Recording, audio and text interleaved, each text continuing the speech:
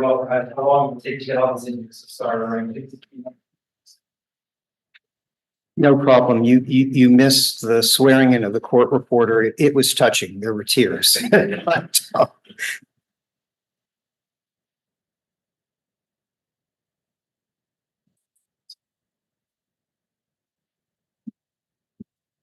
I'll give you a minute to get settled.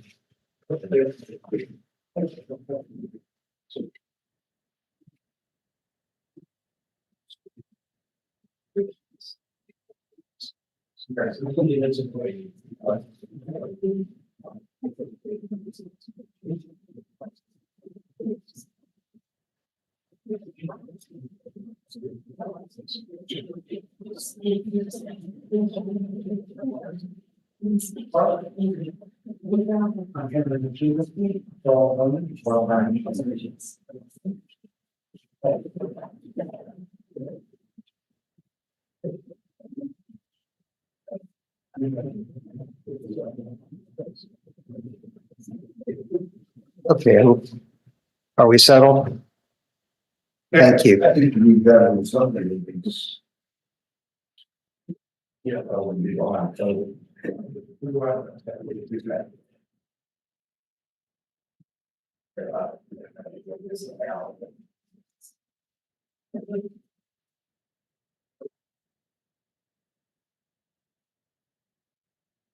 Working structural power, specifically talking about that. That's right.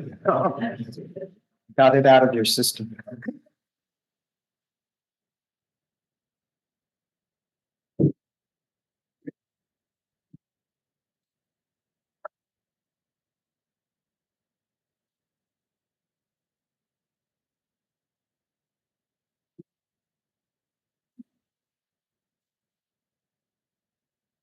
Thank you.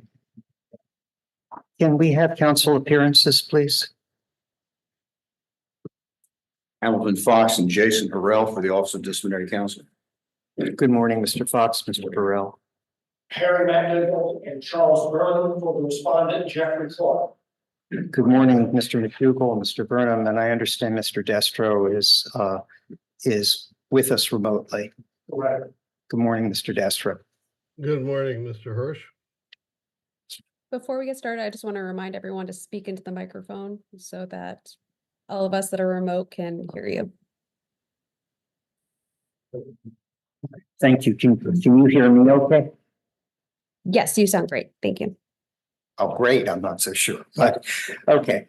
This matter is before a hearing committee pursuant to Rule 11 of the District of Columbia Court of Appeals, governing the District of Columbia. I am Merrill Hirsch, Chair of Hearing Committee number 12, and with me are the other members of the committee, Rebecca Smith and Patricia Matthews.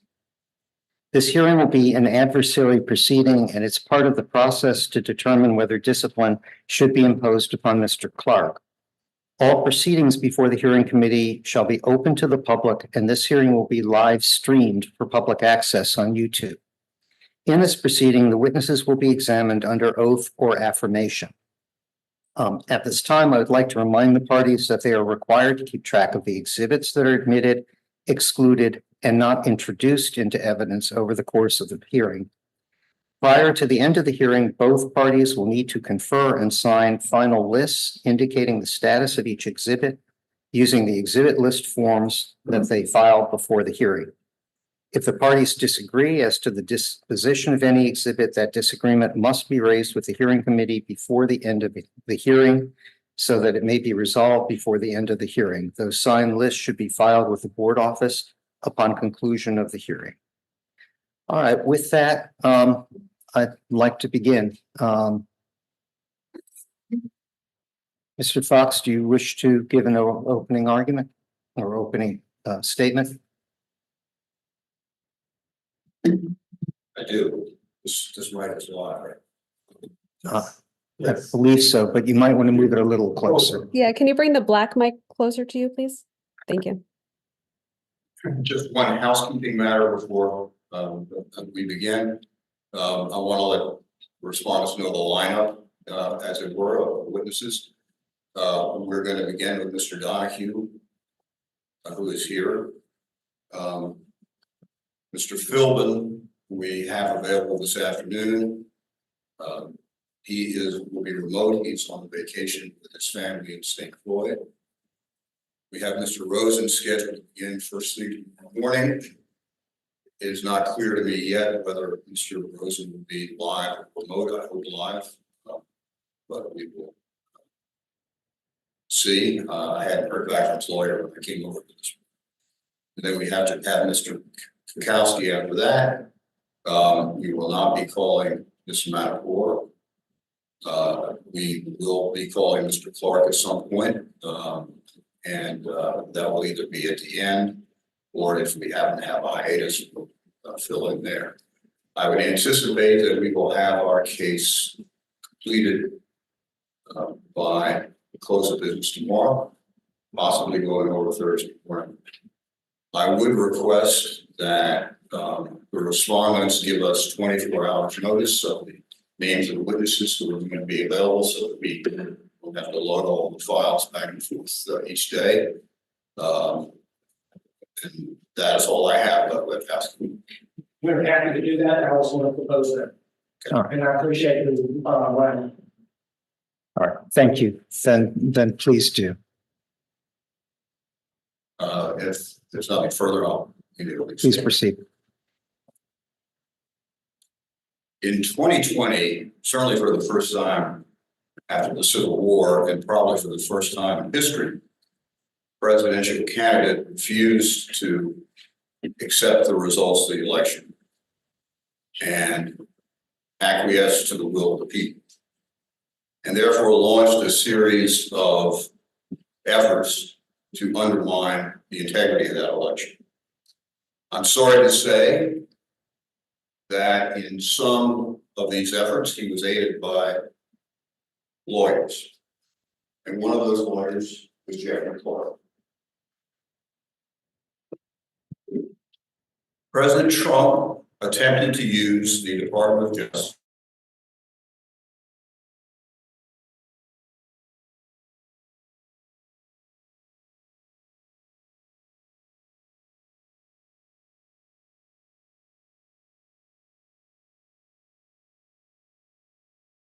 Barr announced that the department would Could all right, take a pause for a moment.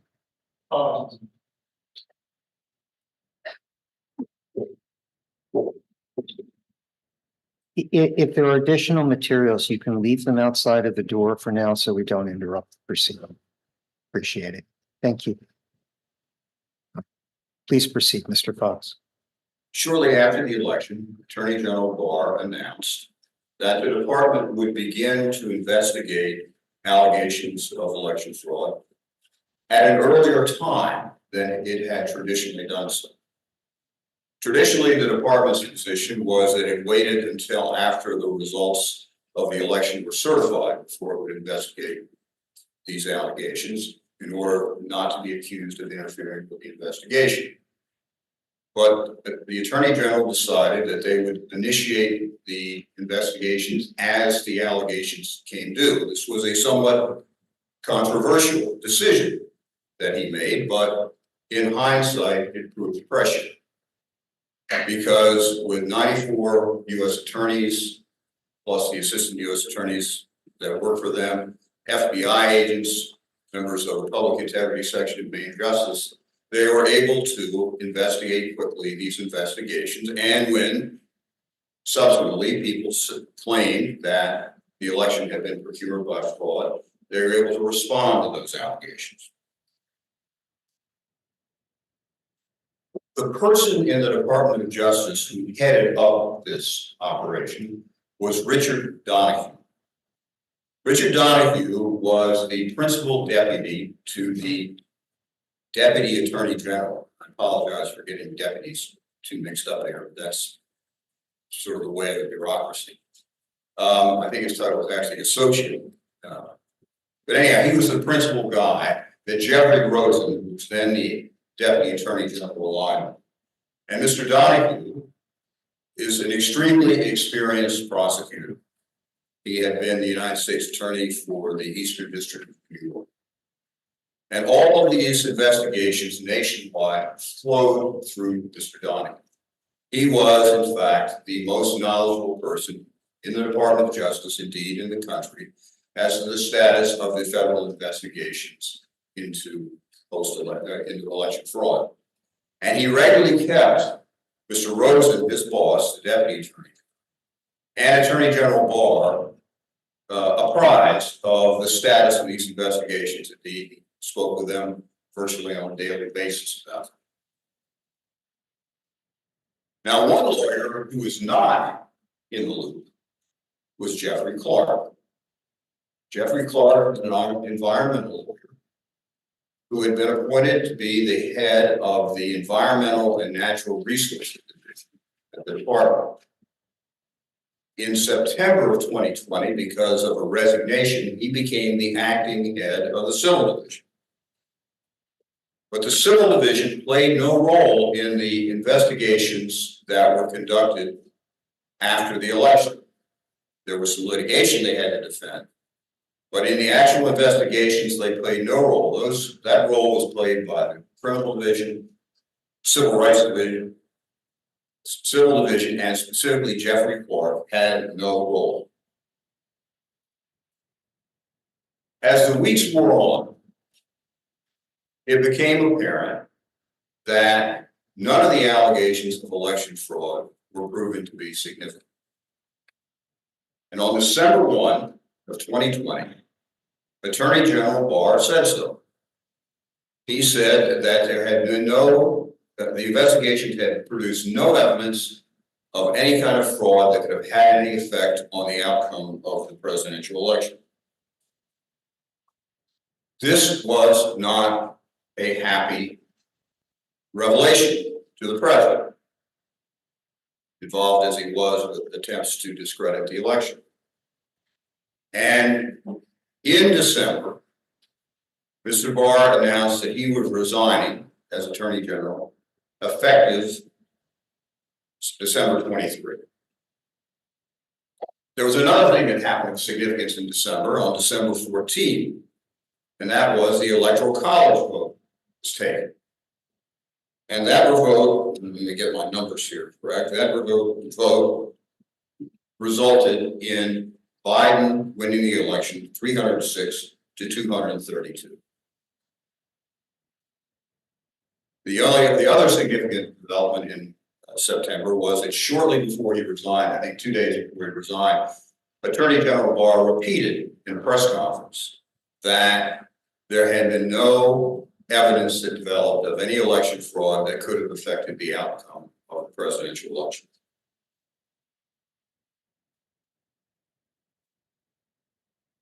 After Attorney General Barr announced his resignation, the president designated Mr. Rosen to be the acting attorney general upon Mr. Barr's departure.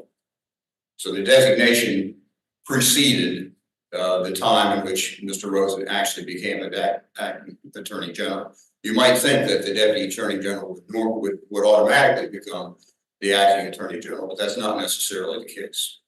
But at any rate, Rosen was going to take over as acting attorney general on the 23rd when Barr departed.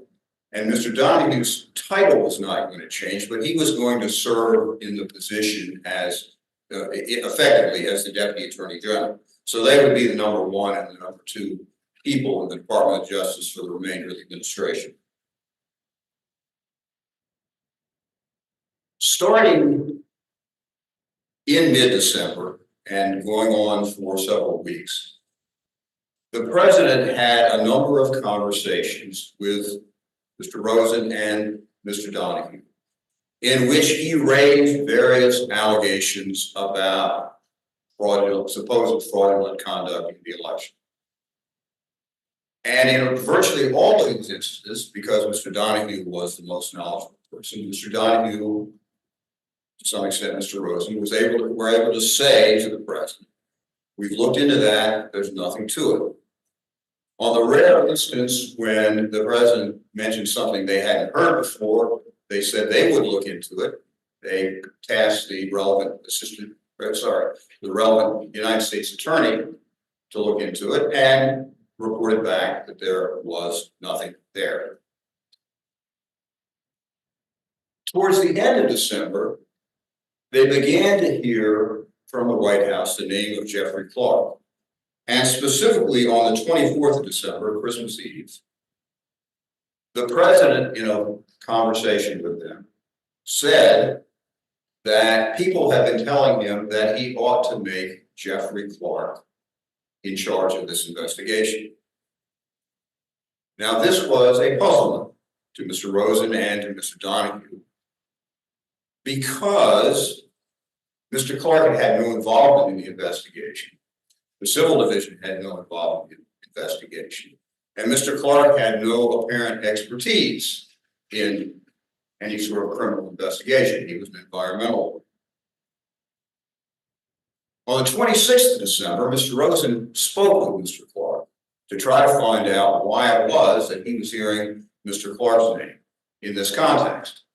And Mr. Clark told him that he, Mr. Clark, had met with the president in the Oval Office and discussed these matters. This came as a considerable surprise to Mr. Rosen, and it was a violation of the procedures that the Department of Justice had in effect with respect to White House contacts. Ever since the Watergate days, there have been restrictions on the contacts between the White House and the Department of Justice. And people at certain levels are allowed to have contacts, others aren't. Mr. Clark was not one of those people. And it's not just that he had had contacts, but he had never informed his superiors that he had been in contact with the White House, specifically with the president. That discussion occurred, as I said, on December 26th. That was a Saturday. The next day, December 27th, was a Sunday. And on that day, as he had done on several other occasions, the president called Mr. Rosen to talk about these various election allegations. There were two calls, and on the second call, Mr. Rosen conferenced in Mr. Donahue, who was in New York. That's where his home is, in New York. And the call lasted for probably an hour and a half. Mr. Donahue took some notes. He didn't take down everything. But it was, again, the same tenor. What about this? What about that? For example, the president raised an allegation in this call, I believe it was, about whether there had been more votes counted in Pennsylvania than had been cast, which was a new one for Mr. Donahue, that he looked into it and found out that it wasn't so. At any rate, at the end of this lengthy conversation, the president said people were telling him that he ought to replace the leadership of the department and put Jeffrey Clark in charge. Later that same evening, Mr. Donahue received a call from Congressman Perry, Congressman from Pennsylvania, who also said that the president was very interested in having Mr. Clark in charge of this investigation. Mr. Donahue actually received that call while he was driving, although he wasn't personally behind the wheel, back to the District of Columbia from New York. The next day was a Monday, December 28th.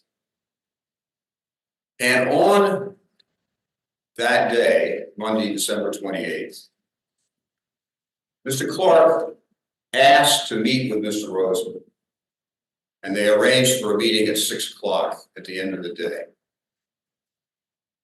At 4:40 in the afternoon, Mr. Clark sent Mr. Rosen and Mr. Donahue an email with a draft letter attached. And that is Exhibit 8.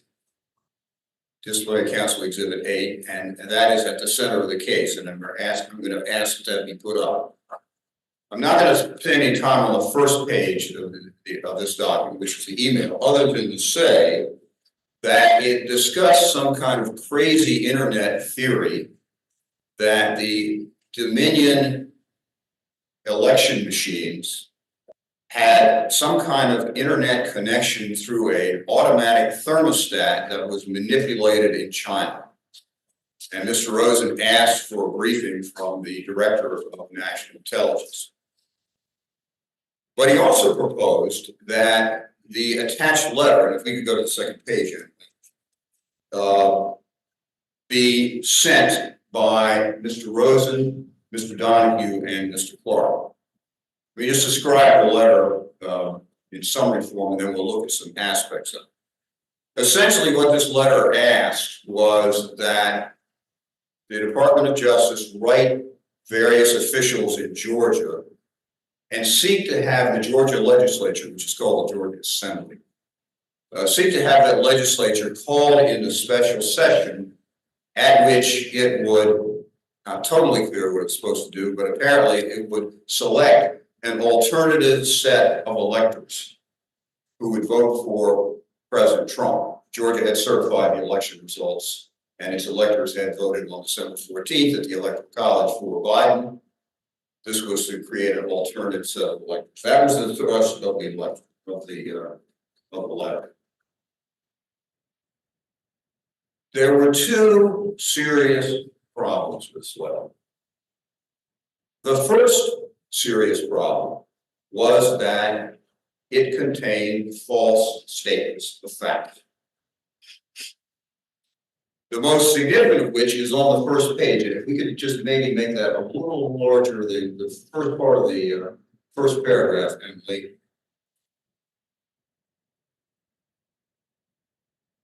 There's a sentence here that says, at this time we have identified significant, mine's a little off center. Maybe just a little smaller, perhaps.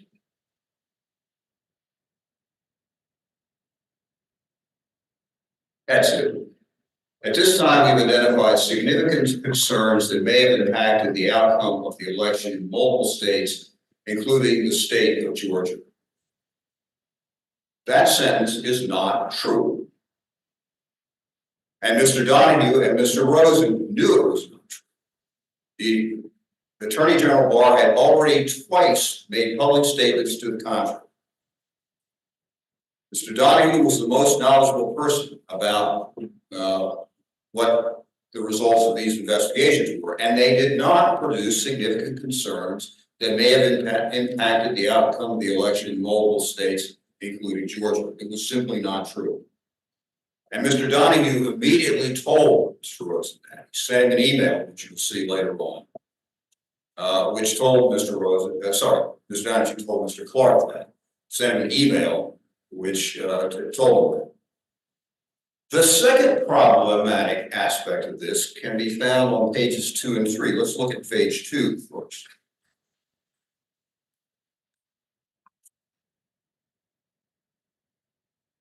And if we could look at the first paragraph, Emily.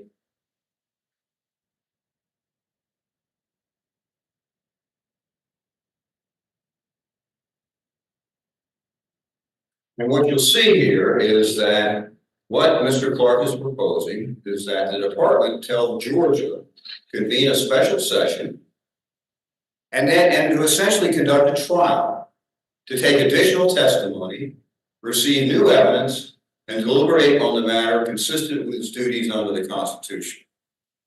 Now, before this had ever been written, the governor of Georgia had announced that there was no legal way in Georgia to call the legislature into special session. And he had said that if you did that, the result would be very, very serious litigation. So that could not be done. So, and then the purpose of all this, and now let's go to the third page. And here I think we want to look at the last paragraph.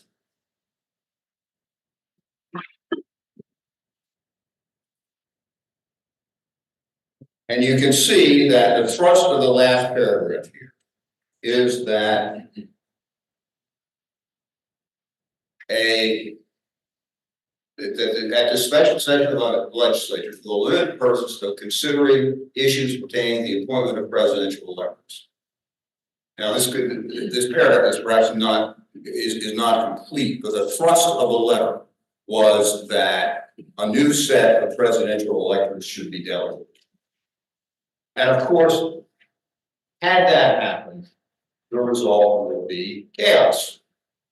Chaos for the Georgia legislature, chaos for the Congress of the United States, because on January 6th, as we all now know, the Congress was supposed to confirm the results of the election. Chaos for the courts for the ensuing litigation that would inevitably have occurred, and chaos for the stability of the political system in the United States. Thank you.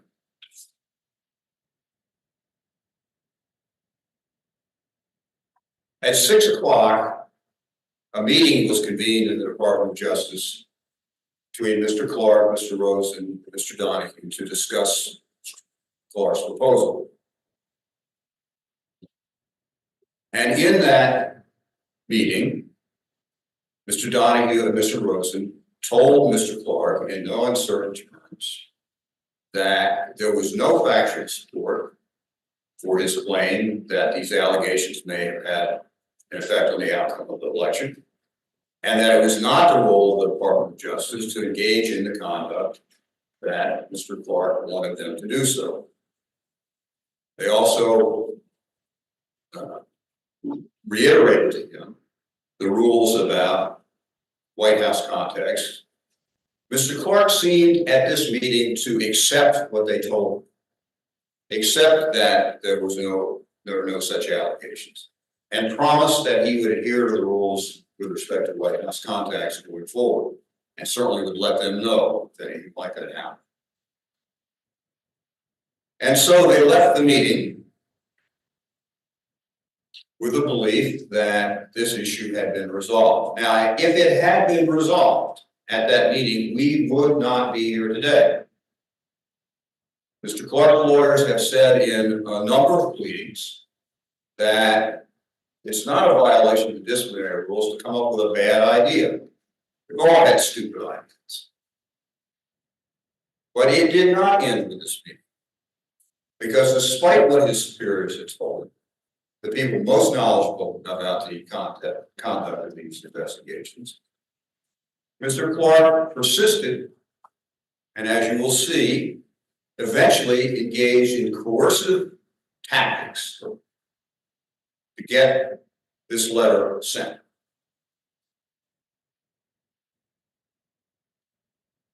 Although they thought they had put the issue behind them, Mr. Rose and Mr. Donahue began to get more signals from the White House that there was an interest in having Mr. Clark involved in these election issues.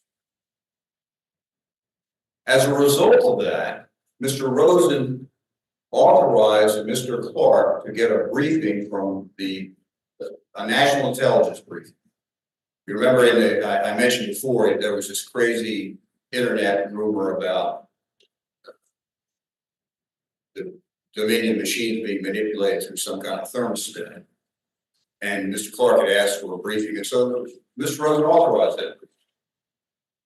And he also told Mr. Clark, he directed Mr. Clark to telephone the United States Attorney in the Northern District of Georgia, a fellow named Pack, P-A-K, who was the person who was on the ground in charge of all the investigations in Georgia. And when he checked back with Mr. Clark, he found out, Mr. Rosen found out, that Mr. Clark had gotten a national intelligence briefing and was pretty much off the issue as to whether there had been any foreign intervention in the election. But he found that Mr. Clark had not followed his instructions to contact the U.S. Attorney.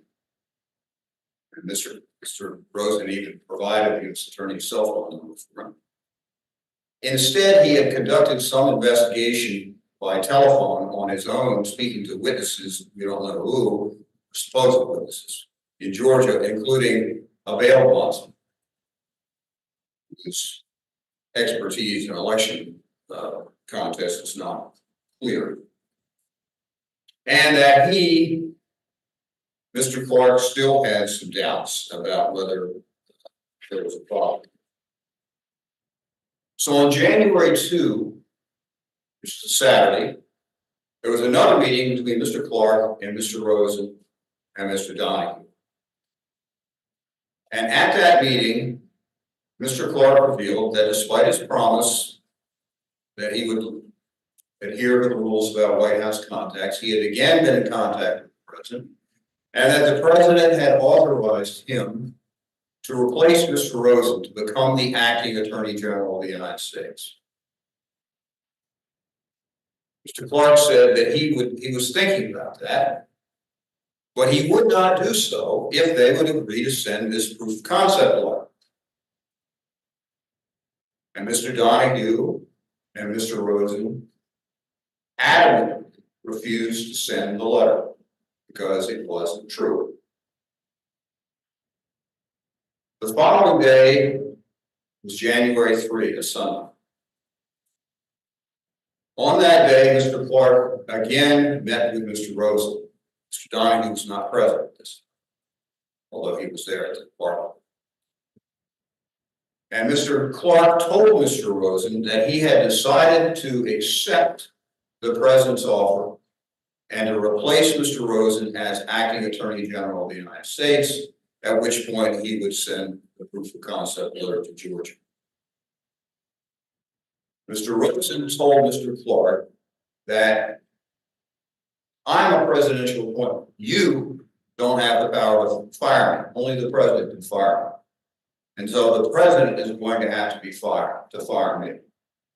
And Mr. Rosen then arranged a meeting in the Oval Office with the president, which occurred that evening around 6:15, 6:30. There were 8 people present at this meeting. President and Mr. Clark, 3 lawyers from the Department of Justice, Mr. Rosen, Mr. Donahue, and the head of the Office of Legal Counsel, and 3 lawyers from the White House. The White House counsel, Mr. Cipollone, his deputy, Mr. Philbin, and another lawyer. The president said at the meeting, look, you guys, referring to Rosen and Donahue, are not going to do anything to help me out here. And Mr. Clark made it clear that if he were appointed, he would send this letter. All of the other participants in the meeting, all 6 lawyers, adamantly opposed this. The letter was not true. Mr. Clark was not competent to run the investigation and to be Attorney General of the United States. If Mr. Clark were appointed acting Attorney General, the leadership of the Department of Justice en masse would resign. The White House counsel would also resign, as would the other 2 lawyers that were present there. This meeting went on for 2.5, maybe 3 hours.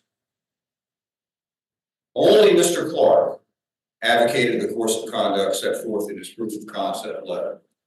And at the end of the meeting, the president decided that he couldn't do it. He couldn't replace Mr. Rosen with Mr. Clark. Even then, even after the decision was made, Mr. Clark urged him to reconsider, but he would not do so. And so that ended the matter. At least so it seemed. The letter wasn't sent. The Georgia legislature did not convene in special session. An alternative set of electors was not sent to Congress. And so this threat to the stability of the proceedings that were to occur on January 6th was ended. It was headed off.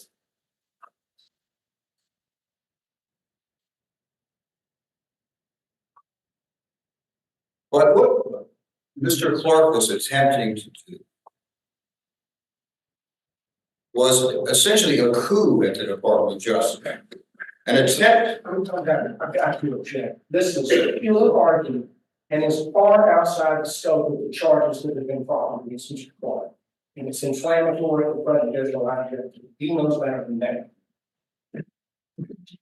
Mr. McDougall, we'll consider what he has to say. I understand the perception that the term is inflammatory and maybe it's inappropriate, but I'll let him argue his point or present his point, and we'll consider whether the evidence supports it.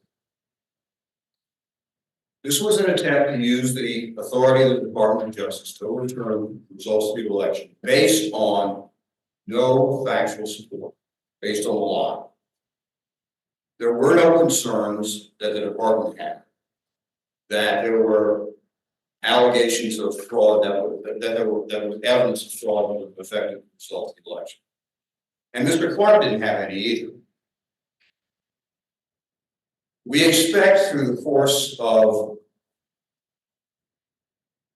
this hearing that the respondent will offer a testimony of so-called experts about allegations that they thought needed to be investigated. You all can judge whether these experts are really experts. You can also judge whether there's any foundation for their testimony as to whether or not Mr. Clark knew about this information at the time he was advocating sports of conduct. But even if he did, the evidence that they will produce will not show that there were any legitimate concerns of election fraud that could have affected the results of this election. If Mr. Clark had written a truthful letter, what the letter would have said was that if I am appointed, perhaps I can look further and develop more evidence, and perhaps that evidence might have affected the results of the election. But that's not what he said. And that's not what he asked the Department of Justice to say.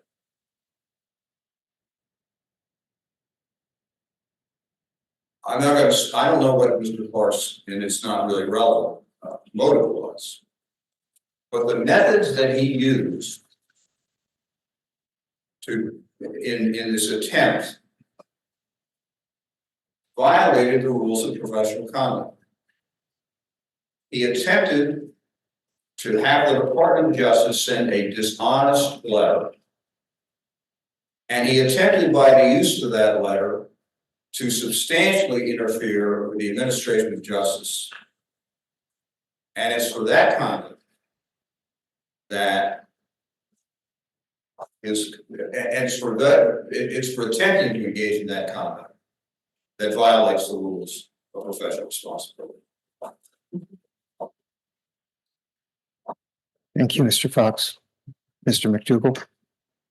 We filed a preliminary motion last evening raising some threshold issues, and we'd like to have a very brief argument about that. And with the lead of the committee, I'd like for Mr. Clark to be given permission to present that argument. He is a lawyer, is entitled to represent Scotland. How long do you think it was that?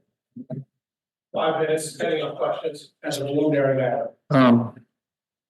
Mr. McDougall, I saw your motion this morning. Okay. Disciplinary counsel hasn't had the chance to respond to your motion. That's true. It wasn't filed in accordance with Board Rule 7.22. And I don't think I want to get off on that foot. We'll consider your motion appropriate time. Let's begin with the oral. Okay.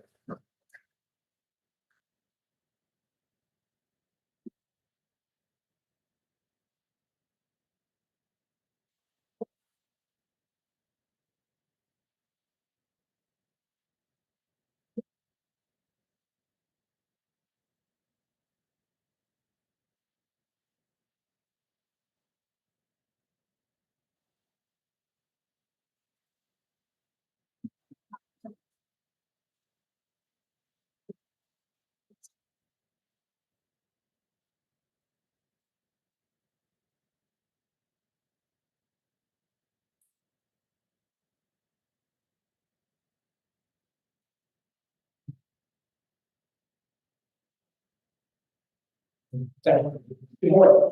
Good morning, Mr. McDougall. I'm Harry McDougall, and it is my honor to represent Jeffrey Clark along with Charles Brown and Mr. Guthrie. The evidence in this case is going to show you the following things. Number one, Mr. Clark at all times endeavored to do the right thing. He did not violate any rule of professional conduct, and certainly not the ones that are charged in the specifications in this case. Number two, Mr. Clark's letter proposed recommending to the Georgia legislature that they carry out additional investigations of the elections if they chose in their discretion to do so. And the evidence will show you that there was something worth investigating in Georgia. And I'll tell you about some of that in a minute. Number three, no one has ever been charged by the DC bar with attempted dishonesty in a draft letter that recommended a change in policy or position when that document was not approved and never even left the office. That is absolutely unheard of. There are no prior cases of that in DC.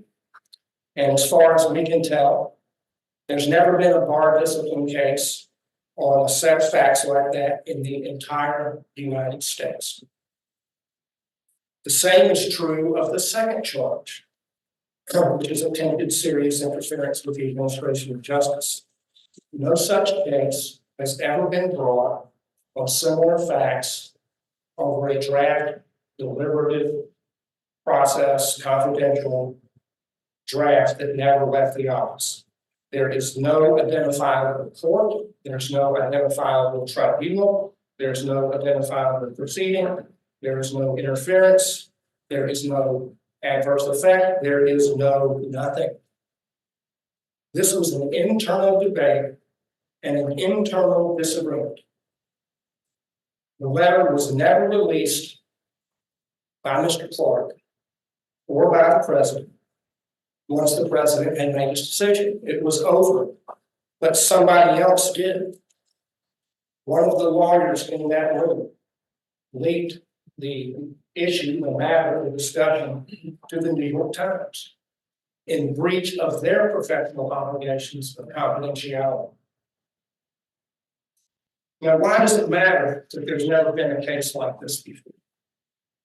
It matters for two fundamental reasons. The first is the due process clause of the Constitution, and it requires that before somebody is punished for breaking a rule, they have to have fair warning of what the rule prohibits. There's no fair warning here because nobody other than Mr. Clark has ever been charged on a similar set of facts. The second fundamental reason is that the extreme novelty, the fact that this is the first such case ever brought, means that the Office of Disciplinary Counsel will not be able to prove one of the essential elements of its case, which is jurisdiction. To have jurisdiction over Mr. Clark under the statute that the ODC is traveling, which is 28 USC or United States Code, section 530B, the discipline in the case must be applied to the same extent and in the same manner as other attorneys in that state. Well, it cannot be applied to the same extent or in the same manner as other attorneys in the District of Columbia because nobody has ever been disciplined over a draft confidential document that never left the office. Second, the federal regulation that they're trying, which is 28 Code of Federal Regulations 77.2, expands on that requirement.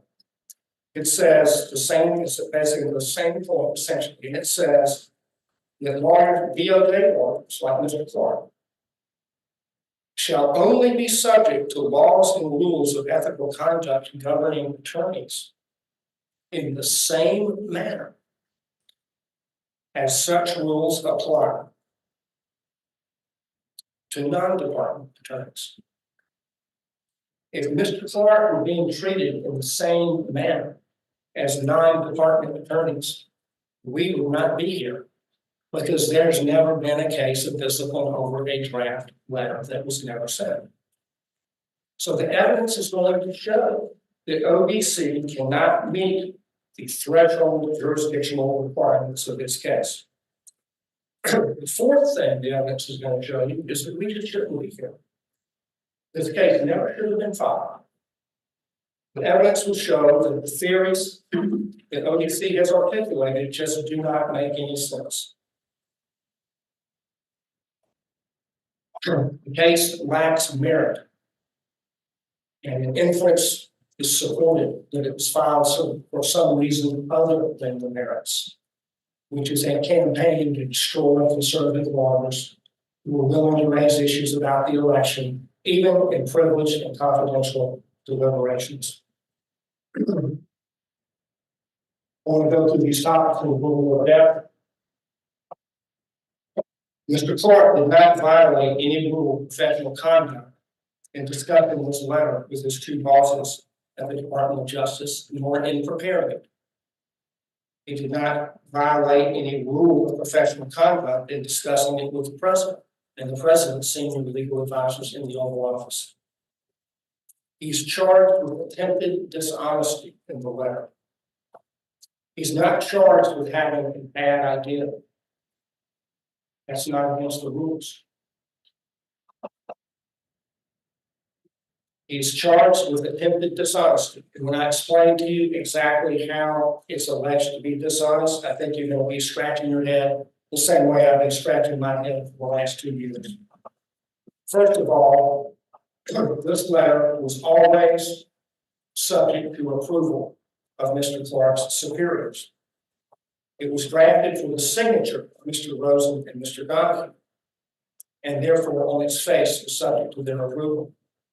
And it says at the top of every page that it's pre-decisional, meaning a decision has not been made, that it's protected by the deliberative process privilege, attorney-client privilege, and so on. The transmittal email asks them to approve it. Obviously, means that it's subject to their approval. Now, of course, they did not approve it. They thought it was not a good idea. And on January 3rd in the Oval Office, they convinced the president not to do it. Now, the letter proposed that DOJ take certain positions regarding the election in Georgia that were different than the positions that DOJ had at that time. Now, what is DOJ for purposes of that statement? It's the DOJ's leadership. They make the decisions about what DOJ's position is, and they can change their mind, or the leadership can be changed, and the new leadership can take a different position. Because the department can only act through its agents. DOJ is not some disembodied voice in the clouds. It's not a fourth branch of government. The position of the DOJ on these matters is what Mr. Rosen and Mr. Donahue thought, and before them, Mr. Barr, or their boss, the President of the United States, because he is the chief law enforcement officer. The charge laid against Mr. Clark is that the letter is attempted dishonesty. How exactly is it dishonest? According to the specification of charges, the dishonesty lies in the difference between the position proposed in the letter and DOJ's position at the time. We're not making that up. The charges go through various iterations of that. In paragraph 15, the proof of concept letter stated that the Department of Justice had identified significant concerns that may have impacted the outcome of the election in multiple states, including the state of Georgia. The specification goes on. This statement was false. The department was aware of no allegations of election fraud in Georgia that would have affected the results of the presidential election. Now, I want to use a metaphor with y'all. You know the game where you have 3 shells and there's a pea under one of the shells and you shuffle them down. You got to keep your eye on the pea. And look, you got to watch the pea right here. Okay.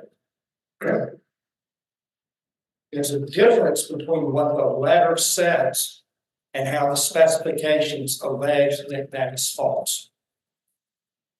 The part of the letter that's quoted is that DOJ has identified significant concerns that may have affected the outcome of the election in multiple states, including Georgia. The allegation that that's false is not quite the same. It's aware of that the allegation that it's false is the department was not aware of any allegations of election fraud that would have affected the results of the presidential election. So there's a couple of dimensions in which those are not lined up. One is significant concerns versus fraud.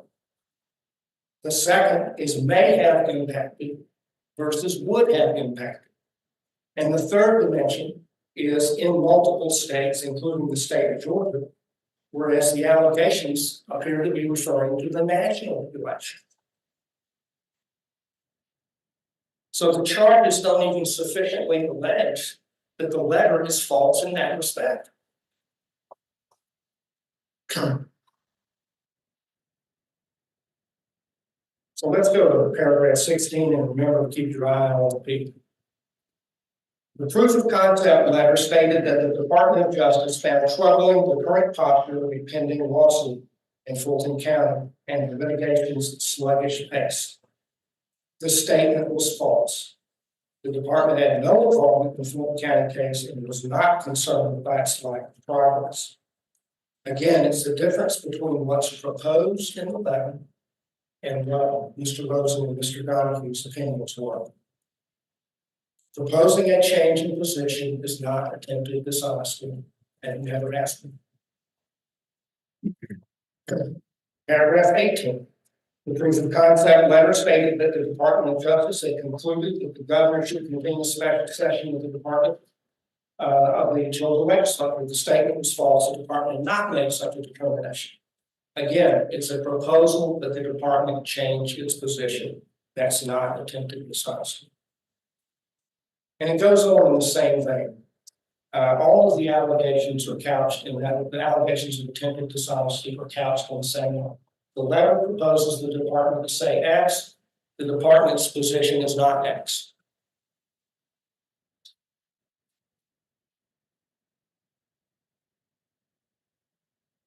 I want you to think through some of the implications if this were the rule that proposing a change in a position was attempted dishonesty. Is it attempted dishonesty to propose a new position? No, it's not.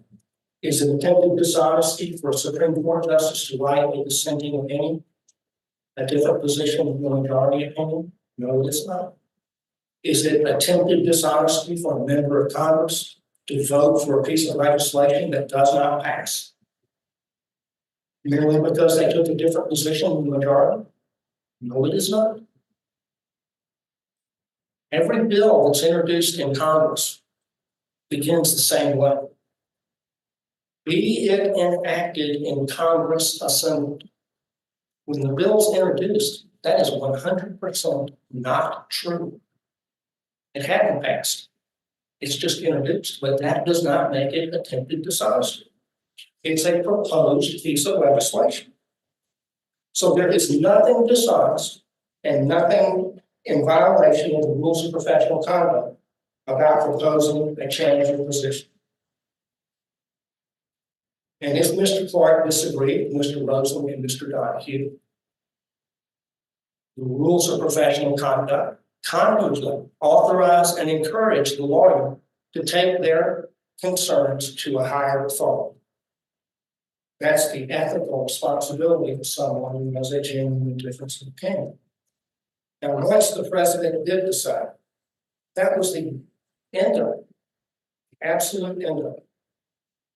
The fact that the president decided against the letter does not make Mr. Clark unethical or prove that he violated any of the rules of the D.C. Bar.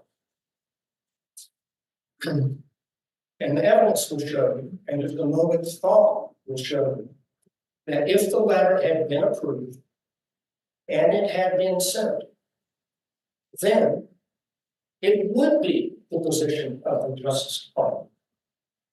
It would be an expression of where the department stood, according to its policymakers and decision makers. So in that event, it would be a true statement of the department's position. And so if we're speaking according to strict logic, it would be more appropriate to call this letter an attempted honest statement rather than an attempted dishonest statement. That's not a violation of the rules. So the evidence is going to show you that the charge of attempted dishonesty is groundless and just does not make a whit of sense.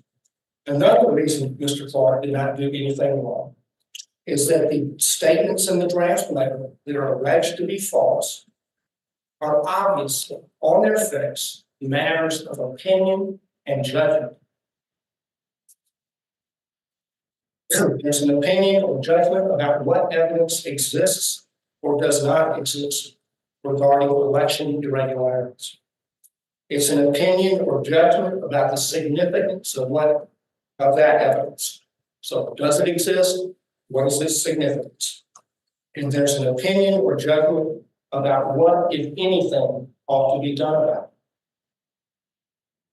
And all of these opinions or judgments are being formed and debated in a very contentious and hotly disputed environment.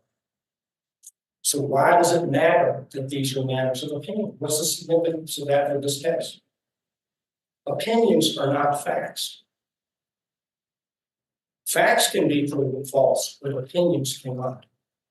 And you see that all over the law, especially in the law of defamation. You cannot punish a person for attempted dishonesty for their opinion, because for the time being, we do not yet live in the novel 1984. Mr. Clark did nothing wrong in having a different opinion than Mr. Rosen and Mr. Donahue, especially if it was a sincerely held opinion, as the evidence will show.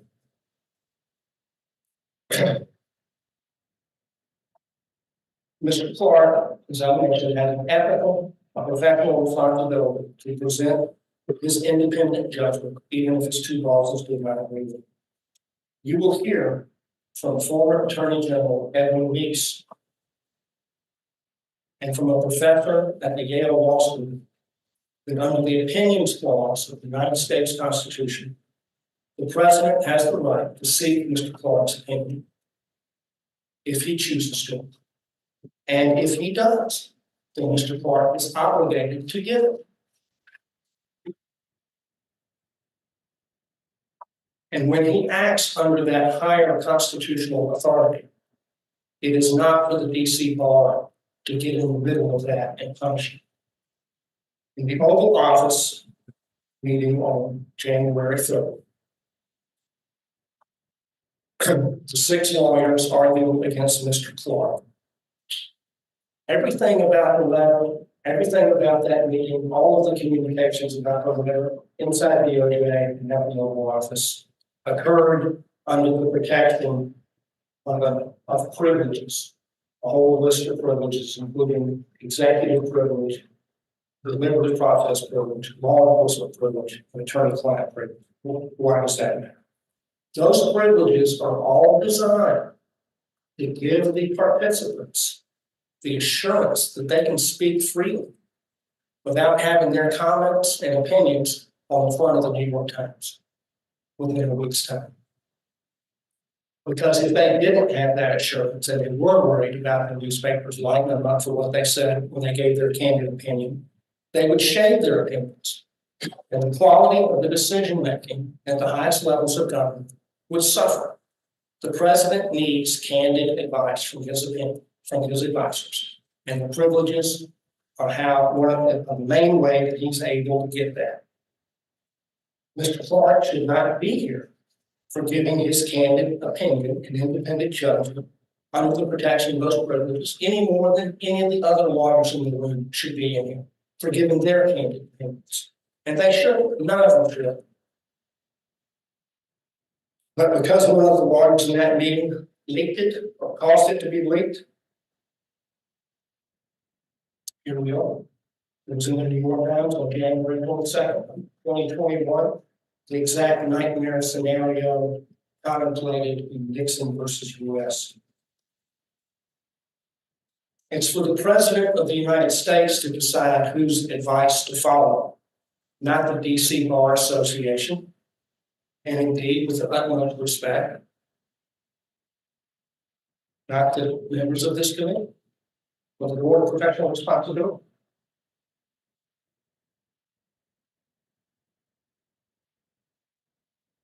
The evidence will show you there will be a terrible chilling effect if the president's advisors were subjected to bar discipline for offering candid opinions in confidential deliberations and for proposing changes in policy on the grounds that they were dishonest. It would be a terrible blow to the profession and to the country if lawyers were disbarred for suggesting a change in policy in a document that never even leaves the office. Anyone could be strung up if that were the law. And you really would be in 1984, where people were punished for thought crimes. The evidence is also going to show you that there was something worth investigating in the Georgia election in 2020.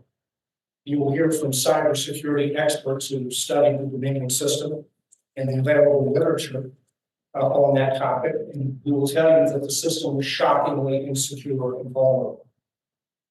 Virtually every expert who's ever looked at it has come to the same conclusion. Well before the 2020 election, alarm bells were ringing out there.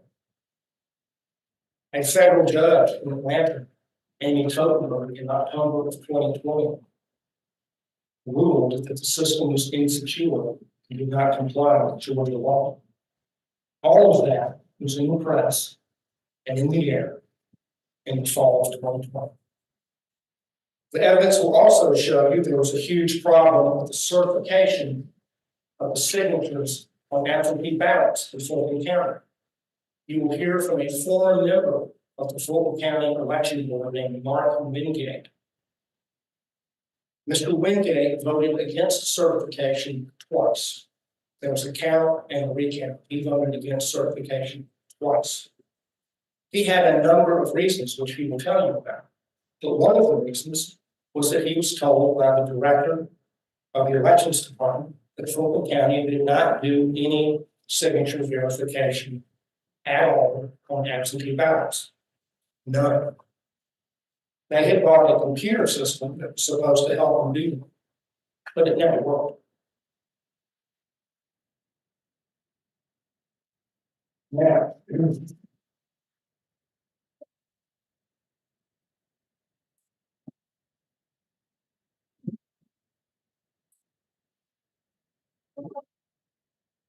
we're going to speak over here.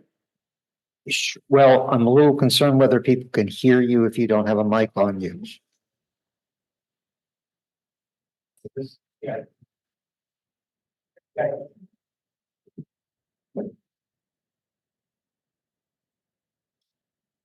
This board showed you relevant provisions of the absentee ballot signature verification statute in Georgia for the 2020 election. It's code section 21-2-386. And subsection B requires the clerk to compare the signature on the ballot envelope with the signature on file. And you know, it's statutory language, so it's a little bit clunky, but that's the gist of it. Subsection C says if the signatures don't match, the ballot must be rejected. Now, under the electors clause of the Constitution, the only people that can change that is the Georgia legislature. Oh, you can say that.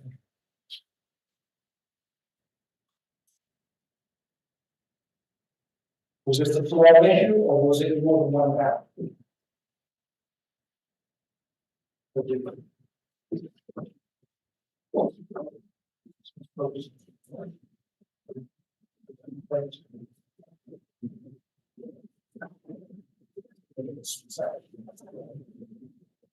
All right, so my morning column, Mr. Burnham was holding up a page published by the Election Assistance Commission.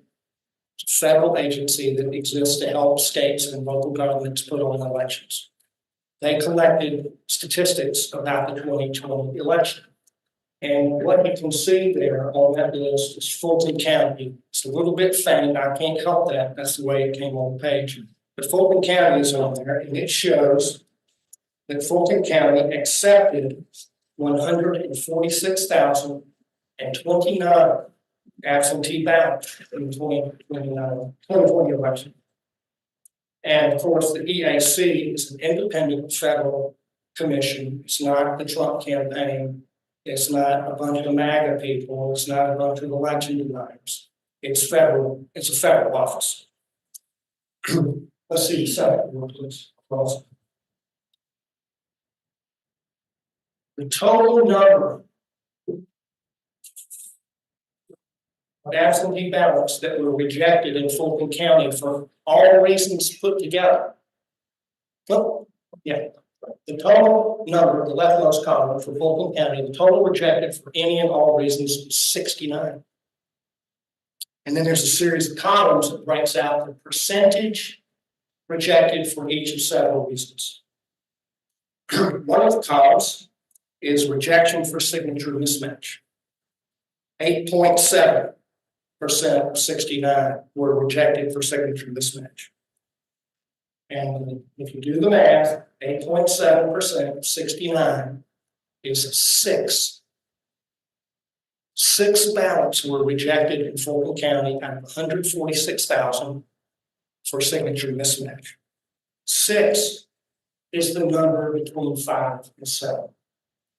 And so what it shows you is that effectively, Fulton County did not do any signature verification at all, just like Mark Wingate says. And that is a massive violation of the absentee ballot statute that I showed you. Those ballots were required to be examined before they could be counted.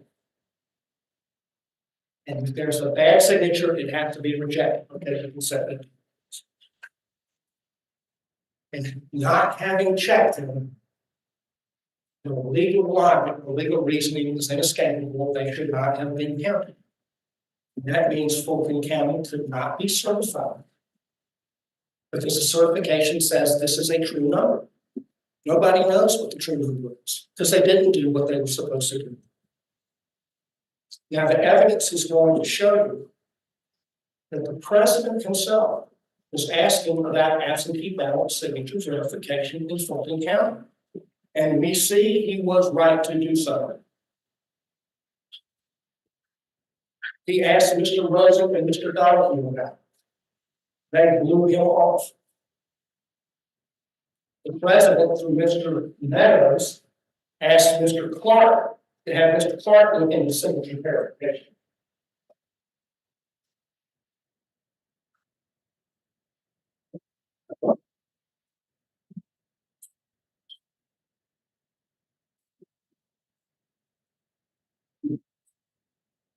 He asked him about it in a phone call, Mr. Donahue made notes of, but this is an email from January 2nd.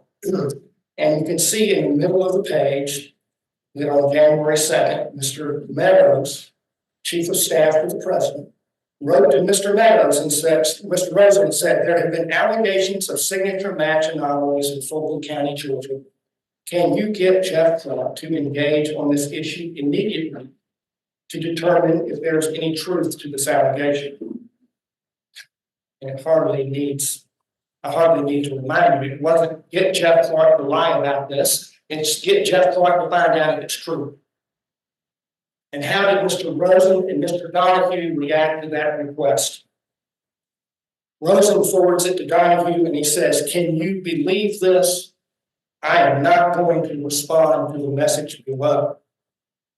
And Mr. Donahue said, at least it's better than the last one, but that doesn't say much. And that's how those two gentlemen responded to a concern articulated to them by the President of the United States that was in fact 100% correct and 100% valid. They reacted to it by mocking it and blocking it. You will hear evidence that DOJ, other than Mr. Clark, did not look into signature verification in Fulton County at all. And Mr. Clark stands here accused by the bar of attempted dishonesty for suggesting that there were valid issues to look into in the Georgia record. It's absurd. Now, why would it make any difference? Why would it make any legal difference?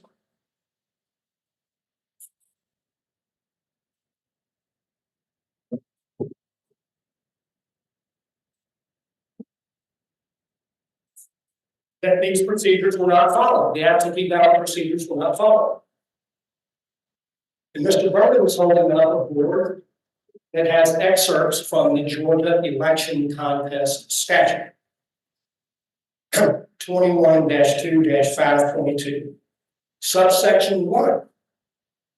Misconduct, fraud, or irregularity in any primary or election official or officials sufficient to put the outcome in doubt.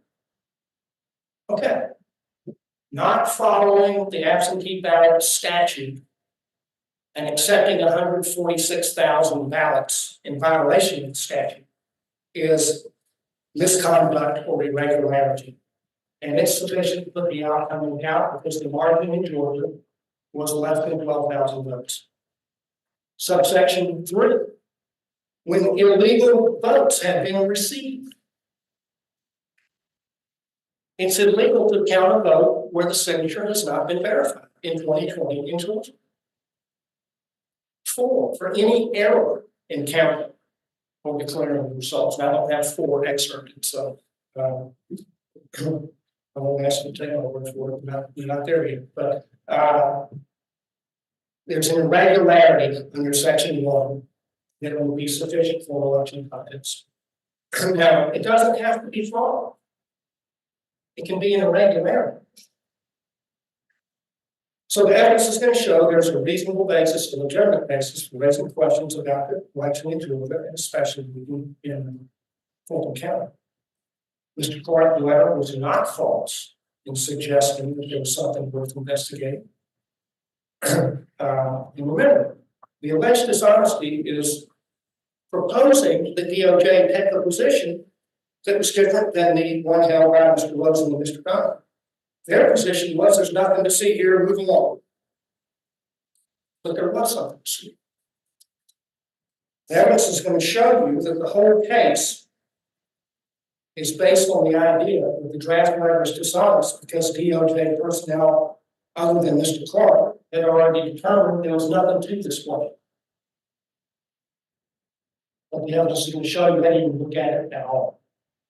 They didn't have a position because they didn't look at it. So how can Mr. Clark contradict a position that didn't exist? You'll hear evidence of other irregularities in the Georgia election and further validate the premise of Mr. Clark's election. Mr. Clark did nothing of that. Now, I've already discussed the one thing before I leave the absentee ballots. Fulton County processed absentee ballots in a different way than other counties in Georgia. In the Butch v. Gore case in the 2000 election, stands for the proposition that if one county council according to one standard and another county council according to a different standard, it's a violation of the Equal Protection Clause. Because the voters' votes should be treated the same. They should be subjected to the same kind of scrutiny. And if you throw the bar door open and let every piece of paper be counted in one county and the other counties applying strict scrutiny to signatures, you have an equal protection clause with different standards.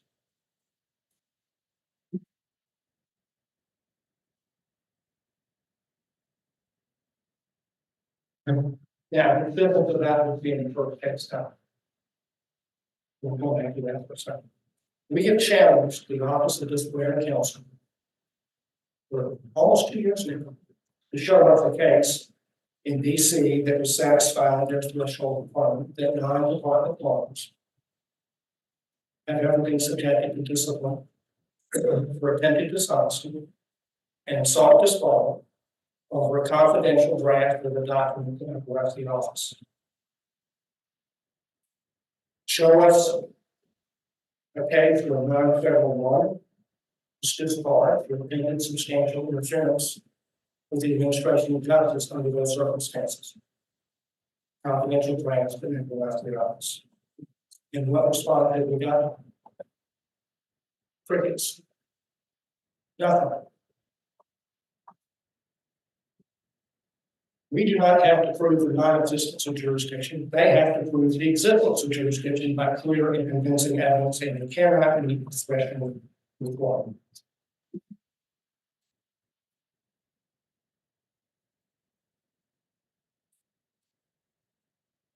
Because this was a confidential discussion, nobody other than the participants in this discussion in the whole world knew anything about it until after President Biden took office on January 20th. The story was published January the 22nd.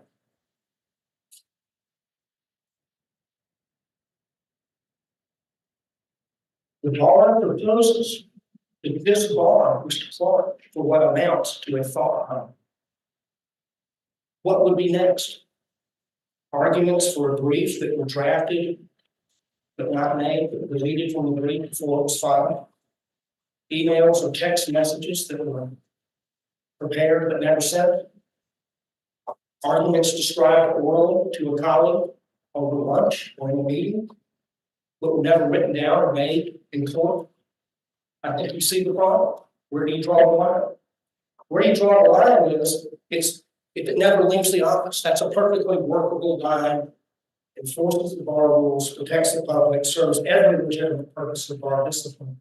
This is way over the line. Unsent drafts should never be the subject of bar discipline.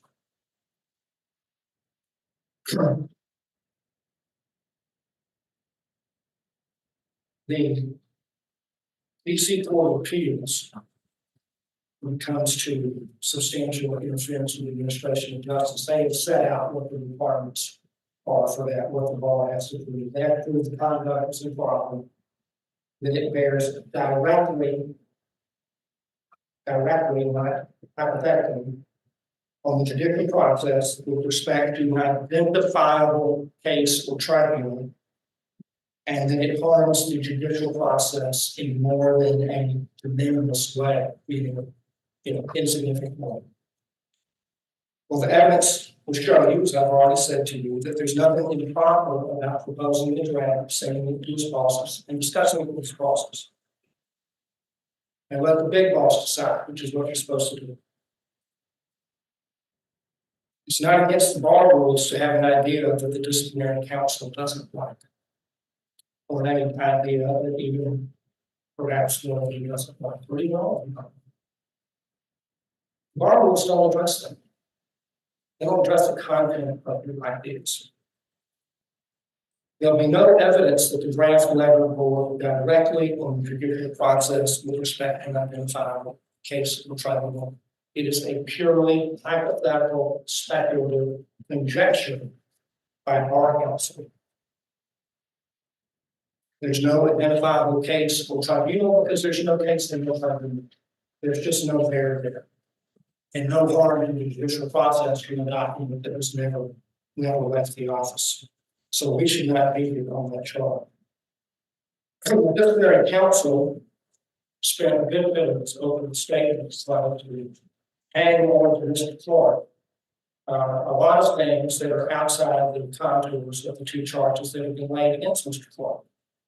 He tried to link all of this with much more serious matters. Mr. Clark's not before you on the charge. He's not charged with political unrest. He's not charged with any of that. Charged that they chose him and sat down and wrote about it. On one thing I've discussed with you already, and they don't withstand scrutiny. And so Mr. Fox goes into all that other prejudicial stuff. Watch the people. He's talking about something other than what he has to prove.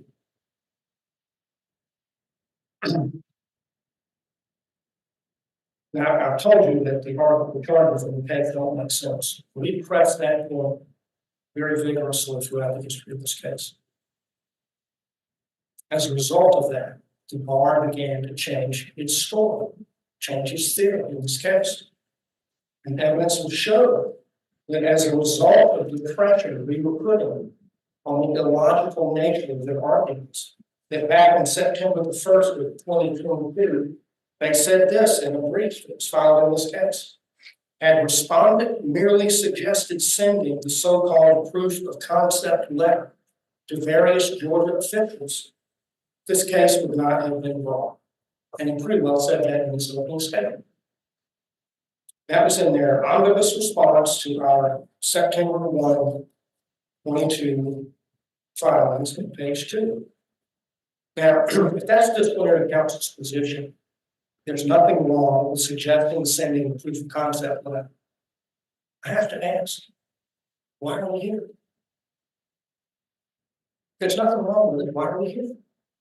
The whole case is about what's wrong with it.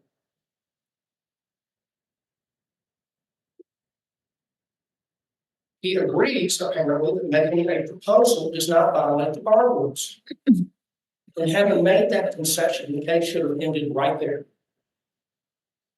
But they came up with a new theory, which was that Mr. Clark excessively persisted in making the suggestion until the president decided against it. Excessive persistence is the new theory, and attempted coercion.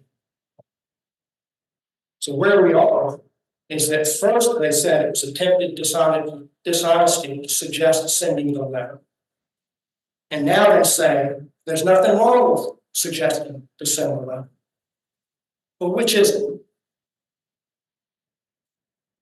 That's what I call crawfish number 1.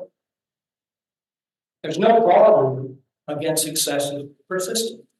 There's not a word about that in the specification of charges. It was just made up out of thin air because his arguments fall apart. Mr. Clark cannot be punished for violating a rule that didn't exist, that does not exist, and was just made up in the course of writing. Why does that matter? Because Mr. Clark is entitled under due process clause of the United States Constitution a fair notice where the line is beyond which he can be punished.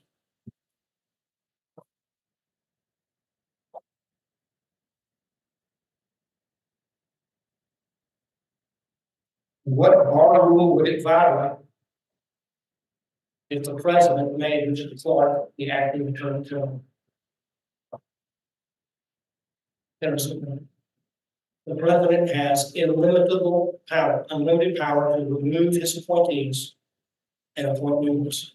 The bar rules cannot restrain the authority of the president of the United States under Article 2 of the Constitution to appoint officers like the attorney general.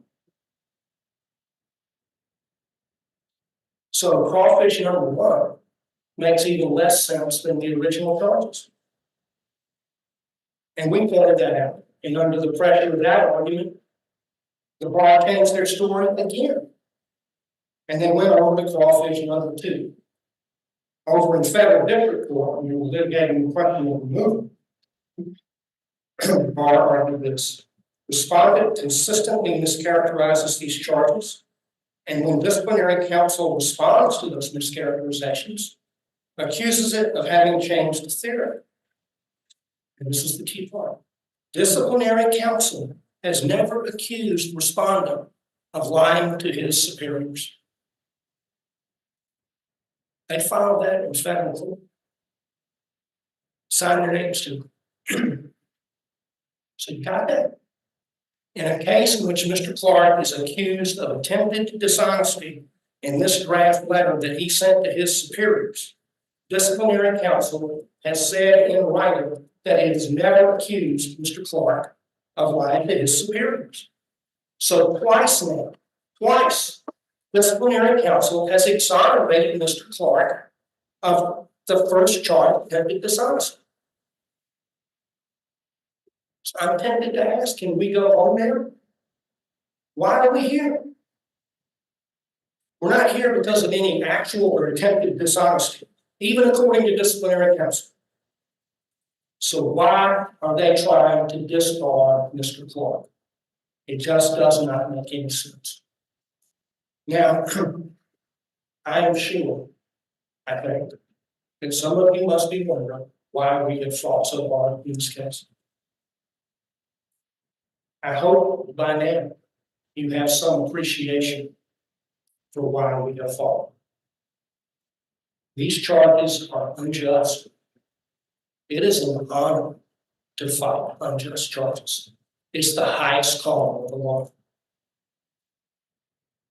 When this case is all said and done, I hope that you will agree that we were right to fight an unjust case.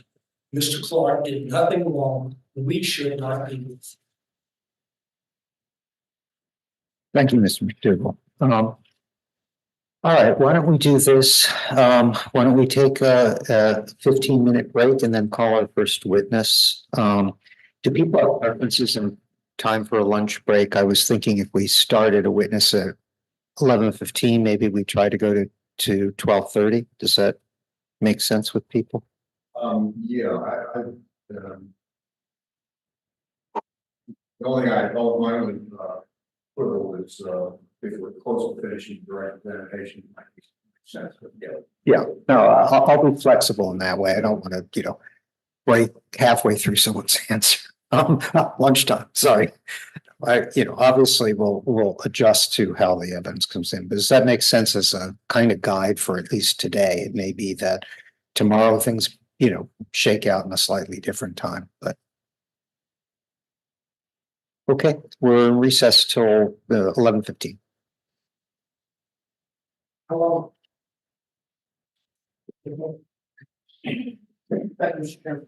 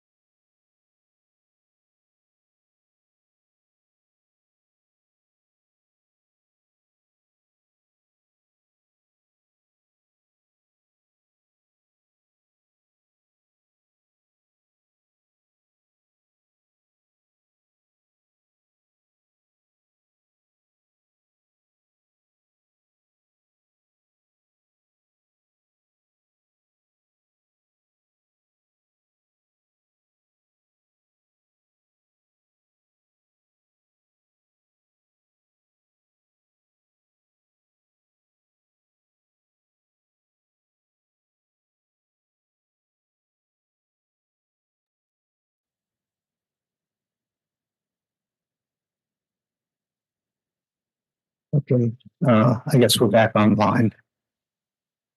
All right, Mr. Fox, call your first witness, please. Richard Donahue. Letting in Mr. Donahue's counsel.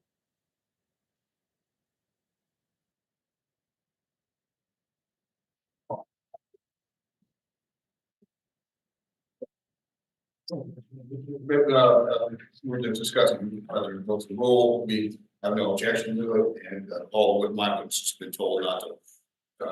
Sorry. And if I think it might be helpful if the chair instructed any witnesses. Thank you. Okay, I gotta run for the hearing, but I'm happy to catch up later this week or next week. after Mr. something. Andres, you're not on mute. That Oh, sounds sorry. good. Sorry about that. All right, the parties are invoking the rule on exclusion of evidence, exclusion of witnesses. And so accordingly, the witnesses are not supposed to, who have not yet testified, are not supposed to be listening to the testimony.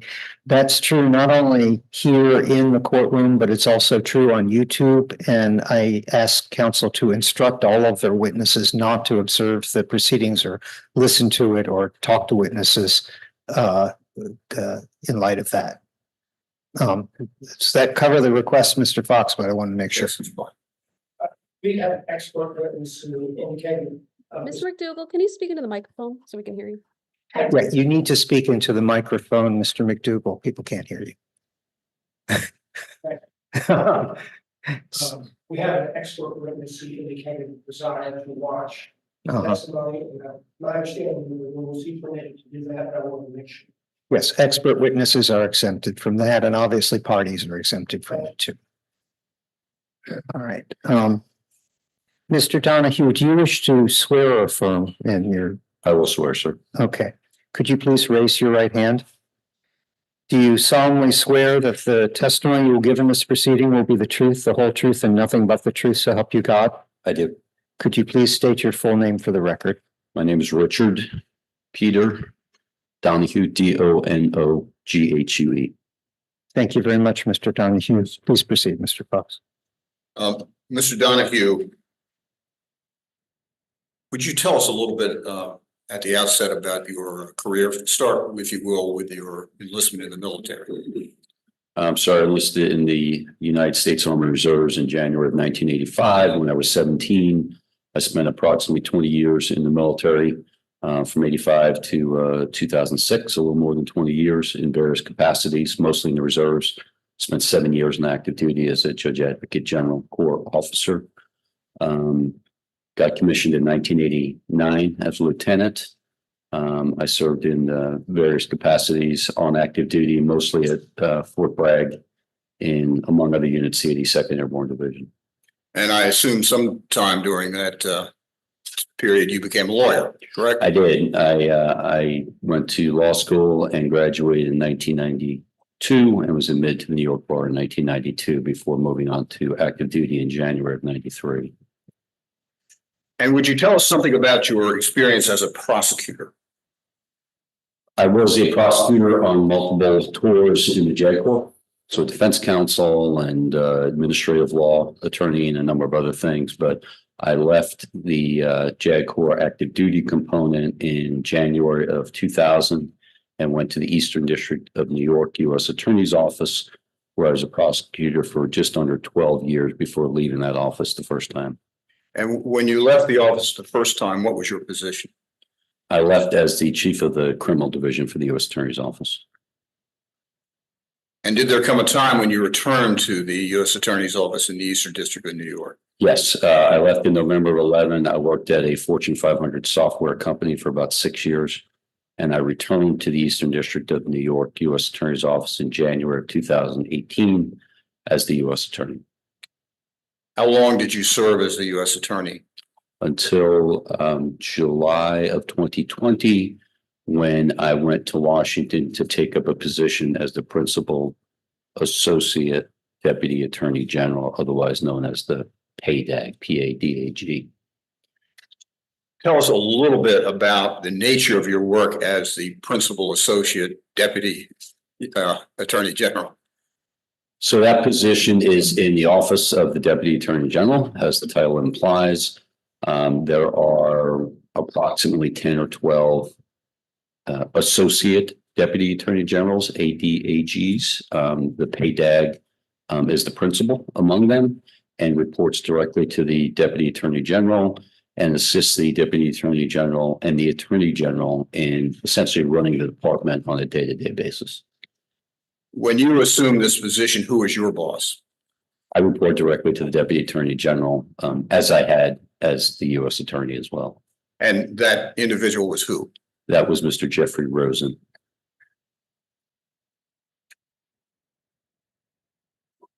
I want to jump forward to the 2020 election. At some point after the election, did you send around a memorandum to the assistant attorney generals in the department concerning White House contacts? Yes, that was in early November, sometime after the November 3rd election. I think it was around the 9th or so that I sent out a reminder about the White House contacts policy, which had been a longstanding policy in the department. Why did you send that memorandum out shortly after the election? I sent it out pursuant to a conversation I had with Attorney General Barr's chief of staff, Will Levy, Levi. Mr. Levy reached out to me, said that he had sent it out, I think, to the people he supervised, which would have been the lawyers on the AG's direct staff. I don't remember the specifics, but he thought it would be a good idea to send it, given a lot of the churn that was going on following the election, and it seemed like a prudent step to me, so I sent it out. I know can you summarize what the White House contacts policy was at that time? Essentially, it limits contact between the White House and the department, and the White House itself has a corresponding memo on their side, which does the same thing. And the purpose is to limit, particularly with regard to criminal matters, contact between the department and the White House to the highest levels of the department. So essentially, the attorney general, the deputy attorney general can have contact with people at the White House, particularly the White House counsel and the deputy White House counsel, to discuss criminal matters and things of that sort. And the purpose really is to put a little bit of a buffer between the department and the White House. To whom did you send this memorandum? I sent it to all of the assistant attorneys general, the AAGs. The AAGs had each of the components within the department. So probably about 7 individuals or so. And was one of those individuals Mr. Clark? Yes. What was Mr. Clark's position at the time? At that time, Mr. Clark was the Senate confirmed AAG in charge of the Environmental and Natural Resources Division, the ENRD. But by November, he was also the acting attorney general for the Civil Division. So he had moved over, was no longer working in ENRD, and was at the Civil Division, which is also headed by an AAG. Are you familiar with a memorandum that Attorney General Barr sent around after the election concerning election fraud investigations? Yes. Could you tell us what that memorandum said, in essence? The November 9th memo essentially speaks for itself, but essentially said to the U.S. attorneys that they had authority, which they always had, despite the memo, to investigate instances of election fraud allegations as they deemed appropriate. It gave some guidelines as to what would be appropriate in terms of whether the allegation is credible, whether it's of the nature that might actually impact the outcome of an election in an individual state. And the AG's memo modified guidance that had been previously provided by the Election Crimes Branch in memos that had gone back for several years. Essentially, the Election Crimes Branch had a very passive and delayed approach to elections crime enforcement. And given everything that was going on after the 2020 election, AG Barr felt that a passive and delayed approach would not be appropriate because the American people couldn't trust the outcome of the election unless the department itself looked at allegations that were significant enough to warrant their attention. And you say it had a passive approach. What in essence was the passive approach that had been taken in the past? The election crimes branch view of election criminal law enforcement was that everything should wait till the election is over. And then once the election is over and certified, then you could go in and do overt investigations. And their goal was really to deter misconduct in future elections. The problem, of course, was that if you, in the course of doing these subsequent elections, realized that there was fraud or misconduct on a scale that changed the outcome of the election, there was no way to cure the election that had just taken place. So AG Barr was very concerned about that approach, given that it was a presidential election. There was no way to redo a presidential election. There actually have been instances where congressional elections had been redone because of fraud. You couldn't do that with a presidential election. So AG Barr wanted to make sure that the U.S. attorneys understood that they had the authority to investigate. Was this change controversial in any way? Yes. And how so? The people in the election crimes branch did not want to support that approach. They engaged in various types of objections to the policy. Some sent memos to the Attorney General himself, which was fine. Some leaked internal DOJ discussions to the media, which was not fine. The election crimes branch chief purported to resign. He resigned from his position as the branch chief, but remained in the department.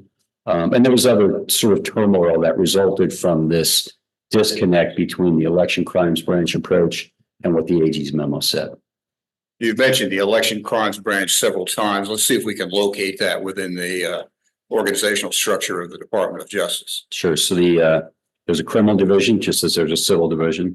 Criminal division is headed by one of the AAGs. Within the criminal division, there is a public integrity section that has a section chief. And then within the public integrity section, there is a branch called the election crimes branch. Take a look, if we can, at Disciplinary Council Exhibit number 5. It's in the notebook before you. I think it'll also be up on your screen if you're easier of that. Yes, I see it. And like all these emails, you start from the back.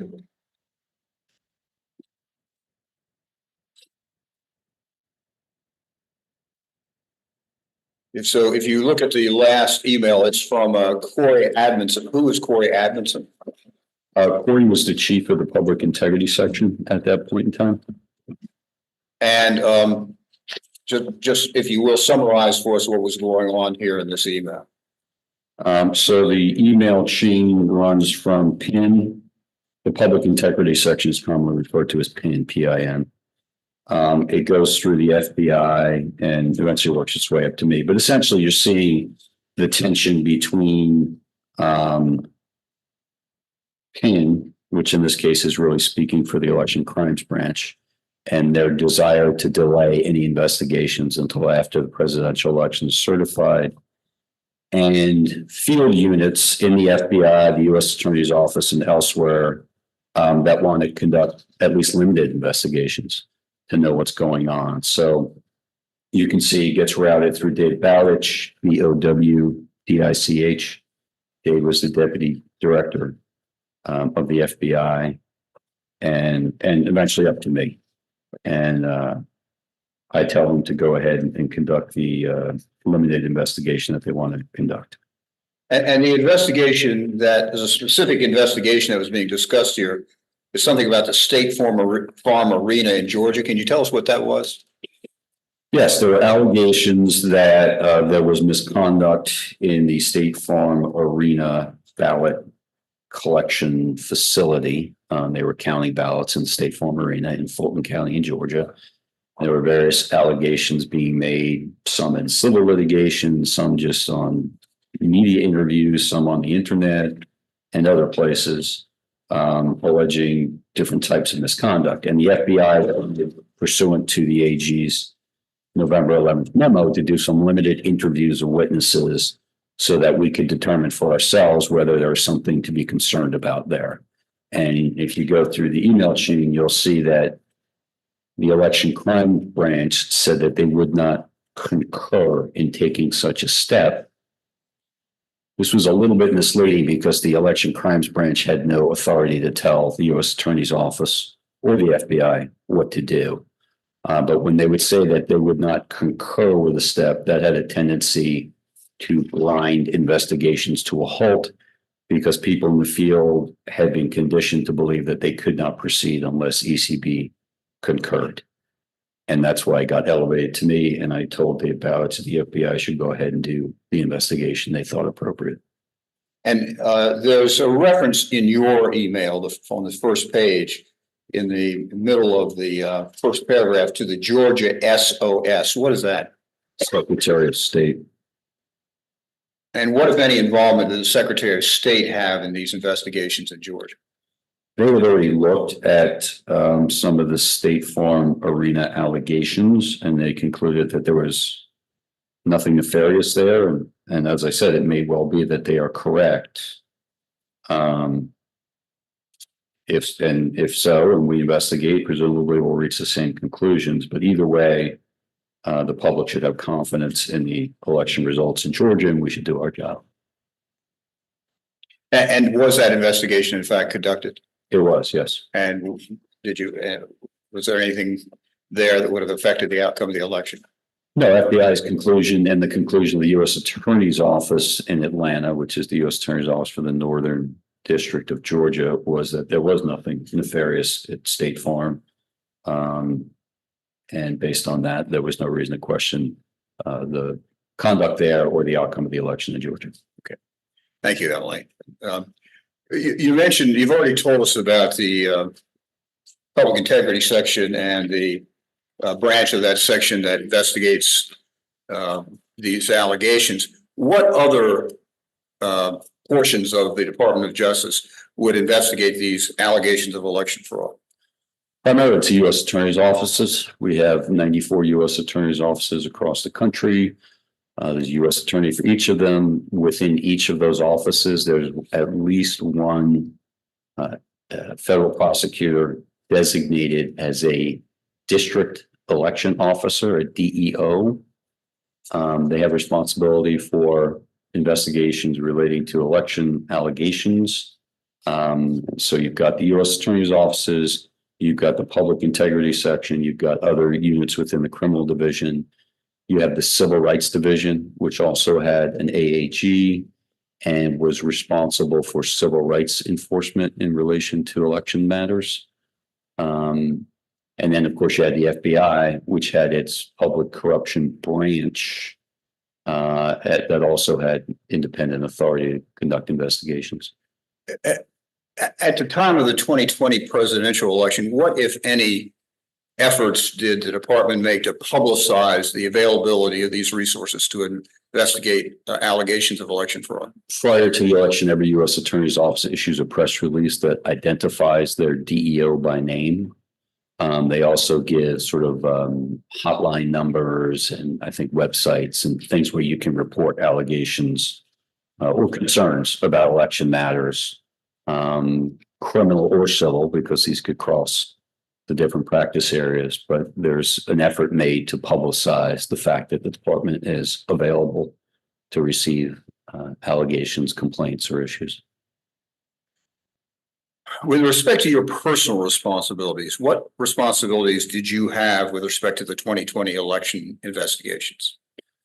I served sort of as a clearinghouse for much of the information for the Deputy Attorney General and the Attorney General. Because I'd been a U.S. attorney, I knew just about all the U.S. attorneys in the country. I was very close to and friendly with many of them, so we worked well together.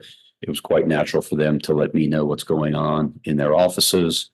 We also had various reporting systems, including the urgent report system, where U.S. attorneys would send up daily reports about significant matters in their jurisdictions. Those all went to the DAG's office, so I saw all of those.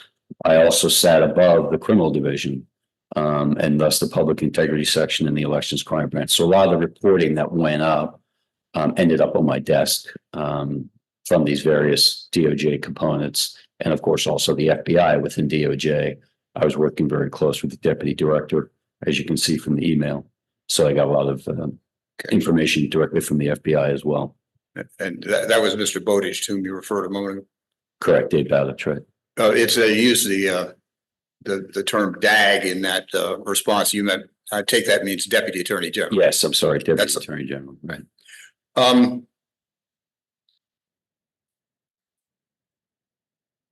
Just with respect to Georgia, do you recall whether there were any allegations concerning document shredding in Georgia? Yes. What were those allegations, and how, if in any way, were they investigated? Those were a little separate from State Farm. I can't recall if they happened in Fulton County or a neighboring county, but there were allegations that ballots were being shredded. We looked at that as well.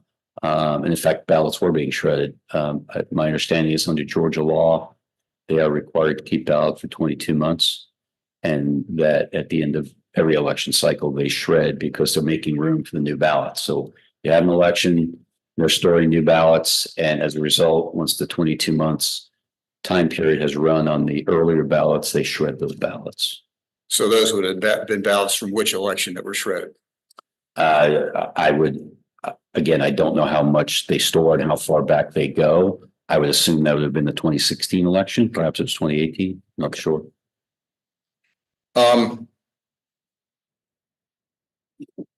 Was there an allegation concerning the error rate in, and I continue to mispronounce the name of this county in Michigan, Antrim, I think it is county, Antrim. The county is Antrim, Antrim, Antrim County, Michigan. And what were those allegations? On, I believe it was December 13th, there was a report issued by an organization called the Allied Security Operations Group, ASOG, ASOG. And ASOG had done a review of some voting machines in Antrim County, Michigan, pursuant to some civil litigation that the department was not involved in. Civil litigation brought by a private party. Pursuant to that, the state court judge allowed ASOG to look at the Dominion voting machines and some of the other hardware that was used in Antrim County. And based on that, ASOG issued a report that alleged, amongst many other things, that there was a 68% error rate in Antrim County based on how the machines malfunctioned. We later found out that's not the case, but that was the initial allegation. And after that was investigated, did you actually calculate what the actual error rate was? It was about 1 in 15,000, which I think is 0.0063. Okay. So well within the tolerance rate for machines of that type. And was there also an allegation concerning a Pennsylvania truck driver? Do you recall that allegation? I do. There were a number of Pennsylvania allegations. That was one of them. And what was that about? The allegation was that a truck driver had driven an entire tractor trailer full of ballots from Long Island, New York to Pennsylvania, and that these were somehow fraudulent ballots that were then fed into the Pennsylvania voting system. And since Pennsylvania was only decided by about 80,000 votes, a tractor trailer would certainly be capable of carrying more than that. And therefore, we looked at that to determine whether or not that happened.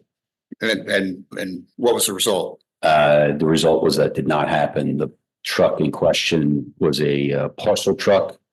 It carried mostly packages, not ballots. We interviewed people at the beginning who loaded the truck, the people who unloaded the truck.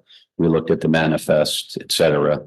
It's possible that there were a small number of ballots in that truck because miscellaneous mail parcels can be added on to the end of a parcel truck. So it's possible that there was, a bin with some loose mail in it that may have contained ballots, but the truck itself was full of parcels. Who at the Department of Justice was more knowledgeable about these investigations than yourself? I would say that the U.S. attorneys and the FBI supervisors who conducted the investigation certainly knew the individual cases better. But in terms of the overall view of what the department had seen and learned, was pretty much on my desk. What was your practice with respect to informing Deputy Attorney General Rosen and Attorney General Barr about the status of these investigations? I gave them nearly real-time Council reporting. with Alliance Defending The Freedom. DAG and I This worked very morning, we're closely gonna hear from together, Aaron so anything Hawley, I knew, who just he argued would have on behalf known of in Alliance very Democratic short Medicine order, before the like court within this minutes, morning. usually. We will then The hear from Attorney Dr. General, we Christina met every Francis, morning in his one of the office clients in this at case. 9 a.m. And then we will hear from the I met Kansas Attorney General, with the Attorney Chris General throughout the Kobach, course of the day. It after was which not we unusual will to see take him several time times for a a few day. questions. And so Aaron? anytime I had something new, I would just make sure that he knew Thank you about, so hey, we much. heard about the We results in should all Antrim. agree that women This is what deserve actually the happened. ongoing Things like that. in-person care of a doctor when And, taking high-risk drugs. But in 2016 and How many 2021, investigations the did you FDA find removed of nearly matters every that safeguard might have had a that significant originally effect deemed on the outcome of the necessary for use investigation? chemical abortion None. drugs, including in-person office When you said the outcome of the visits to check for investigation, unwanted assuming the outcome of the pregnancies, election. severe bleeding, Election, I'm and sorry, Yes, life-threatening there infections. were instances of Without fraud and question, instances of the FDA's misconduct, but actions none on have the made scale taking chemical that would have abortion affected the drugs outcome in any less individual safe. state. Today, I or the argue before election the as a United whole. States Supreme Court on And behalf what of was doctors Jeffrey and Clark's medical involvement associations in who these have witnessed these investigations? harms None. firsthand. The FDA violated federal law and its duty to keep women safe. Did there come a time when Appalling Attorney that General the Barr FDA made an based its announcement about 2021 decision what the to investigations remove were that turning up? in-person visit on studies Yes, it on acknowledged December were, quote, 1st, not I believe, adequate. he Women are now left to receive these spoke drugs in the to, mail I believe or it at was their dorm Associated room Press without ever reporter, having been checked by a doctor and made for a life-threatening comment conditions. that the That's department reckless. had done Yet the FDA investigations and attempts to not argue that found these drugs are safe, any fraud even on as the safe as scale that would Advil. change the outcome That of the is election. simply false. The FDA's own And was that label consistent says with that your view? between Yes. 1 and 25% of women end up in the emergency room after taking mifepristone. That's When, if you know, did accurate. Attorney General The Barr FDA has shown resign? a callous from disregard his for what position? women and girls experience. He submitted when his taking letter to the abortion drugs president all on alone. December 14th. Every It was American should effective be midnight, the 24th of December. So he essentially left the department. He physically left mid-afternoon on December 23rd. On the day that he submitted his resignation, the 14th, did you have a conversation with him after he informed the president that he was resigning? Yes, And tell us about that conversation. he, Object to any part of this hearsay, Mr. Burke? We're not obliged to follow hearsay in this, the hearsay rule in this proceeding, so I'll allow it. All right, thanks. the Attorney General returned from the White House, I would say late afternoon. His secretary called me, asked me to come upstairs. I went up to speak to him, asked him if he was still the Attorney General. He said he was. We had a very brief conversation about the meeting he just had with the president. He said the meeting was generally good and that he'd submit his resignation, he would be leaving. And he said that now the president needs to decide who the Attorney General is going to be, which surprised me a little bit because I think we all assumed that it was going to be Jeff Rosen because that's the way the chain of succession within the department works. And so I said, well, it's going to be the DAG, right? And he said, maybe not. He's thinking about it. Your name came up. You should be prepared to get a call and to be called over to the White House, I would think tomorrow morning, to discuss whether you'll be the AG. In giving that answer, you said that you asked the Attorney General if he was still the Attorney General. Why did you ask him that? Because after he left earlier that day, we received a letter of resignation that he was going to present and apparently did present to the president. And the relationship between the Attorney General and the president was clearly strained. And there was a thought that the president might simply fire him on the spot. Did there come a time when you had a conversation with the president about who was going to be the acting Attorney General? Yes, after the conversation with the Attorney General, I went back to my office on the 4th floor, had a short telephone conversation with my wife, and very shortly after that, I got a call from the White House. And tell us about what happened in that call. It's the White House operator asking me to hold for the president. I did. President got on, sounded like he was in a good mood. He said, "Did you hear that Bill is leaving? We had a great meeting. He gave me a beautiful letter, talked about the things we did together. But now I'm going to need an attorney general. I think you'd be great in that job. Is that something you'd want to do? I think you'd be great." And I said, "Mr. President, I appreciate that, but I really do think it's best for the department and the country and you to just follow the regular procedures. We have a succession plan in place. I think you should just follow it." He said, "So that would mean that Jeff Rosen would be the acting attorney general?" I said, "That's right. He'll do a great job for you." And he said, "Okay, fine. I'll call Jeff in a little while." And that was it. And did there come a time when when Mr. Rosen got a call from the president? He did. It was probably about 25 minutes later, 30 minutes later, something like that. He got a call from the White House. And where were you when that happened? I was walking into a meeting that he was at with the AGs. He was sitting at the head of the table. I walked into the meeting that was already underway. His cell phone started ringing.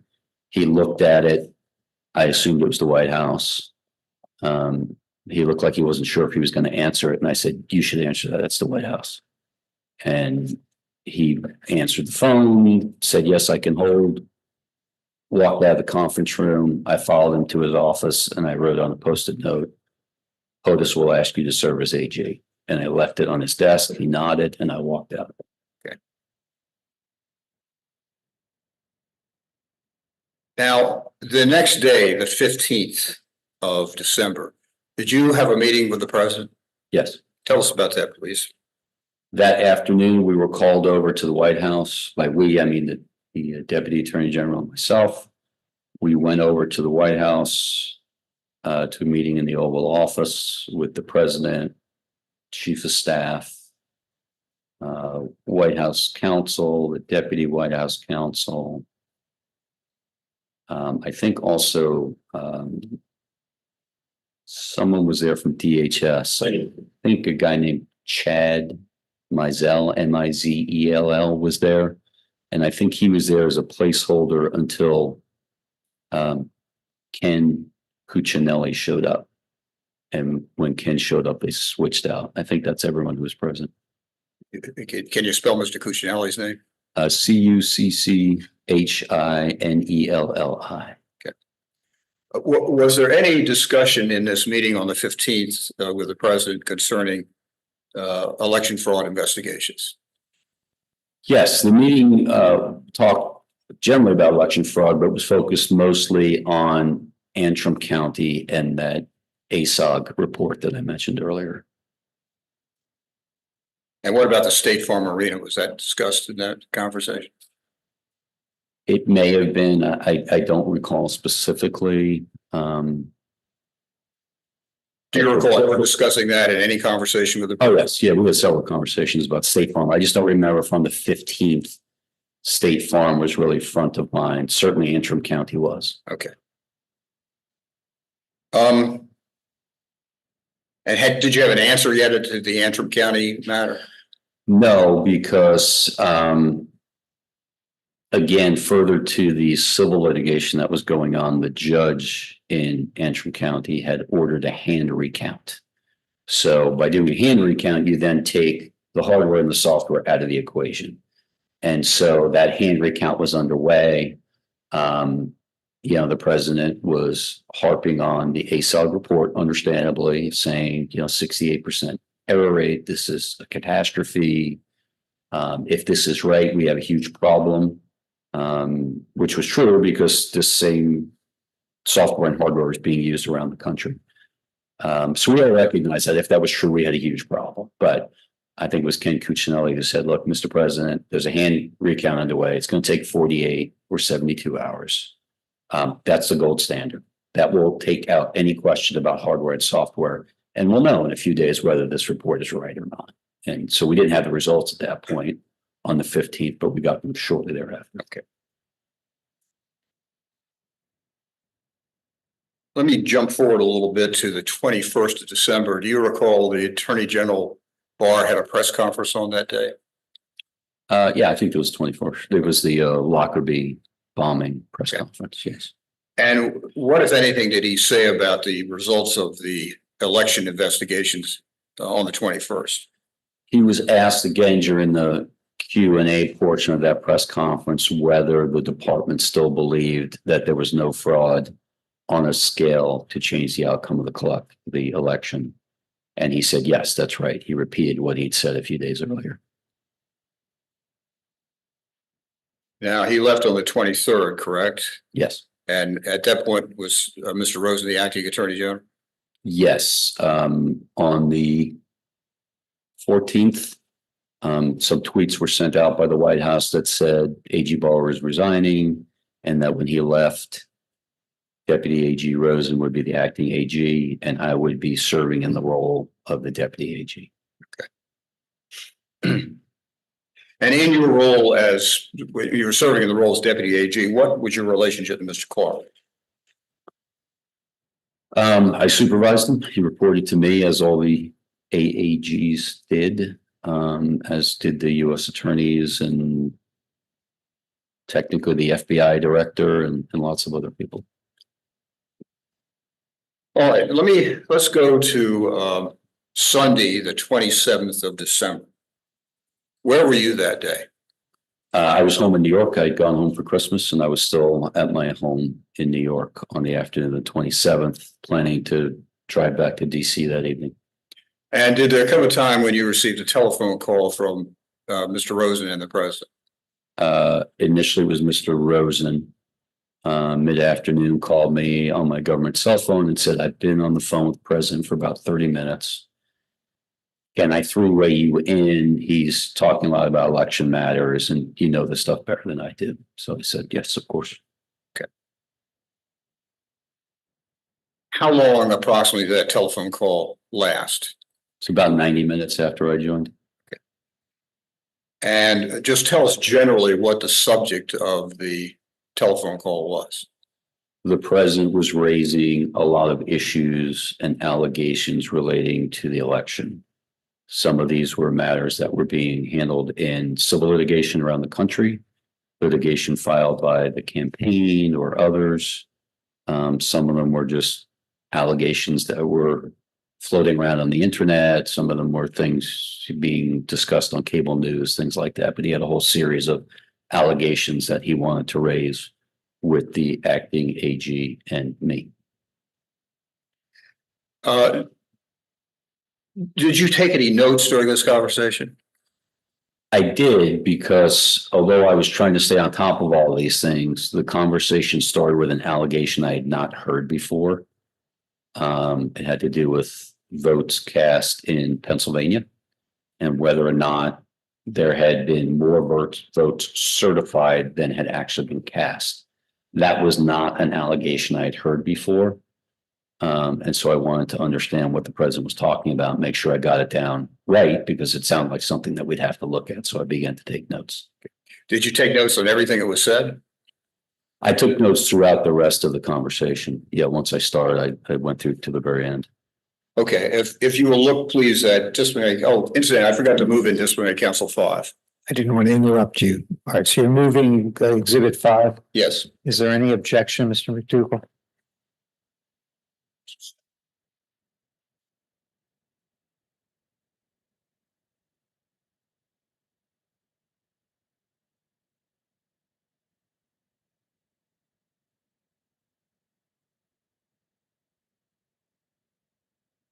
That's more of that control, no objection.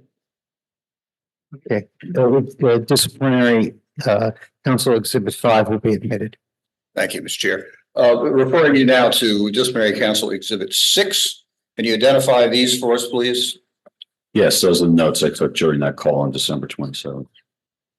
Move into evidence disciplinary council 6. No objection. It's admitted. I don't want to make you interpret everything in these for us, Mr. Donahue.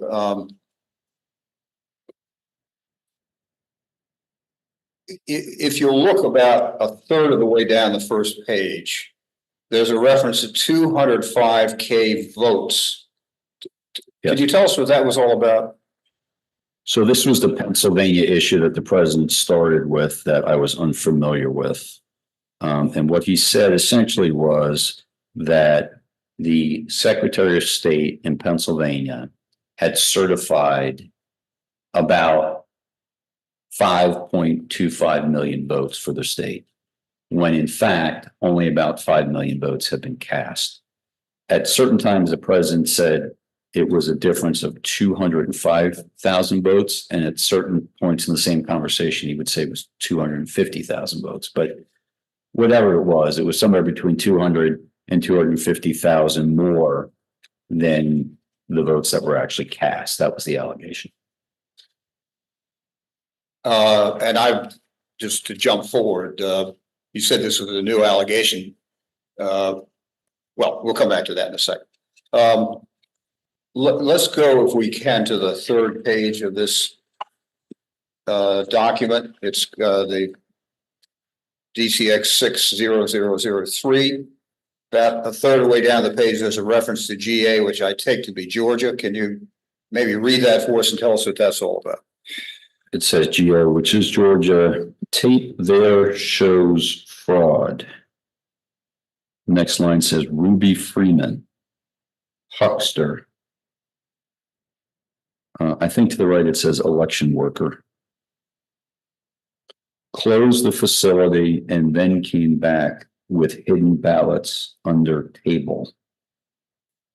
Networks magnified the tape and saw them running them through repeatedly. Now, was this an allegation with which you were familiar? Yes, this was part of the State Farm allegations. And what, if anything, did you say to the president on the 27th about this allegation? At this point, I think we'd already looked at it. And I told him that we had looked at it and it's not true.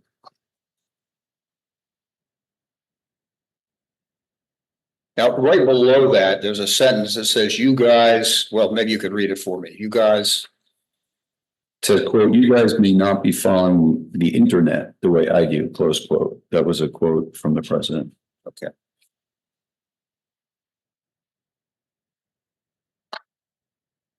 If we go over to the next page.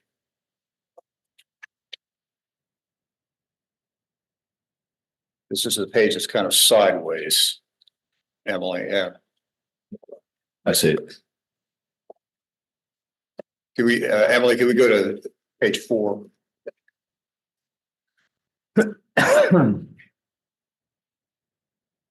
Sorry, it's sideways.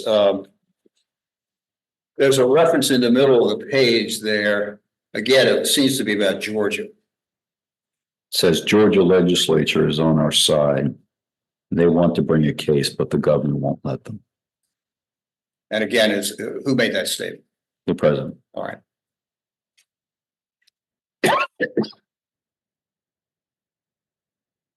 Going to the next page, which would be page 5.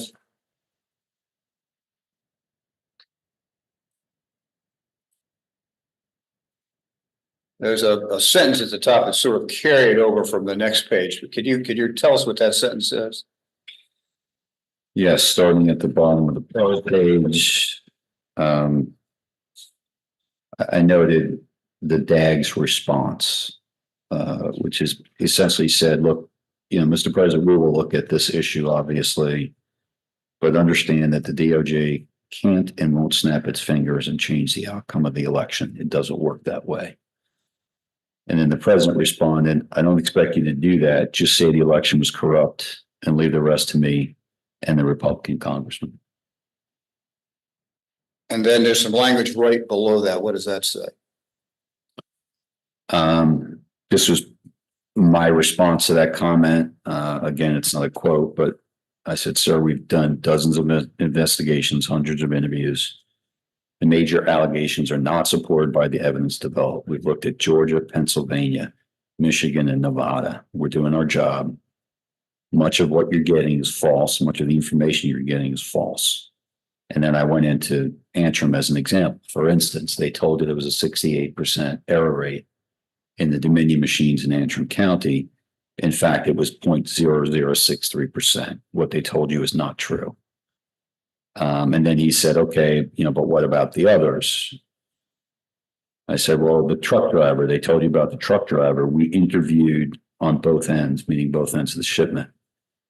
There were no ballots. He couldn't even ID the envelopes, meaning the envelopes that you mail a ballot in. FBI, I think it was, showed them to him. He couldn't identify the envelopes. And he said, okay, the president said, okay, note, I didn't mention that one. I said, in Georgia, we looked at the tape, we interviewed the witnesses. There are no suitcases. We talked about how the cutters who opened the envelopes left. There wasn't multiple scanning of ballots. There wasn't double voting.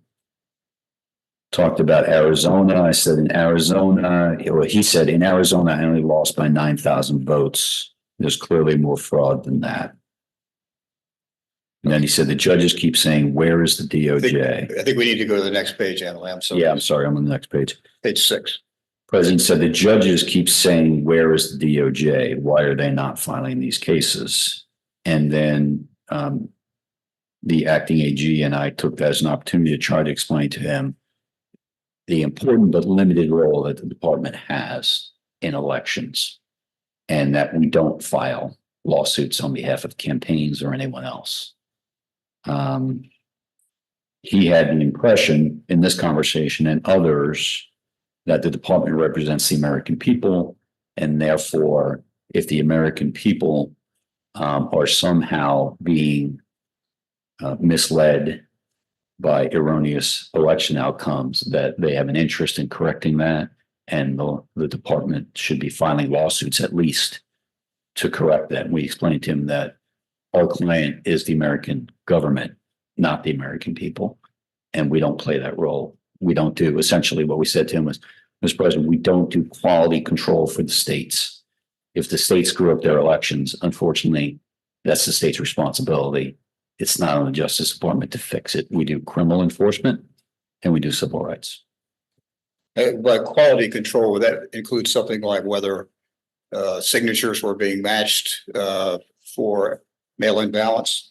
Yeah, it could be. I mean, there was a lot of procedure and process complaints about whether states were really following their own laws, because states run elections, not the federal government.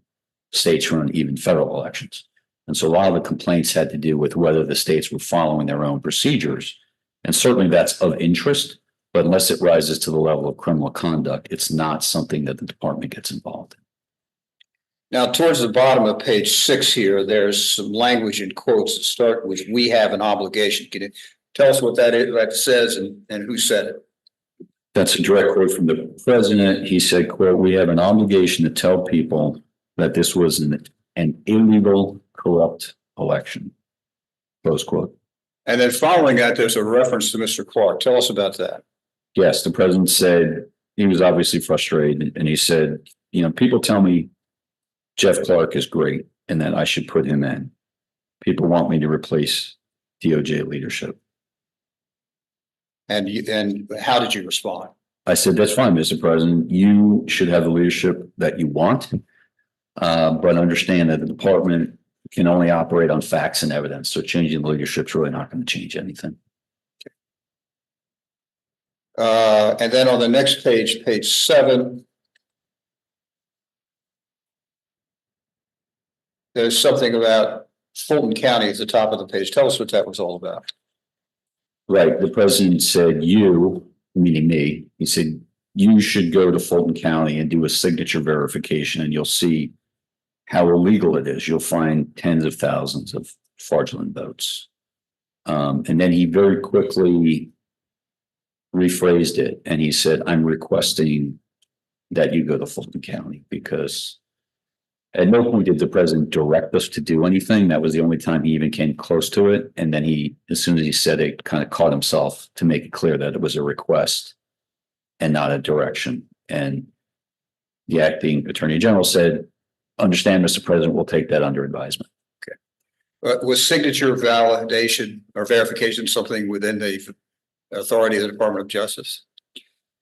If it rose to the level of criminal conduct, but routine signature validation was not something that we got involved in. Okay. All right, so how did this conversation end? It ended with, the president being unhappy. Obviously, he was complaining that in his view, he had won, the election was stolen from him, and the department was not doing enough about it. And we just tried to reassure him and said, Mr. President, we're doing our job. We know our job. We have a limited role. We'll continue to do it, but this is where we stand right now. And he said, can I, well, people have all kinds of things that show the fraud. Can they send it to you? I said, we'll be taking information from all sources at all times. And he asked for my cell number, which I gave him, which he had anyway, but I gave him my cell phone number at the end of the call. Okay. At this point, how many times do you think you'd spoken to the president about these election investigations? Just ballpark. I think that was only the third time. He called me on the 14th. That really wasn't about the election investigations. That was about the change in leadership. So we didn't really discuss that. And then we had the meeting in the Oval Office on the 15th. And this would have been the next contact. Okay. And what was your practice with respect to how you dealt with the president about these various allegations that he would raise for you? To the extent we were aware of them, we would say, yes, sir, we're aware of that. Thank you. To the extent we weren't aware of them, we would say, we hadn't heard that. Similar to the allegation at the start of this conversation about Pennsylvania. We'd say, okay, what is the allegation exactly? And as here, I took it down and we'd say, okay, thank you. And we would try not to give him blow by blow. We didn't want to go back to him as a candidate, as someone who has a vested interest here and say, well, we're doing this investigation or whatever it may be. When it was concluded, we would say to him, yes, we looked at that and that allegation did not pan out. It's not true. We interviewed people. We did what we had to do, but that's not true. Okay. Just to go back to this conversation on the 27th for a moment, did you in fact go to Fulton County? No. And when he raised the Jeffrey Clark's name, did you understand his reference to Mr. Clark? I knew who Mr. Clark was. I didn't know why the president was bringing up his name. It kind of struck me as odd. It came out of left field. Okay.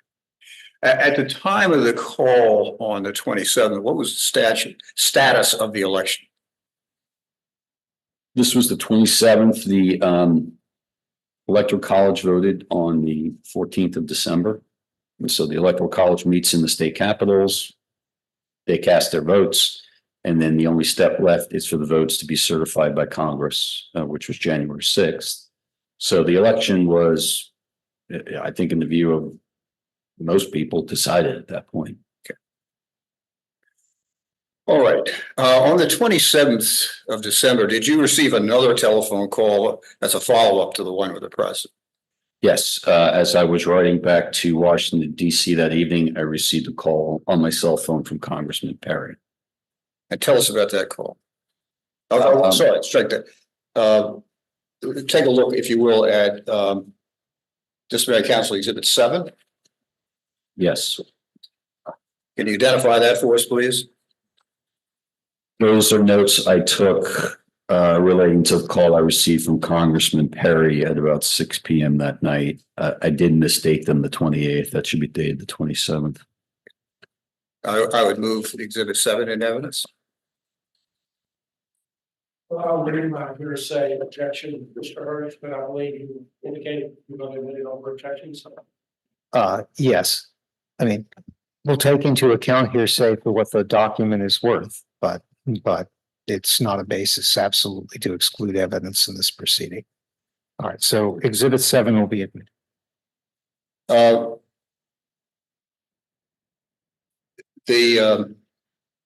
You said a moment ago that it was dated improperly. What's the notation in the left-hand margin there at the top?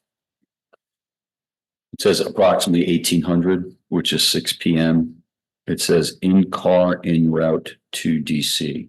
And just tell us what this conversation with Congressman Perry was all about.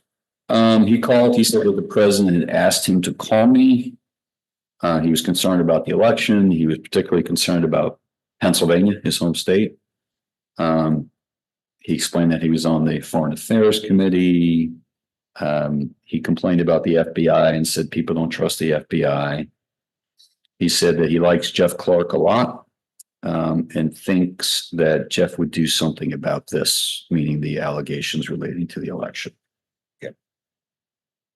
He repeated what the president said earlier about there being more votes certified for Pennsylvania than were actually cast. He used the number 205,000.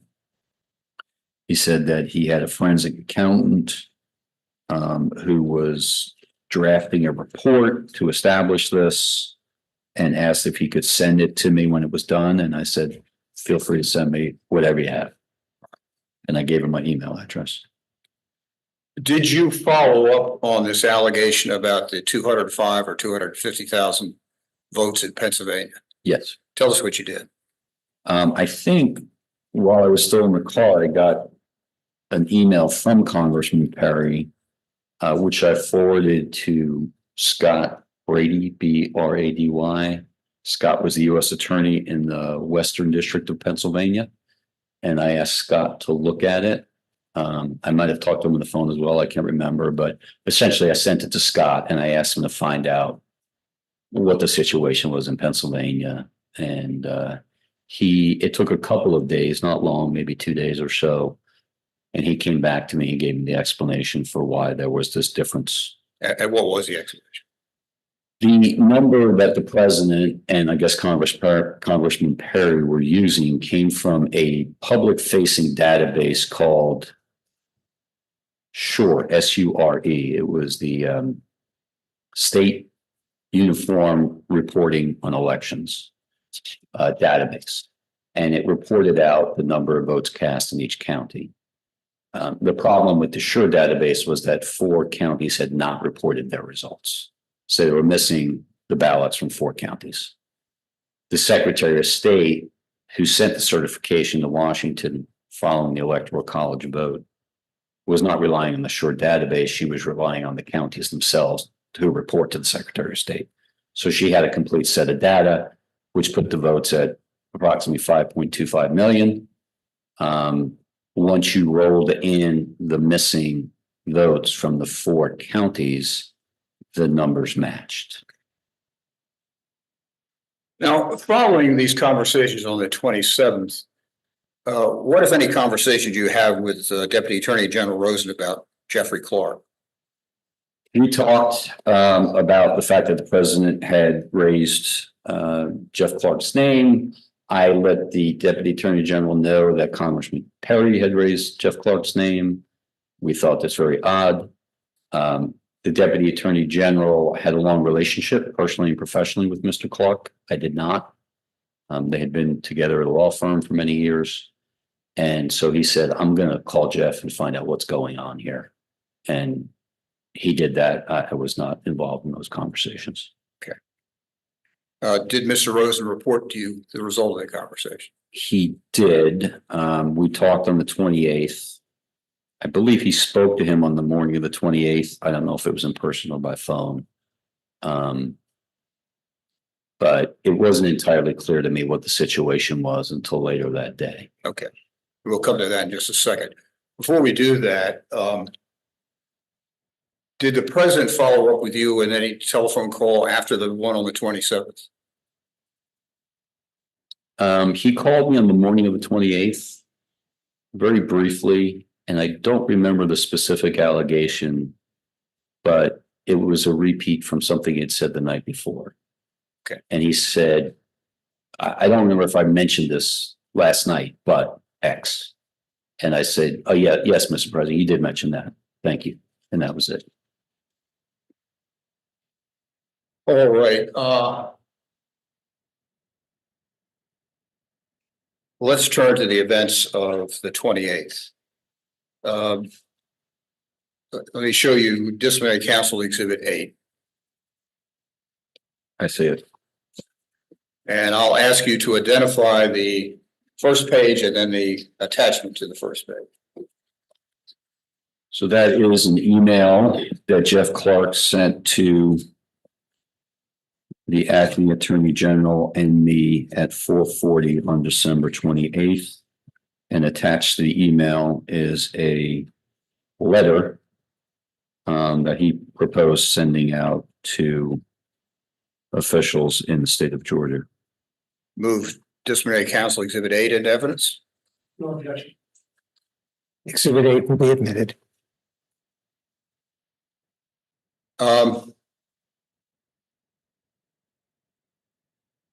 Referring first to the email on page 1,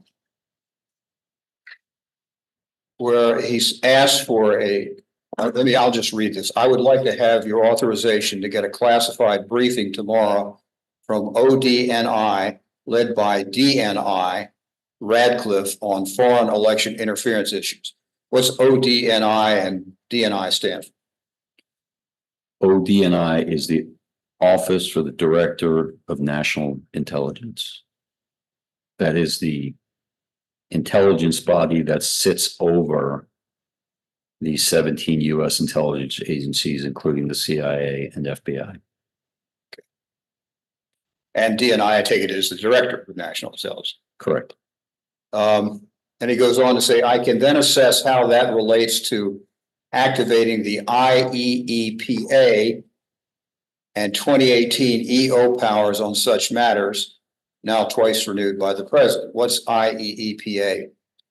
International Executive Emergency Powers Act. And what about EO? Executive Order. Okay. If you have not seen it, white hackers have evidence in the public domain that a Dominion machine accessed the internet through a smart thermostat with a net connection trail leading back to China. ODNI may have additional classified evidence. Had you heard this allegation about the smart thermostat before?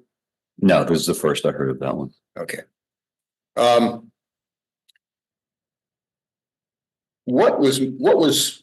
did these allegations fit within Mr. Clark's responsibilities? They did. These classified issues and other issues addressed in this email did not fall within the responsibility of the Civil Division. Okay.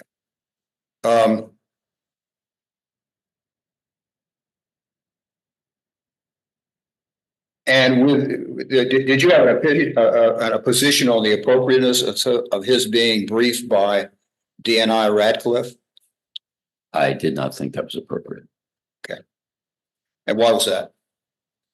Because as the acting AAG for the Civil Division, he had no responsibilities relating to intelligence matters, election matters, or anything else that would touch upon this. So I didn't see any reason why he should be getting any briefing, much less a briefing from the DNI himself. That would be extremely unusual to have a mid-level bureaucrat in one agency briefed by the head of another department. Okay. Let me go to item 2. And again, I'm going to read it. Attached is a draft letter concerning the broader topic of election irregularities of any kind.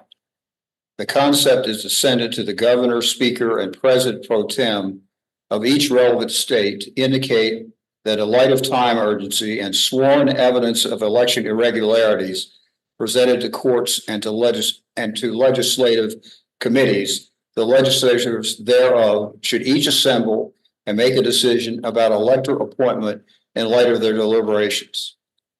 And then he goes on, so I set it up for the signature by the 3 of us. I think we should get it out as soon as possible. Personally, I see no valid downside to sending out the letter. I put it together quickly and would want to do a formal site check before sending it, but I don't think we should let unnecessary moss grow on this. Did you see any downside, Mr. Donahue, to sending out the letter? Yes, I saw significant downsides to sending such a letter. Okay. Mr. Chair, I am going to want to go through the letter. We're at 11:20 or 12:22. It's going to take a while to do that. I assume it would. All right, why don't we take our break now and resume with the letter after lunch? And just to give people an idea on the schedule today, I think we're planning to go until 5.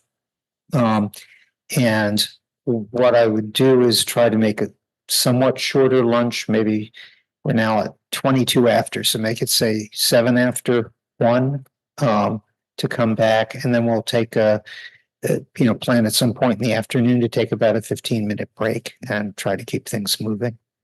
Are there concerns about that? Yes, sure. Okay, on the full hour. I appreciate it, just for the reasons you know that I'm seeing. Okay. All right, then let's be back here in place and ready to go at 1:25. Okay. Thank you.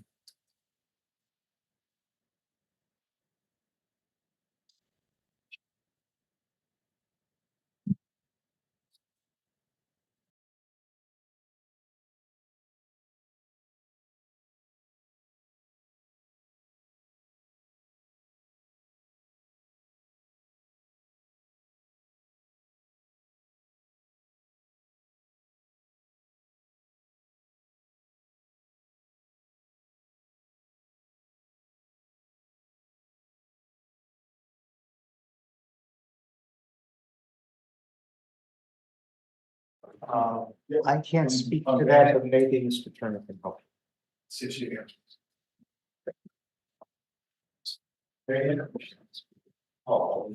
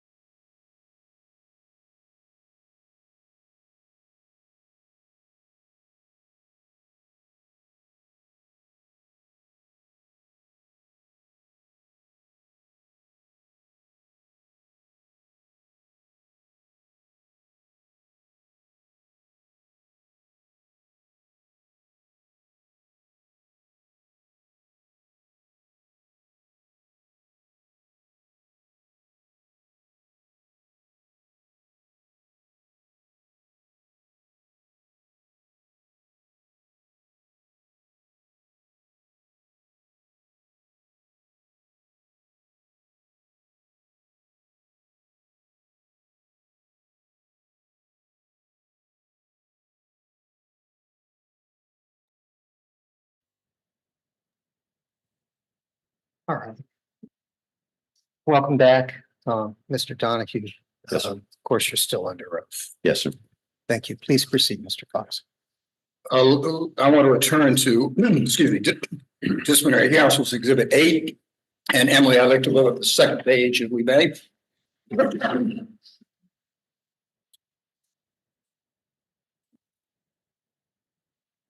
my own out of order.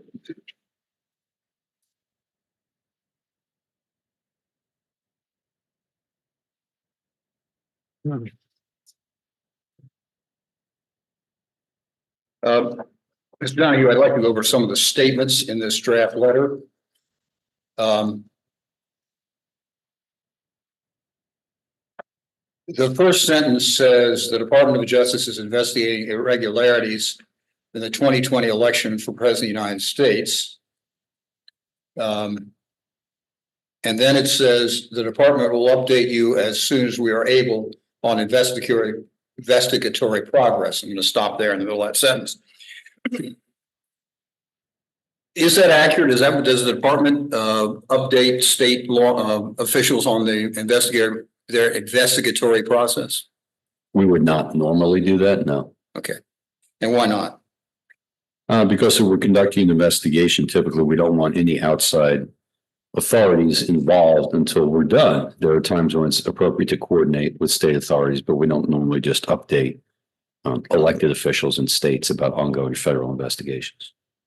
And then to complete that sentence, it says, but at this time, we have identified significant concerns that may have impacted the outcome of the election in multiple states, including the state of Georgia. Was that an accurate sentence? No, not my view. And why was that? Well, the concerns that we had followed up on either were addressed or were not of such significance that they would have impacted the outcome of the election, either in Georgia or any other state. Now, there's a reference below that statement toward the bottom of this page. There's some sort of legislative report from Georgia. Were you familiar with that? Yes, the Georgia State Senate held a hearing and they issued some sort of report afterward. Okay. And do you know what, if any, follow-up had been made as a result of that hearing? Sorry, do I know what? What, if any, follow-up had been made on those allegations that came out of that hearing? Much of what we presented in the hearing, much of what was in the report had to do with process issues. And so we're not anything that the government, that the DOJ at least would be involved in.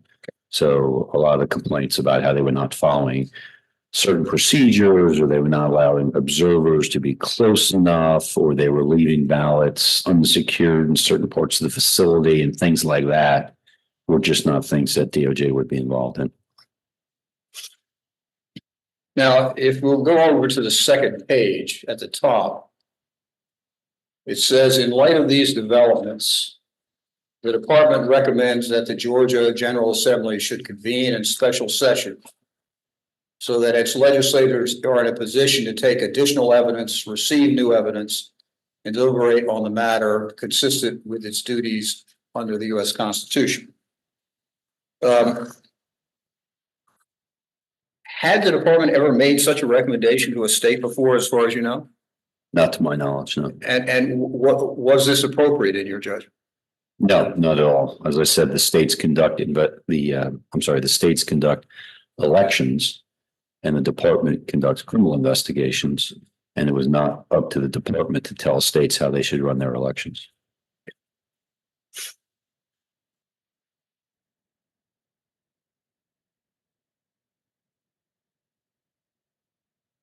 Down in the next paragraph on this page, the second sentence says, the department believes that in Georgia and several other states, both a slate of electors supporting Joseph R. Biden Jr. and a separate slate of electors supporting Donald J. Trump gathered on that day at the proper location to cast their ballots, and that both sets of those ballots have been transmitted to Washington, D.C. to be opened by Vice President Pence. And you can see from the former sentence that the day they're talking about is December 14th. Was that in fact so? Was there any evidence you're aware of that there have been these two sets of electors that have voted on the same day in the proper time and proper place? No, we're not aware of any state having legitimately selected two slates of electors. That has happened in American history, but it did not happen in the 2020 election.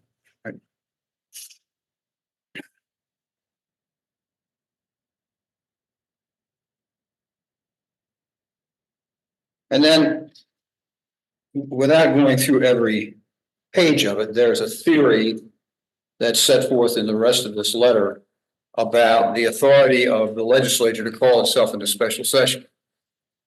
Was that theory, had that theory ever been adopted by the Department of Justice?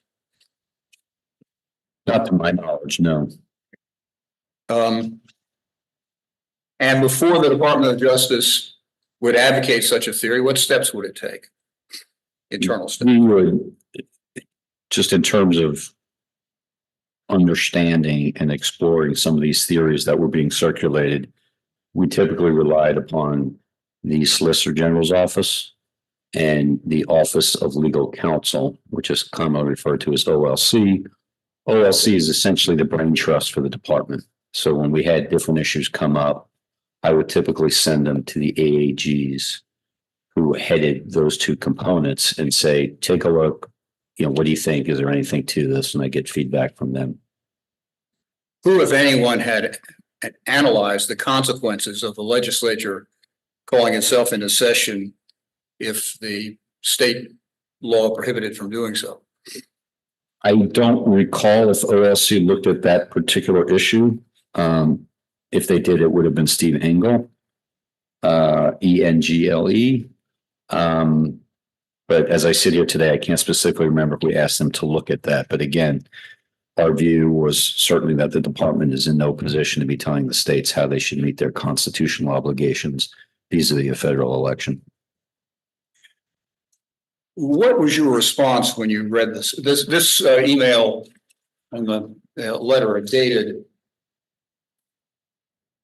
4:40 on December 28th? Did you receive it on or about that time? Yes, I did. And what was your reaction when you saw it?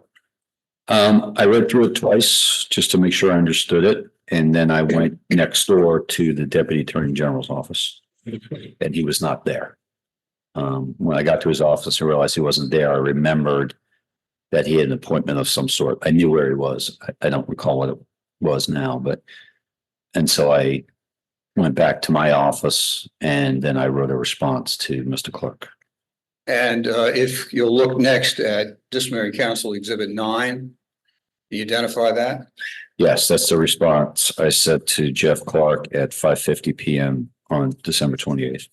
Move Disciplinary Council number 9 into evidence. Okay. Exhibit 9 is admitted.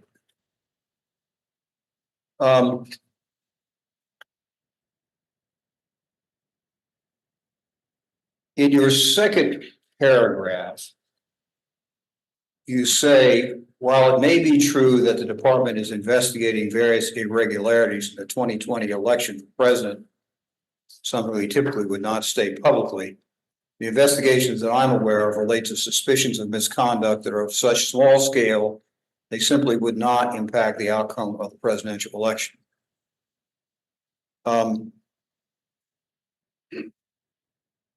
Then you go on to say an AG Barr made that clear to the public only last week, and I'm not aware of intervening developments that would change that conclusion.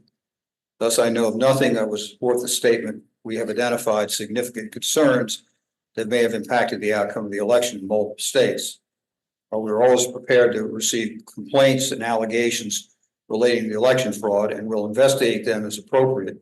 We simply do not currently have a basis to make such a statement.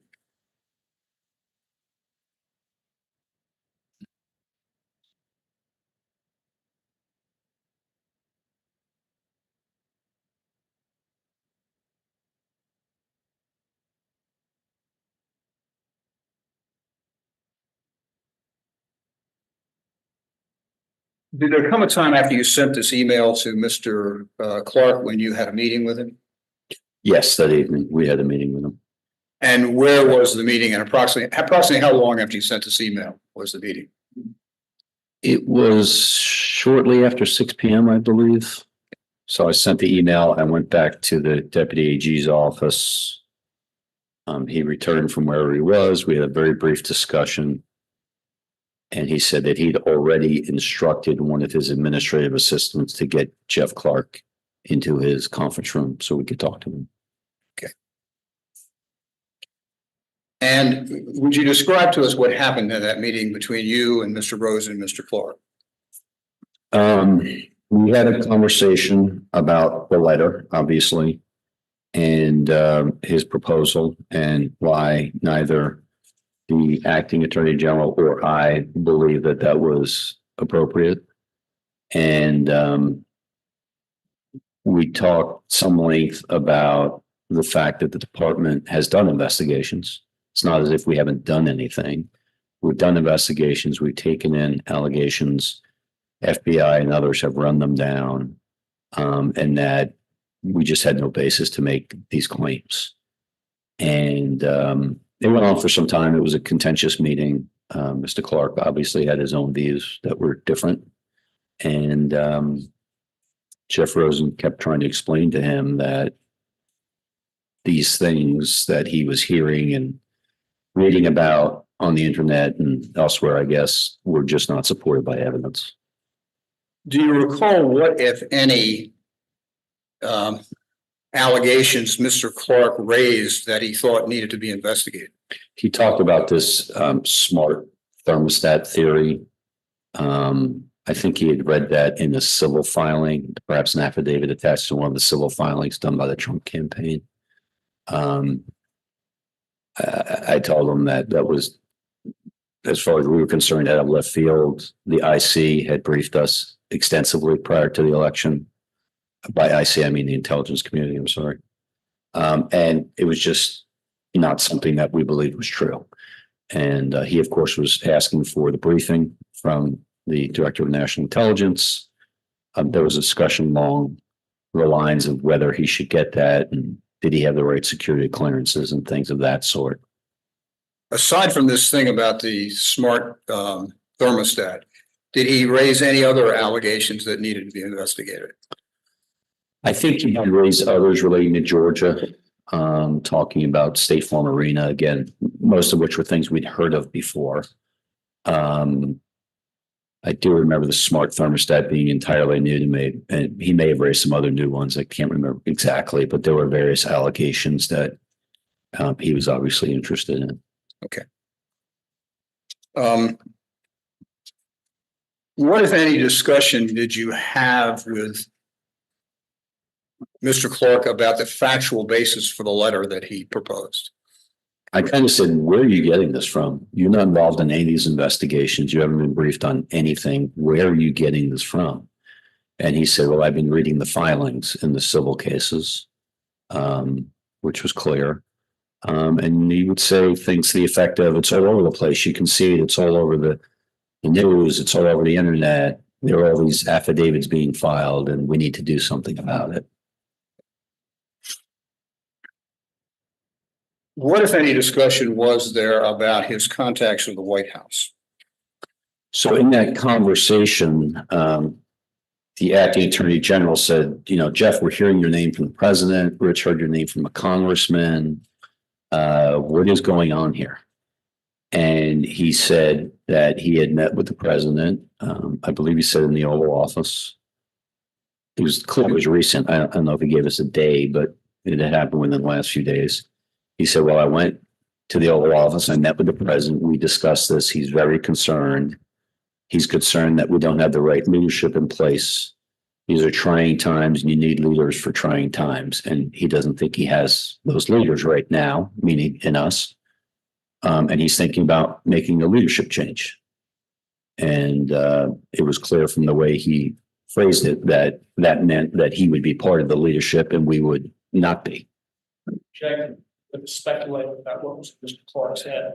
Well, how did you interpret it? As I just said, that we would be out, he would be leading the department.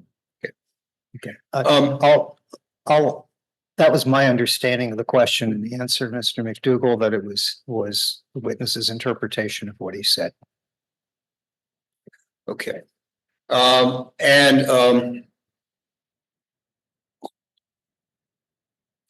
think I was asking you questions about what, were there any further discussions about the appropriateness of Mr. Clark's White House contacts? So when he indicated that he met with the president, my first reaction was, and I said out loud, "You violated the White House contacts policy." And because I was surprised. I mean, obviously his name had been provided to the president and others, but I was very surprised to hear that he'd actually gone to the White House and met with the president without telling me or the acting attorney general. So I was taken aback. I said, "You violated the White House contacts policy." And he said something to the effect of, "There's more at stake here than a policy." And was there any discussion about that White House contact policy going forward? I said, "Do not violate it again. You know what the policy says. You know what it requires. Do not violate it again." And what was Mr. Clark's response? He said that he would not. I'm sorry, I couldn't hear you. He said that he would not. Would not. All right. Right.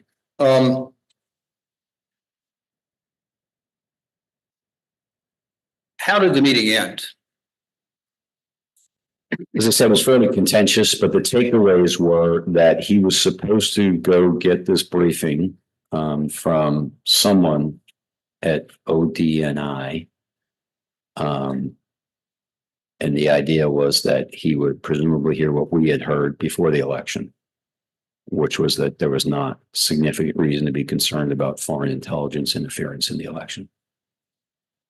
The second takeaway was that he was supposed to call the U.S. attorney in Atlanta to discuss with him the investigation that had been done in connection with the State Farm arena allegations, so that he could see that we actually looked at it, we actually interviewed the witnesses, we actually looked at the tape, and that we determined that those allegations were not well-founded.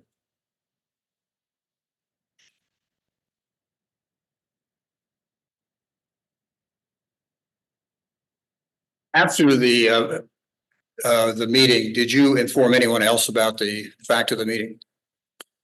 Late that night, I sent an email to Steve Engel, E-N-G-L-E, telling him that I wanted to talk to him before the morning meeting the next day to inform him about some things that were going on.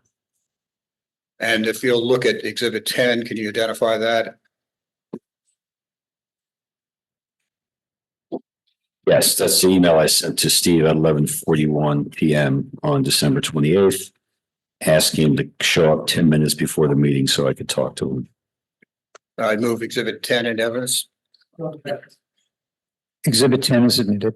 And why did you want to talk to Mr. Engel about this? If you follow the DOJ succession memo, when the attorney general is no longer in the department, the deputy attorney general takes over, and so on. It goes down probably about 8 positions. In doing that analysis, you remove anyone who's acting. And so if you follow that memo down, if Jeff Rosen were removed from the attorney general's position, by default, Steve Engel would have become the acting attorney general. The president could have put someone in that seat, but absent the president doing that, Steve would have become the acting attorney general. And because of that, I want to make sure that he was aware of what was going on in case he ended up in that seat unexpectedly. And did you and Mr. Engel meet the following morning? We did. Yeah, we spoke, just before 9, and I gave him a very brief recitation of the phone call from the 27th and the meetings and the emails on the 28th.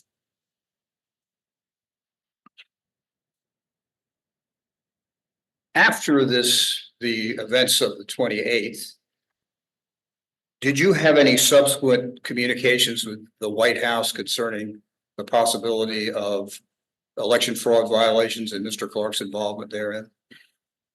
Yes, we had a number of communications with the White House. We went over and had a meeting at the chief of staff's office at one point. that did not involve the president. And then we had another meeting in the Oval Office on January 3rd. Okay, we'll come to that in a moment. Take a look, if you will. I'm sorry, I should also say we had at least one phone call from the president. I think that was on the 30th, but I could be wrong. Take a look, if you will, at Disciplinary Council Exhibit 11. Now, I know you're not shown as copied on these emails, but my question for you is, did you in fact see these emails around the time that they were written? Yes, I think I did. Okay. And how would you have seen them? I think either Jeff Rosen forwarded it to me or he showed it to me. Okay.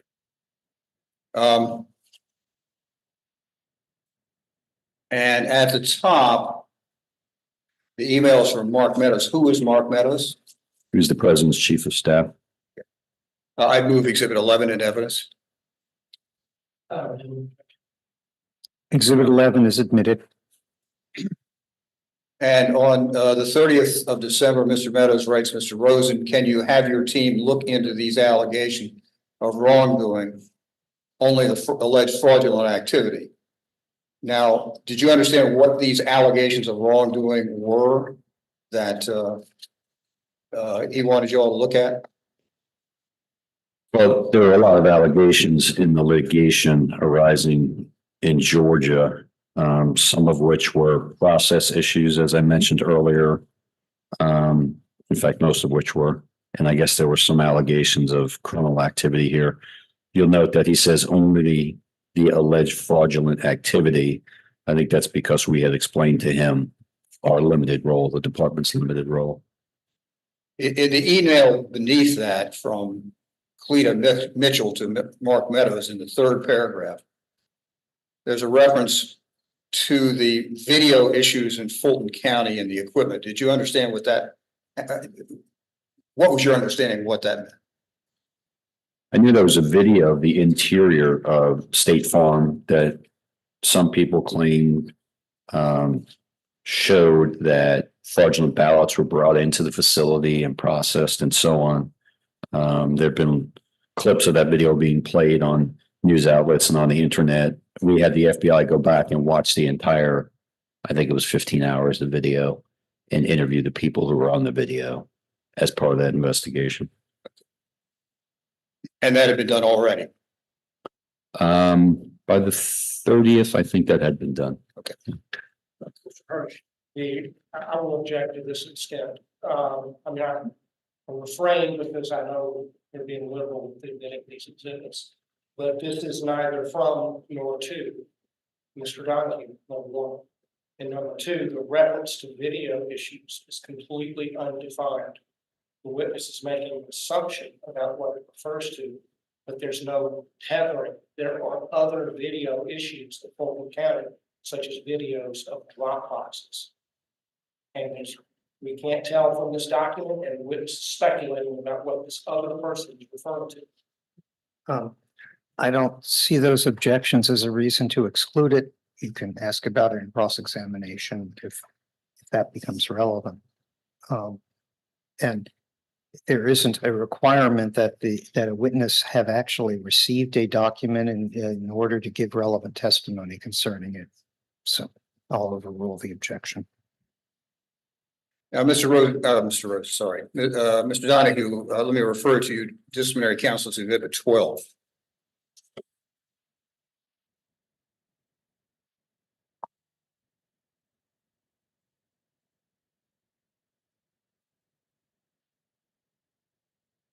You recognize this document? Yes, sir. This is an email chain from January 1st, 2021, involving myself and Jeff Rosen and others. Okay. And I'd move Exhibit 12 in evidence. Absolutely no objection to that. Okay, Exhibit 12 is admitted. You'll see in the middle of the page, there's an email dated January 1 from Mr. Meadows to Mr. Rosen. It says, there have been allegations of signature match anomalies in Fulton County, Georgia. Can you get Jeff Clark to engage on this issue immediately to determine if there's any truth to this allegation?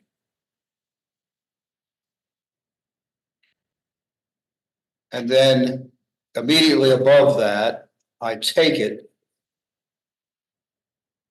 Somebody wrote, "Can you believe this? I'm not going to respond to the message below." Who wrote that, you know? Mr. Rosen, And to whom did he write it? to me. Okay. And then above that, you say, "At least it's better than the last one," but that doesn't say much. Why was the issue of signature match anomalies in Fulton County not worthy of responding to? It wasn't so much the signature match in Fulton County, it was the involvement of Mr. Clark. Because we had explained to the chief of staff that Mr. Clark did not have a position within the department that would involve him in criminal investigations. Nor did he have any criminal investigation background or experience. And so we thought that had been sort of put to rest. But yet, again, we're receiving emails where they're specifically asking to have Jeff Clark handle election-related issues that are at least potentially criminal. So that's what he's reacting to when he says, "Can you believe this?" It's not the Fulton County signature anomaly issue.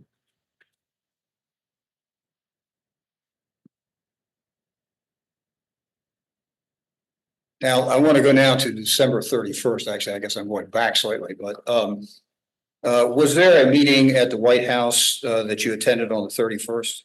Yes, sometime mid to late afternoon. And with whom was that meeting?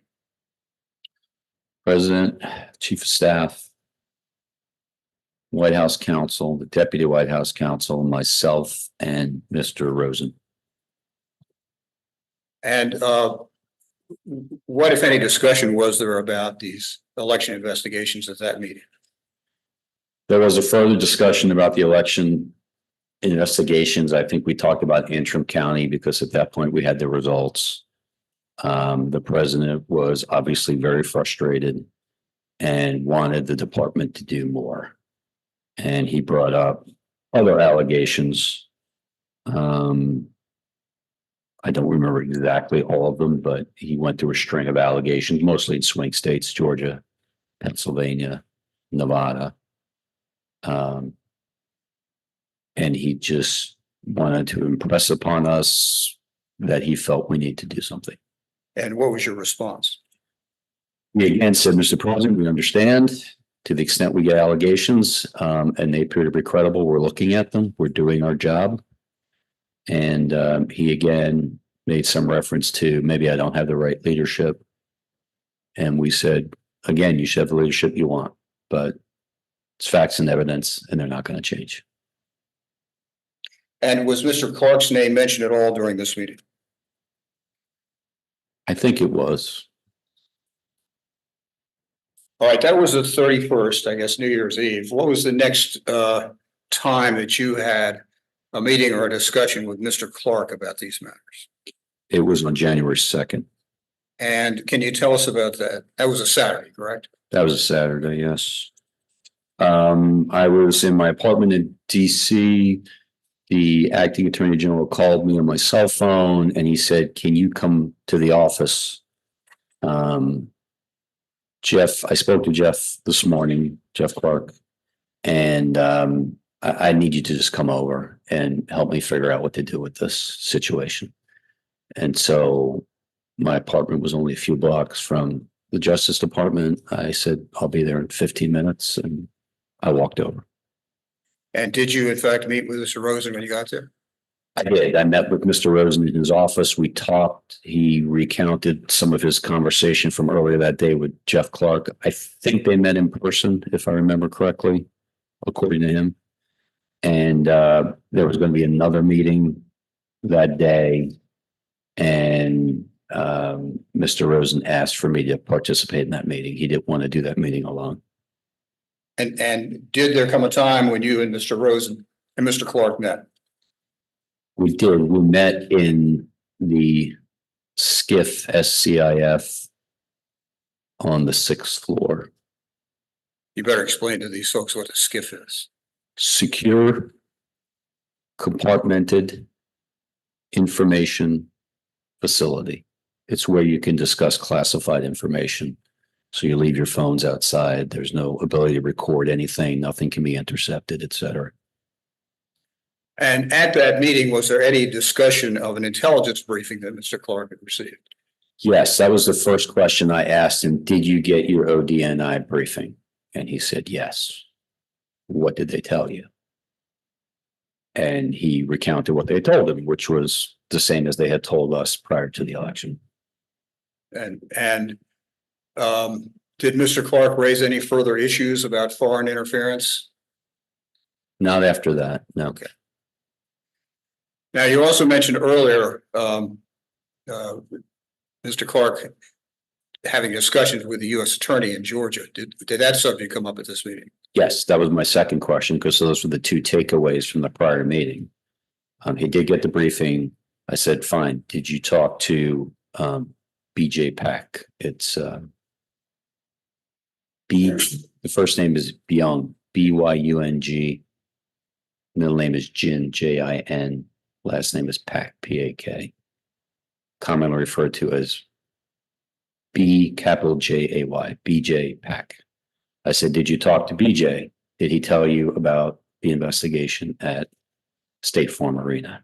And he said, no, he had not called BJ. Did he explain why he had not called Mr. Pack? No. What, if anything, did he tell you that he had done? He had interviewed a witness over the phone who he described as the largest bail bondsman in Georgia. I think he said the individual also owned a telephone company, and that this individual had been doing some investigations of his own and had some video surveillance of shred trucks at an election facility. And I think he had talked to some other people, but it was clear he was sort of conducting an investigation on his own. And what, if anything, did he tell you about allegations that might have affected the outcome in Georgia? I think we'd asked him whether, so what they say, what'd you find? And again, it was nothing that to me sounded like it was credible or could be corroborated in any way. And he essentially said, well, I think we should just send the letter anyway. And then we got back into a discussion about whether the letter would be sent and who would send it and all of that. And what was your position on sending a letter? I said, absolutely not. And now you should know better than you did a few days ago why that letter shouldn't be sent. ODNI briefed you. Even with your own investigation, you can't find anything substantial. And you didn't talk to the people who actually conducted the investigation related to State Farm Arena. And if you had, they would have told you that it's not substantiated. Did the subject of a leadership change at the department come up in this January 2 meeting? Yes. Tell us what was said about that. So Mr. Clark said he had again spoken to the president. My immediate reaction was, you again violated the White House policy, context policy. There was some discussion about that because Jeff Rosen was very upset that he had committed in the earlier meeting to not do that, and he did it. He said that he'd spoken to the president, that the president was interested in making a leadership change, that the president had offered him the position of Attorney General. Him being Jeff Clark. Yes, that he would be the acting Attorney General. And that he had committed to give the president a response by Monday morning.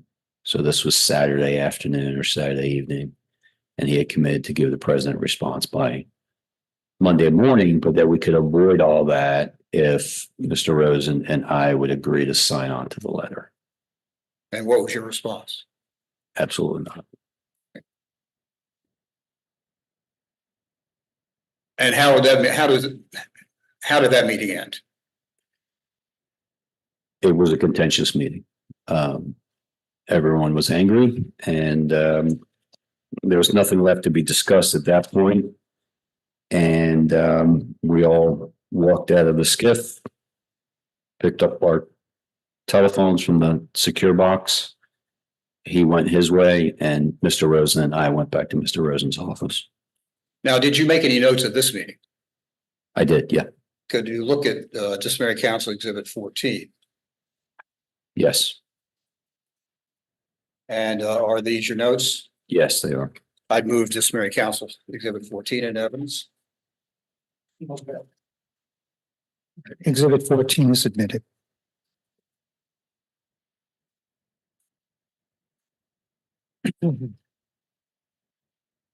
And just about 2/3 down the page, there's it's a third from the last paragraph. There's something that begins DAG. Could you read that to us? It says DAG, DAG, and I make it clear that the department will not send out such a letter as long as we are in charge of it.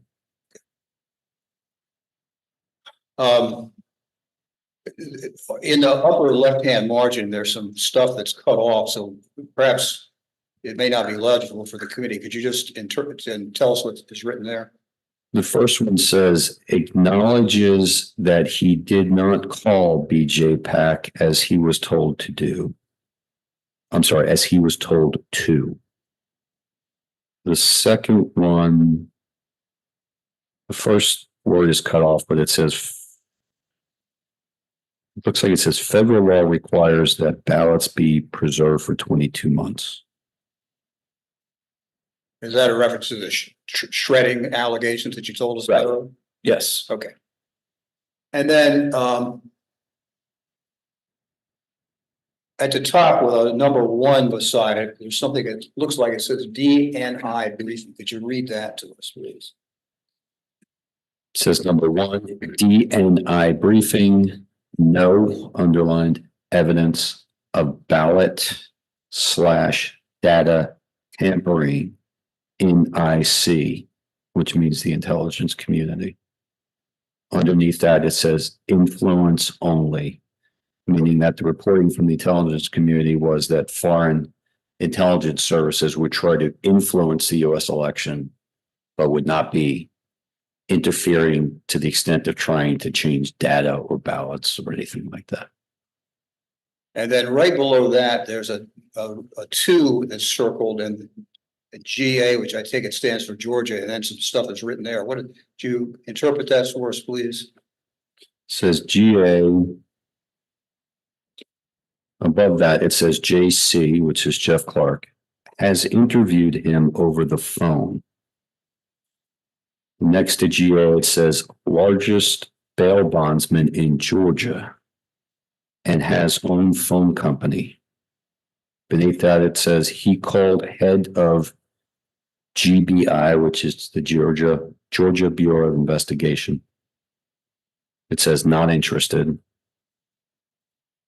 Below that, it says then called Bobby, Bobby, Christine, Chrisistine, who is the U.S. Attorney in the Southern District of Georgia.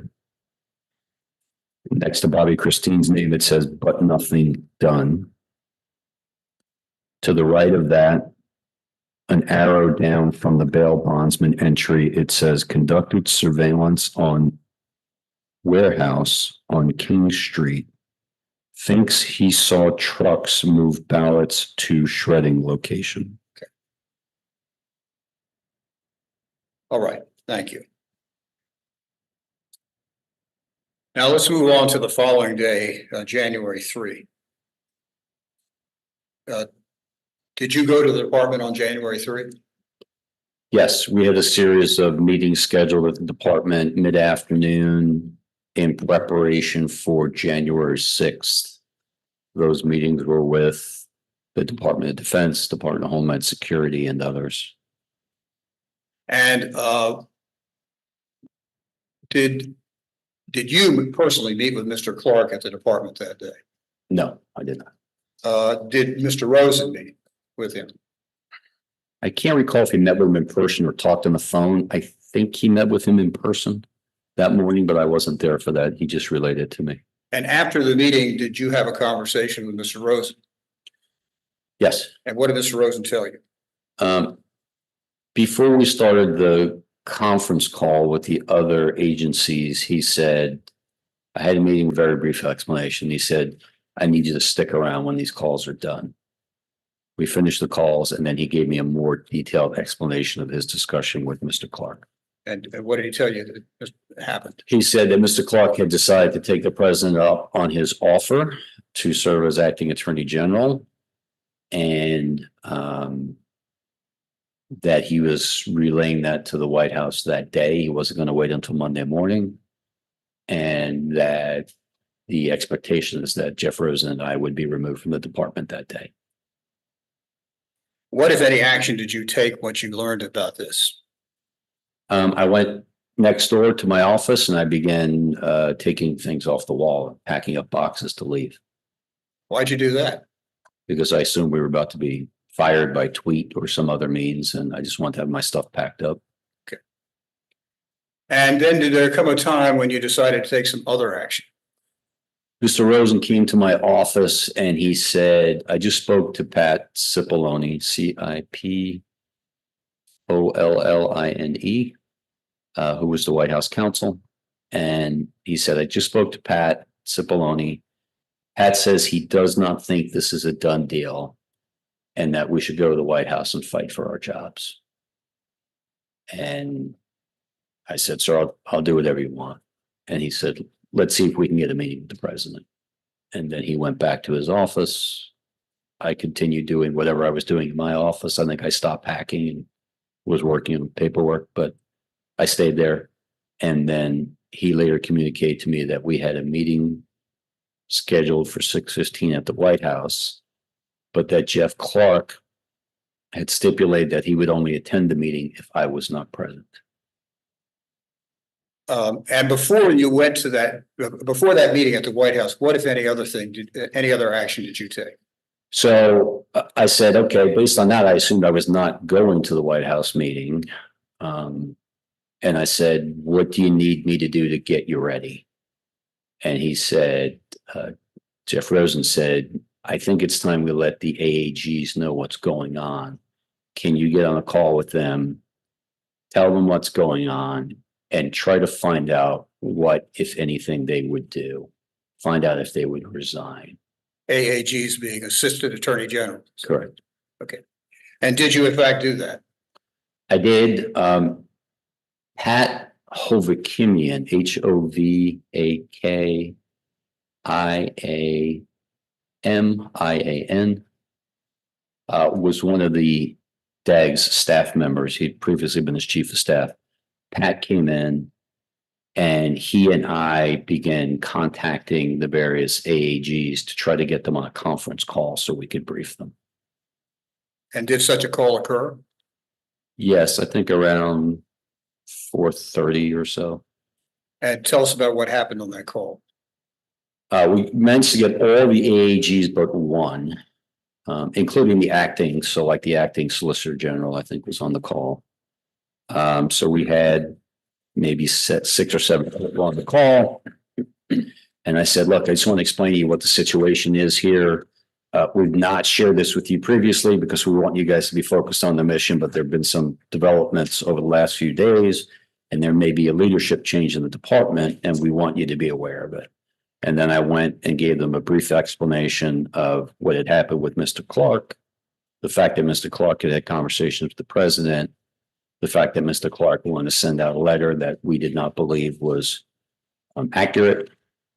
And I said, I don't need to know what you're going to do about this, but give it some thought. And if you know that you're going to take some action if Jeff Rosen is removed and Jeff Clark is made the acting attorney general, call me, text me, email me, and let me know. But no pressure to make any decision. But if you do make a decision, you have a thought, it will be helpful for me to know. And then immediately, the AAG for Civil Rights, Eric Dreiband, Dreiband, said, I don't need to think about this at all. I will resign. There's no way I'm going to stand around for that. And then the other AAGs all began chiming in.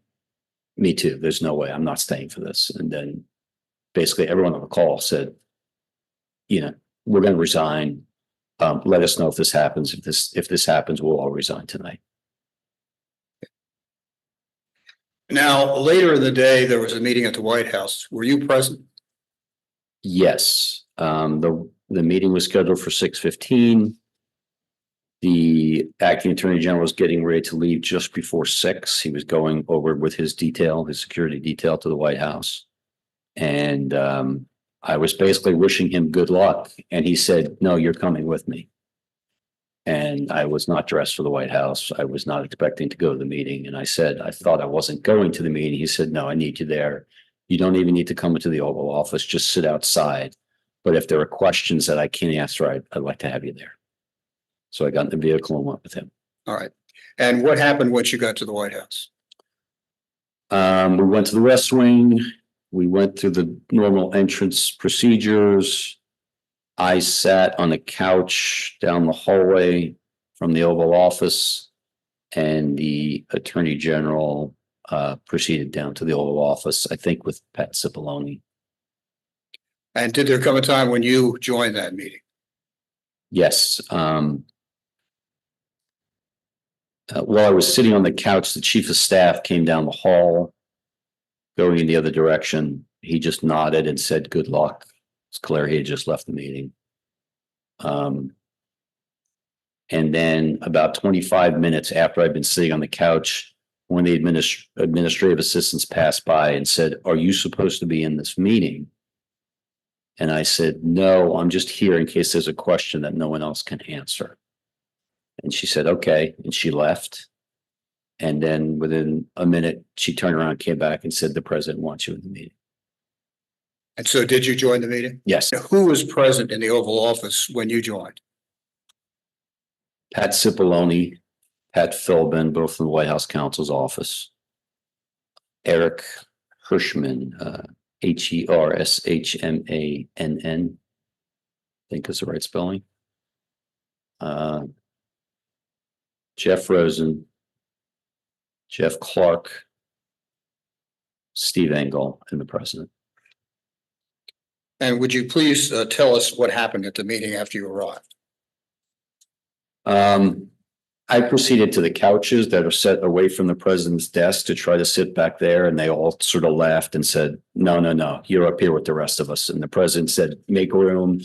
And they put a chair directly in front of the president that I took, sitting between Jeff Rosen and Jeff Clark. And then they were obviously in the middle of a conversation about the election and about leadership change. And I sort of joined the conversation from there, but it went on. It was mostly focused on leadership change, not so much the specifics of the election investigations. What did the president say about you and Mr. Rosen and your leadership? He said that we had failed to do our job, essentially. And what was the position of the various people in the meeting as to whether Mr. Clark should replace Mr. Rosen as acting attorney general? Everyone in the meeting except Mr. Clark and the president were opposed to that. The president was deciding. He wasn't advocating one way or the other, but everyone else was advocating against the replacement. And what were the arguments, and if to the extent you can attribute them to an individual, that were made against Mr. Clark replacing Mr. Rosen? So Mr. Rosen and I essentially said, look, we've done our jobs. We've done the investigations. They didn't pan out. That's just the way it is. We did the interviews. We did the searches. We did everything we ought to do. And the fact is, people are telling you things that are not true, and they have been for some time. And the White House counsel was basically saying this is a terrible idea. You will undermine confidence in your administration. In reference to the letter, Pat Cipollone said that letter is a murder-suicide pact. We shouldn't want anything to do with that letter. I wish he'd never even written that letter. Eric Hirschman was saying, essentially, this guy will never be able to do what he says he can do. Mr. Clark was basically saying that he was going to conduct these large-scale nationwide investigations in record time within a few days, and he was going to uncover significant fraud that was going to completely change the outcome of the election. That was completely unrealistic. So Hirschman was making that point. We kind of went round and round. It was a very contentious discussion. Voices were raised. It was some impolite language, of course, and everyone was making their views known. And at one point, the president said, "What do I have to lose? You know, you're telling me I'm going to lose this election anyway. What do I have to lose if I put this guy in? At least he can give it a shot." And I said, "Mr. President, you have a great deal to lose. You're going to lose your leadership. No one cares about us. You'll remove Jeff Rosen. No one cares about me leaving. You're going to lose your entire leadership. All your AAGs are going to resign. And these are your people. You put them in. They're not holdovers from a prior administration. These are your people. You sent them to the Senate. You got them confirmed. They believed in your administration, and they're going to walk out because of this. And I don't know what the U.S. attorneys are going to do. I know them all. You're going to lose a significant number of your U.S. attorneys. They're not going to stand for this. And you are looking at the prospect of mass resignations across your Justice Department within a day or two. And that's a lot to lose." And then that triggered the president to turn to Steve Engel. And he said to me, "So what if I do this? What if I replace him with him," meaning Jeff Rosen with Jeff Clark? And I said, "I resign immediately. There's no way I would work for him." And then the president turned to Steve Engel and said, "Steve, you wouldn't resign, would you?" And Steve said, "Mr. President, I've been here through multiple AGs. I've been with your administration from the beginning, but I couldn't stick around for this. I would resign." And so the conversation went along the line of the price to be paid for making this move. And what, if anything, was there any discussion of what the White House counsel would do if Mr. Clark was appointed? Yes. Pat Cipollone said, "And I'm not sticking around. There's no way I'm going to be staying around if this is going to happen. So I'm out as well." And then, Hirschman was saying, "See, this is a disaster. This is a disaster in the making. No good will come of this."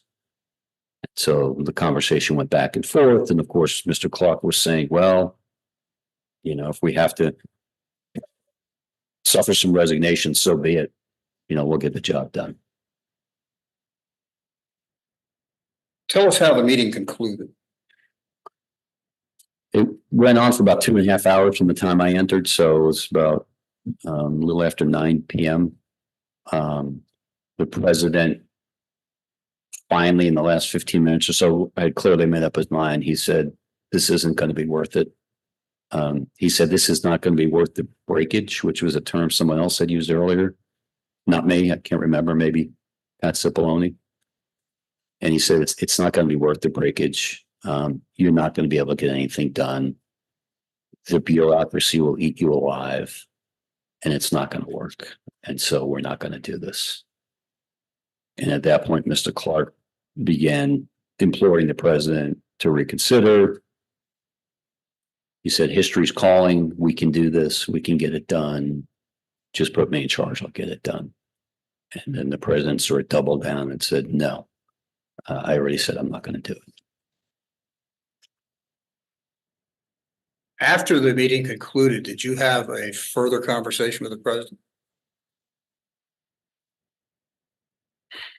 Telephone conversation. That night, we went back to the department. And then I went back to my apartment. And about 11 p.m. that night, I got a phone call from the president. He wanted to let me know that he'd received information that there was a truck in Georgia that was in the custody of a HSI, Homeland Security Investigations agent, whose name he had. And that he thought that the truck might contain fraudulent ballots or shredded ballots or something to that effect. And I said, "Well, Mr. President, HSI is not part of DOJ. We work with them all the time. If there's an issue, I have no doubt they'll bring it to our attention. And he said, okay, can you just let Ken Cuccinelli know? Because Ken was at Department of Homeland Security, which sits above HSI. So I said, sure, I'll let Ken know. I'm sure he could find out what's going on there. And so I reached out to Ken Cuccinelli and I let him know what the president told me. How long did you remain at May Justice? Until the end of January, when I came to the paydeck position, I was a career employee. So I was the highest ranking career employee in the department. So when the administration ended on January 20th, unlike the other people who had held political positions, I did not have to leave. I always intended to leave, but as a career employee, I was still on the payroll. So I was there on the 20th. I was there on the 21st. But after that, the new administration was in place. I didn't have any responsibilities or position. I stayed here in DC until the end of January, and I returned to New York at that point. Thank you. I have no further questions. Is this witness? Why don't we take a break before the cross-examination? Make it a relatively short one. Absolutely back in your seats by 34 after, which is 15 minutes. Thank you.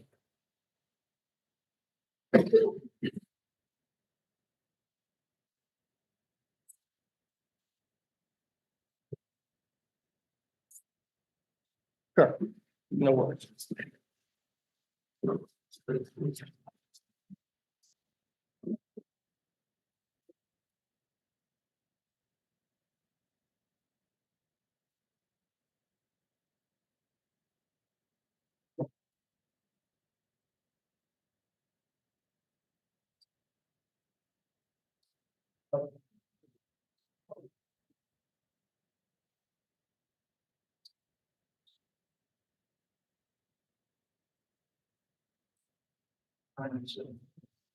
One 34. I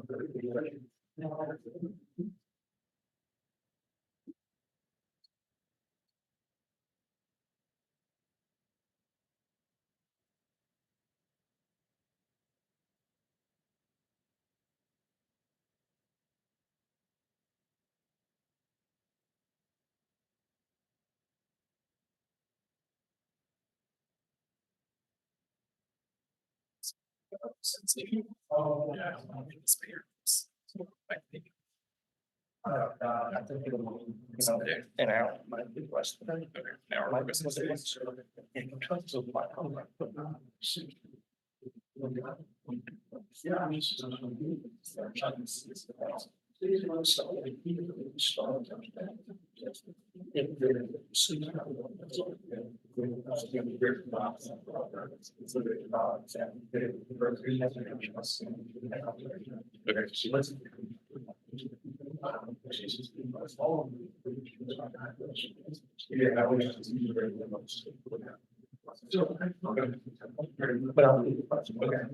I'm glad we did the committee.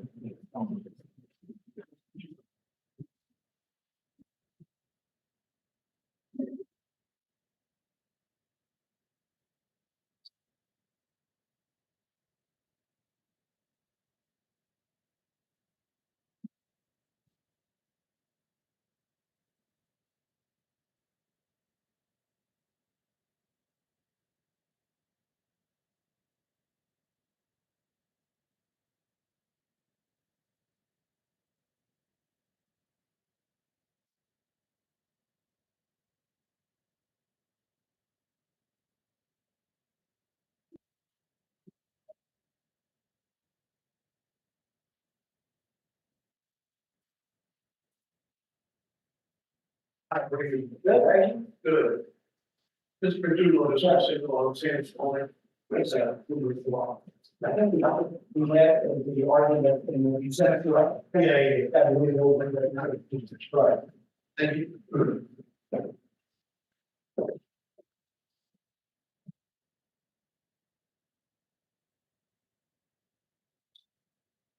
We work with folks. Church, Jason Paul. Okay, this is even the thing we will be. This is gonna get.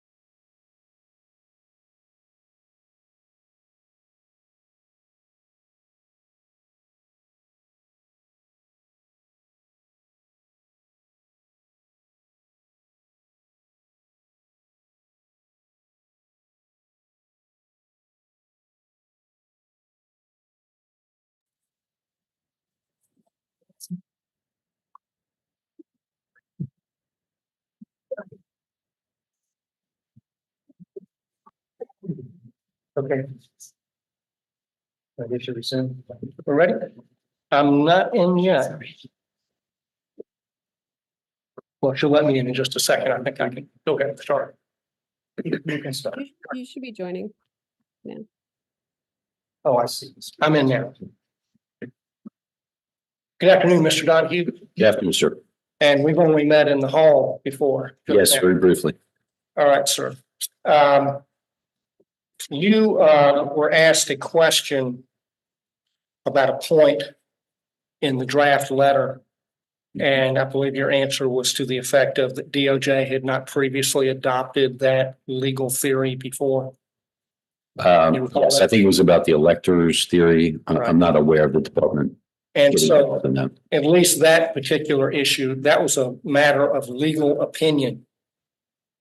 Yes, I think that whether this theory holds water under a constitutional analysis, that was something that we needed others to weigh in on. Okay. Now, you also indicated a couple of times that DOJ had no business telling states how to run their elections. Did I hear that correctly? Essentially, that's right. Yeah. All right, sir, are you aware of a lawsuit that was filed by the Biden administration against the state of Georgia to invalidate election legislation that they adopted after the 2020 election? I am aware of that generally. I didn't look at any of the filings. I believe it was done under the Voting Rights Act, the VRA. So would it be fair to say then, at least in that instance, that DOJ did think it was their business to tell the state of Georgia how to run their elections? When it comes to enforcement of civil rights legislation, yes, we do have a role. That's All true. right, sir.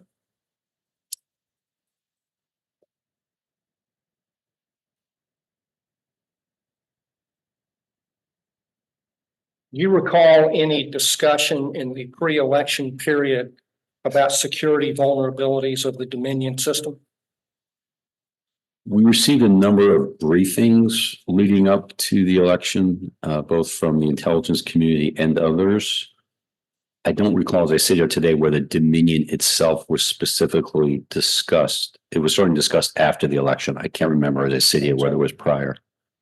Were you aware that a federal district judge in Atlanta, Amy Totenberg, had issued an order in October of 2020 holding that the Georgia Dominion system was not secure and did not comply with Georgia law? I don't recall that coming up in any of our briefings.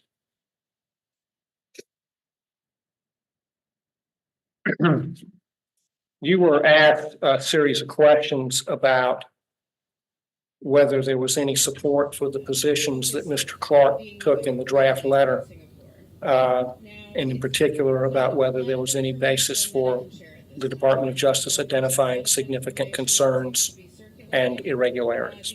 Yes. And the letter itself cites to a press article and the so-called Ligon Committee report. Recall that?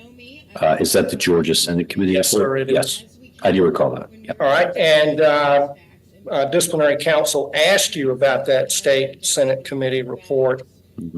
And I believe your answer was to the effect that those were process issues and they were not appropriate for the Justice Department to be looking into or doing anything about. Is that a fair summary? Generally, that's right. I mean, to the extent that they were talking about procedures under state law, that was just not an issue for the department. All right, sir. And did you read that report, that state Senate committee report? I don't know if I read the whole report at the time. I do remember watching some of the proceeding. I don't think I watched the whole proceeding, but I definitely watched some of the testimony, and I was aware of the content of the report. I don't know if I sat down and read the whole report at that time. And did you notice or do you recollect that the report recommended that the legislature convene and withdraw the certification of the Democrat electors? I do remember that, yes. Hello. And that they indicated they Hello. had ample evidence for questioning Can the you legitimacy hear of me? the election in Georgia. That was the gist of that Senate report, Right, yes. sir? Now, did you read the press article that was linked in the letter? I don't recollect if I did. I think when he sent it to me, if that link was live, that I probably did, but I can't say specifically. All right. Now, you also indicated that in one of your conversations with him, that you asked him where he was getting this from, speaking generally, and that he answered that he had been reading filings in civil cases, Yes, and that reading it on the news and the internet, that it was everywhere. yes, that was in the December 28th All right, sir. conversation. And so Yes, I can hear you. Can you hear me? you didn't think much of the factual basis of what he was telling you, but it would be I'll fair to take the say jacket that off he when it's had one, time. wouldn't it? To the extent that these claims related to process issues, It non-criminal is cold. process issues, I didn't think he had any basis.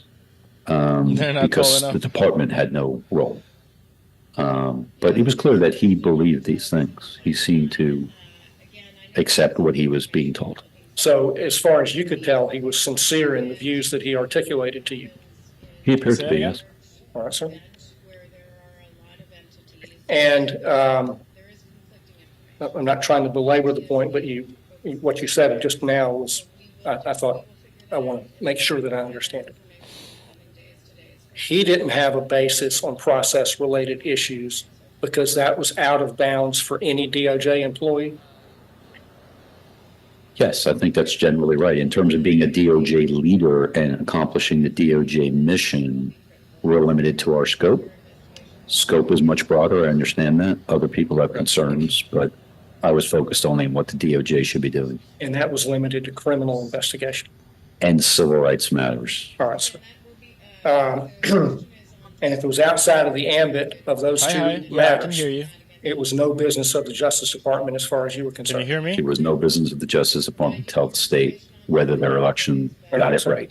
And therefore, regardless of what Oh, yeah, yeah. quantity of Sorry, sorry. evidence Clark Yes, might of have course. seen Yes. or amassed The or Francis Key reviewed, Scott Bridge. it didn't Aye, aye. count as far as you What were are you doing? concerned. Correct, for the Justice Department's purposes, that's right. All right, sir. Hello, 1, 2, 3, 1, 2, 3. Francis Scott Bridge collapsed at 1:30 a.m. this morning.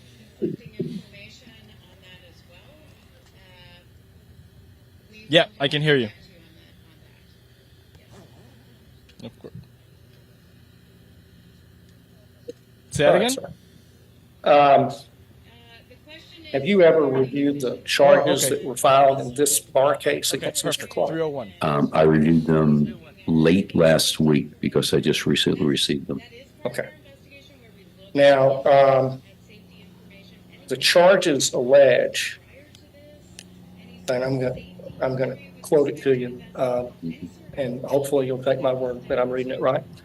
In paragraph 5, that, quote, by December 1, it was apparent to Mr. Donahue that there was no evidence of election fraud or irregularities that could have potentially affected the outcome of the 2020 election.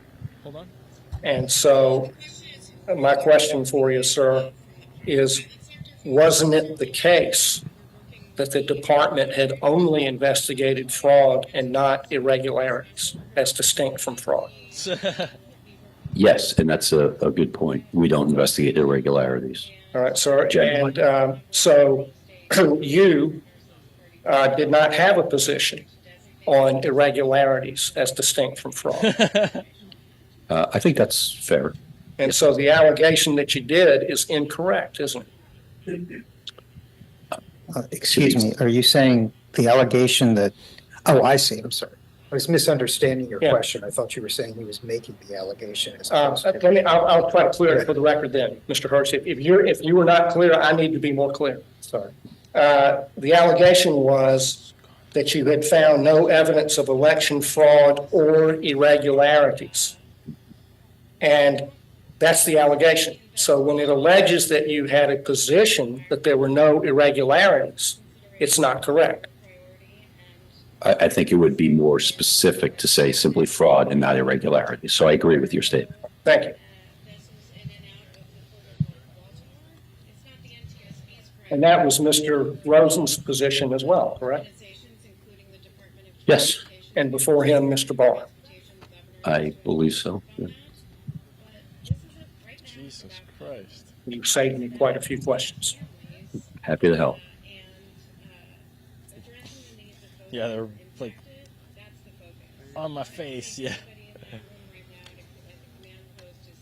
The charges allege in paragraph 6 that on December 1, 2020, and again on December 21st of 2020, Mr. Barr publicly announced that there was no evidence of election fraud or irregularities that would have altered the result of the 2020 election.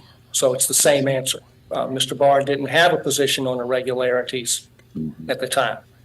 Well, I just refer you back to his statements. I know that December 1st was relayed by a reporter, so you've got that issue. But on in the press conference, that's video. So the AG said whatever you said. I don't know if he said irregularities or not, but In the press report, he's reported to have said that people were confusing using the criminal justice system for allegations that should be made in civil lawsuits, and that the remedy for those Say that type of again. complaints I tell Chum they would what? be a top-down audit conducted by state or local officials, not the Justice Department. Is that consistent with your understanding? I'm off Yes, it center. And if they want the Department of Justice to come and investigate, there has to be a crime to investigate, or a reason to believe there is one. Better. reason to believe Thank that there you. was criminal conduct or a civil rights violation. All right, sir. Yes. Thank you. Yeah, the structure of the bridge, there's some questions about the structure of the bridge, protective. So anytime the charges against Mr. Clark To collapse, alleged that the department aware of what had taken a position on irregularities, that would not be correct. I think phrased that way, that's beyond the scope of what the department was looking at. And so the allegation would not be correct. I think it's beyond what the department, to the extent it says fraud and irregularities, certainly we looked at fraud, Right. and it's correct to that extent. Irregularities is a broader term in my mind. So I think that's beyond what the department was doing. Also, if and there's what the- any beyond chance what you the can department had concluded. Up the volume Right, on sir. my But my earpiece, question that'd be was, great. if the allegation in the charge is that the department took a position on irregularities, that's incorrect, isn't it? Yes. I will just point to our recent investigation of Now, which took on the department has other enforcement remedies beyond purely criminal enforcement. Yes. Oh, better, And yes. that would include Thank you. criminal, civil tools. Yes. And the department can make public statements on issues if it chooses to. a very meticulous process, Within the limits of the ethical rules Right. applicable to lawyers, yes. thing that we will be able to verify what we can see. Was it a policy decision to not use non-criminal tools with respect to the 2020 election? No, because the non-criminal tools are fairly limited themselves. As I said, you could bring a civil rights action if you feel, for instance, that certain classes of people were discouraged from voting or prevented from voting. You could have conduct that doesn't rise to the level of criminal conduct, but that the department has an interest and a statutory authority for. So, but that just wasn't an issue. I mean, that wasn't coming up as certain classes of people are being kept from voting. Okay. So is it correct then that you, in your position, you never saw an issue that was appropriate for a civil enforcement remedy or a civil remedy? Correct. Incorporated, that is the information we have for Honor Builders Incorporated. Is that a topic about which lawyers might disagree? So we don't have any information. I think the department's role is Yeah. fairly well That's defined, okay. so I But don't right think there's now a I lot have of a room press for conference behind disagreement. me, so But they have look, we the did speakers talk on. to people within the department.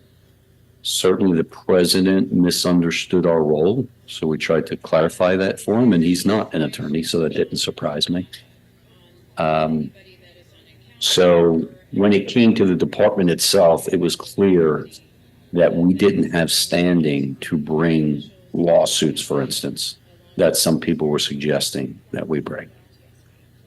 Would you agree that if the facts of the case supported a civil rights violation of some kind or description, that the department then would have enforcement authority, either civilly or criminally? Objection, these are hypothetical questions, and I don't see the relevance of them.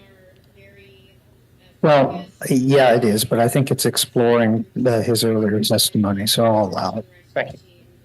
Yeah, it would be very fact specific, obviously. We'd have to do the analysis like we would with any case, any piece of litigation, criminal or civil. But potentially you could have that, sure. All right, sir. Now, you also talked earlier about some internal debate or disagreement regarding Mr. Barr's Just in time, they're post-election wrapping memo up the from press conference. November 9th, authorizing investigation of election matters. Yes, And Mr. Barr's memo was objected to by certain members of the department, correct? yes, They disagreed with the policy decision to investigate those matters in that time frame. they did, yes. And that was, you were part of that debate in some way, correct? In conveying the Attorney General's policy decision. Yes, I thought the Attorney General's decision was clearly the right one. I think history has proven that to be Is my the earpiece case. okay? But at the time, I was receiving complaints The earpiece. Is it from okay? directly and indirectly from people in the department saying, can you Okay. talk to the Attorney General and get him to change his mind, essentially? And did he change his mind? No, Did any of the people that disagreed with the policy and urged him to change it face disbarment proceedings in the DC bar, to your knowledge? Objection, he would know who was investigated, and I asked to his knowledge. that's purely a rhetorical question. Well, it is, but he may have no knowledge of it, or he may know about it, or whatever. I'll allow him to answer it for what it's worth. I don't have any knowledge of any such disciplinary proceedings. Did you report any of the people that disagreed with Mr. Barr's policy change to No, the DC bar? no, but I did report instances of leaks to the media to the Office of Professional Responsibility within the department. And those were leaks to the media about that internal debate? Yes, among other things. Now, as we all know, the controversy within the department over this draft letter and the meeting in the Oval Office was also leaked to the press. Correct. Was that made the subject matter of an OIG investigation? I don't know. Did you report it to the OIG? Excuse me, I believe he said the Office of Professional Responsibility, not Oh. the OIG. Correct just me, sir. To be clear, earlier I said OPR, which is the Office of Professional Responsibility within the department. You said OIG. I'm not aware My of, mistake, I apologize. that's fine. I'm not aware of anyone being referred to OPR, or for that matter, OIG, based on the leak about the January 3rd meeting in the Oval Office. All right. You reported the leak of the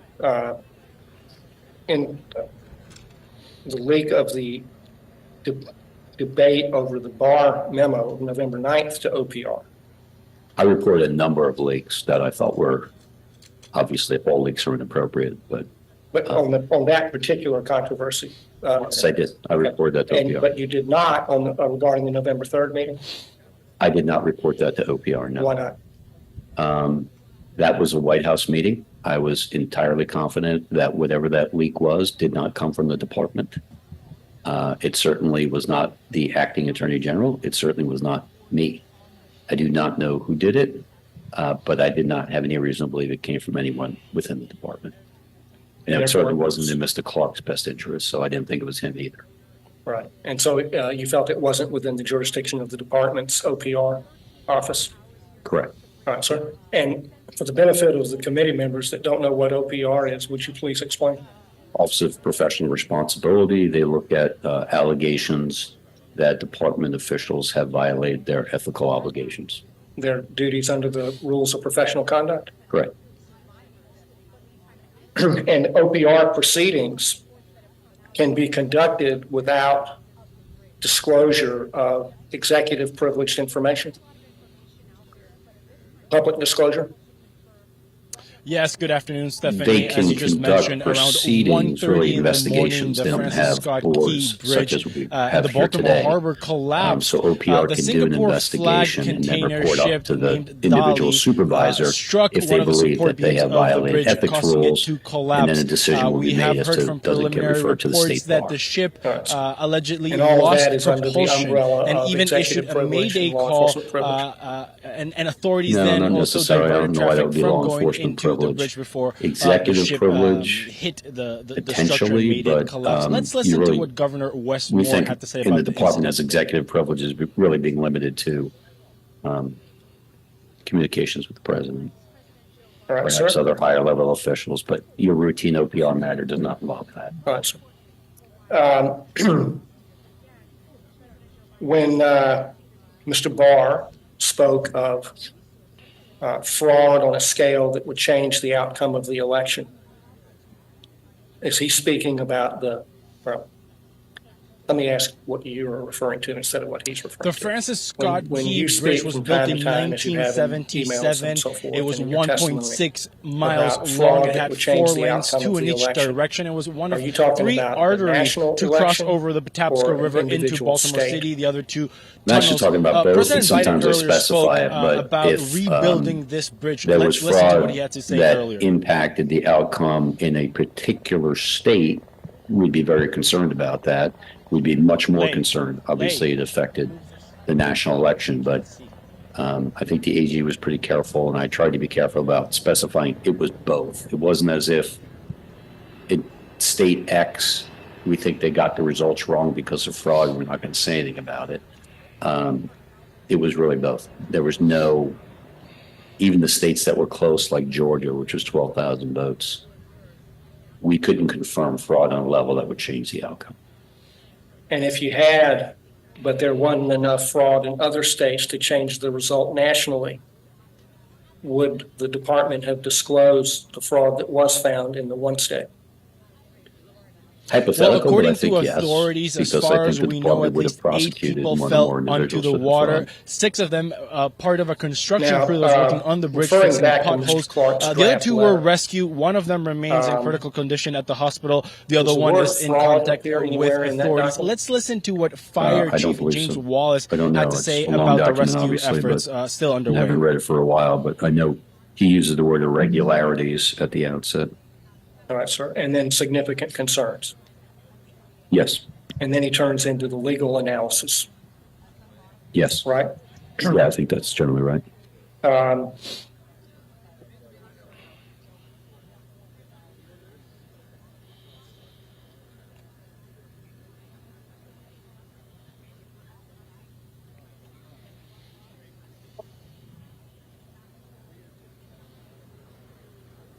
So the National Transportation Safety he's Board talking is about a the different agency subject in charge leading than rescue the efforts fraud and the that the investigation. The department Coast Guard, investigated of and course, is ruled also out, operating, isn't it? and the FBI, He's the talking about a governor's broader office, issue Senator Von Hollen of have all been irregularities. Fraud, in I the area since early would hours of assume the is a morning. subset of It's that, but important that that's we why I highlight responded that as in far my as we email know, and saying as far that, as authorities have shared with the even if media, that is the there case, is no it's not the information that department's role to indicates a tell terrorist attack. states how As to far as we conduct know, their only investigations. 8 people All right, fell sir. onto the water, but rescue efforts are still underway. Now, As we heard from Fire Chief if James the letter Wallace, had gone there out have been to some Georgia vehicles officials, identified that might have even fallen according onto to the its water own terms, it would be the bridge entirely up to collapsed. them Back to you. whether they did anything in response, correct? Yes, Of course. In this case, Mr. Donahue, Mr. Clark is charged with attempted dishonesty in preparing and recommending this draft letter. In your experience as a lawyer, have you ever heard of a lawyer being disciplined for attempted dishonesty over a draft document that never left the office? Objection. No, he's asking for an expert opinion, I think, on an ethical issue. I'm asking for within his experience as a lawyer. Yeah, I don't think he's asking for an ethical opinion, but I don't know what the foundation is for the question, but if he knows or doesn't know, he can answer it. All right, sir. In 30 years of practice, I thankfully had very little experience with disciplinary proceedings, so I don't recollect any. All right, sir. And have you ever heard of a bar discipline case for attempted dishonesty in confidential, privileged, pre-decisional discussion drafts or documents? Again, I don't review the disciplinary opinions that are published on a regular basis, so no. Did you understand or perceive that Mr. Clark was recommending the department take a different position on election issues in Georgia than you and Mr. Rosen had?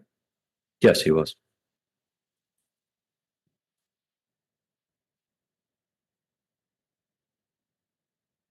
Is it dishonest or attempted dishonesty to recommend a change in policy or position merely because the position or policy being recommended is different than the existing policy or position?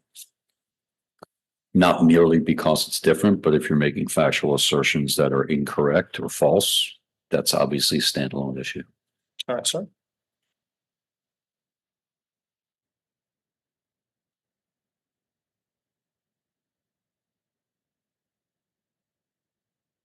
From your experience as a senior executive in the Department of Justice and a U.S. attorney and so on, would it have a chilling effect on the candor of lawyers in confidential discussions if they had to be afraid of being disbarred for making suggestions that policies or positions be changed? Objection. Again, he's asking for an opinion, and if it's a hypothetical, it's certainly an incomplete hypothetical.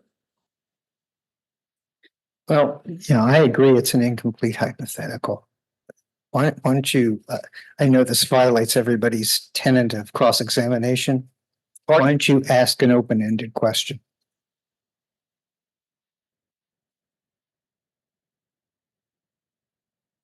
Would it have a chilling effect on lawyers' candor in confidential internal deliberations if they had to worry about being disbarred for giving their honest opinion and recommending that a position be changed? Same objection. Yeah, I don't think you rephrased the question at all. I think you repeated it or materially, Mr. McDougal.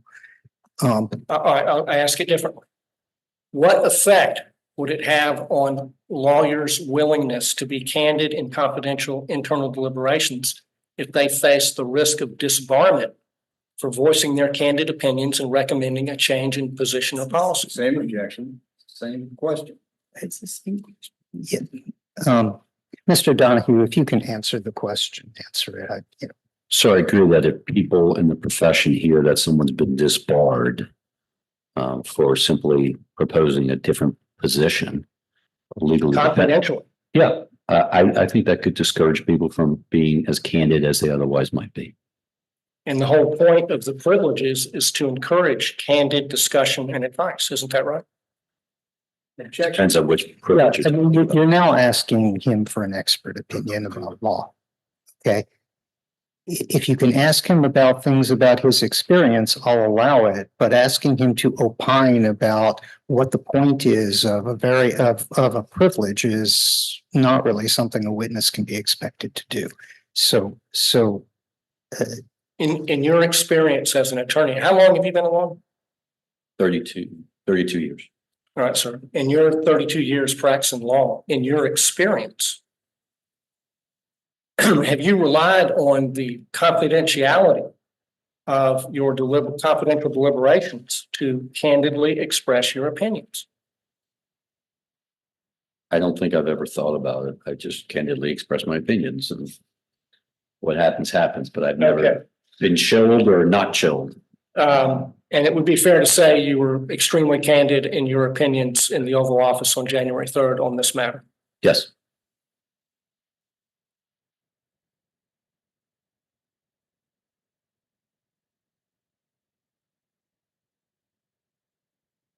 From what we've previously heard from you, Mr. Donahue, it's fair to say that Mr. Clark had a different opinion about the letter than the rest of the lawyers in the room, correct?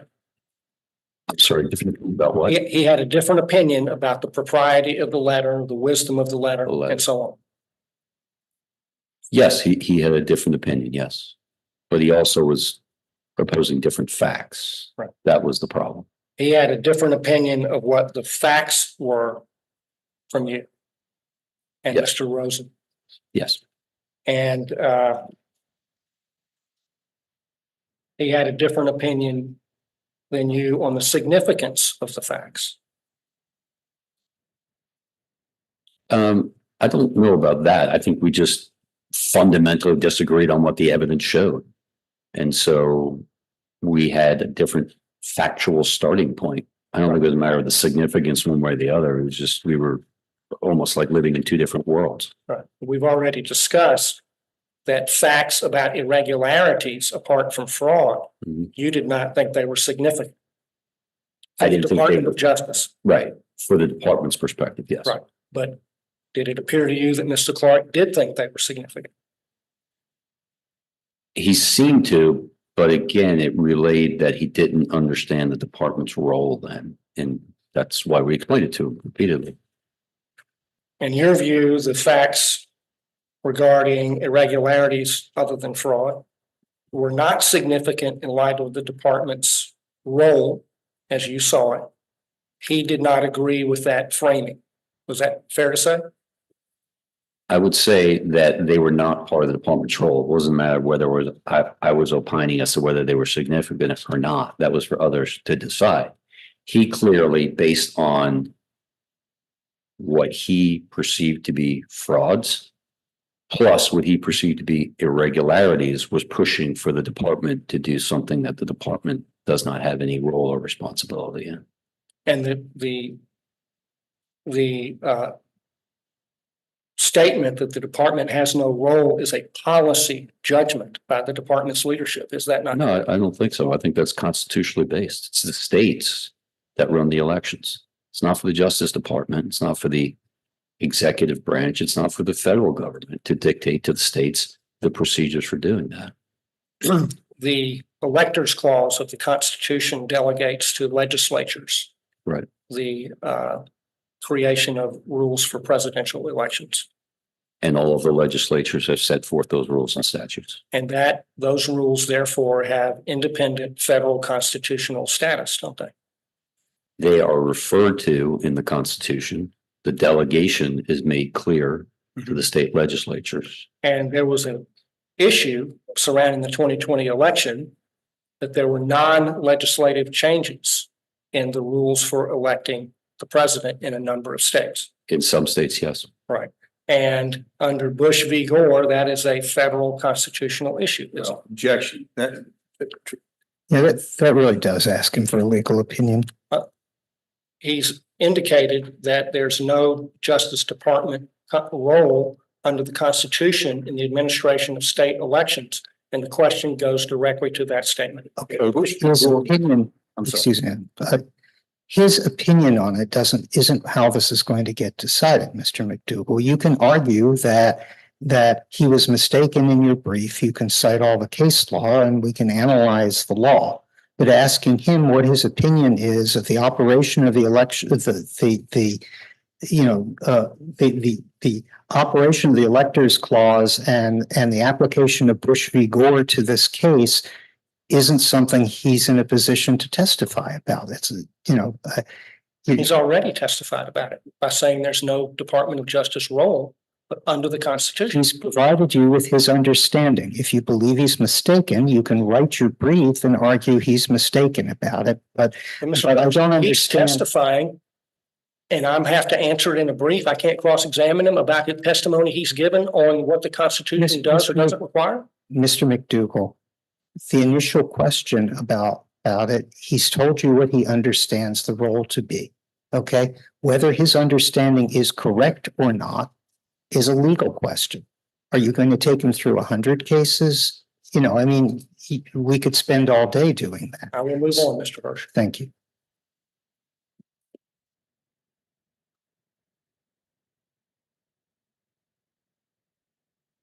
you and Mr. Clark had a different opinion about what, if anything, ought to be done in the situation that was in front of you. Is that fair?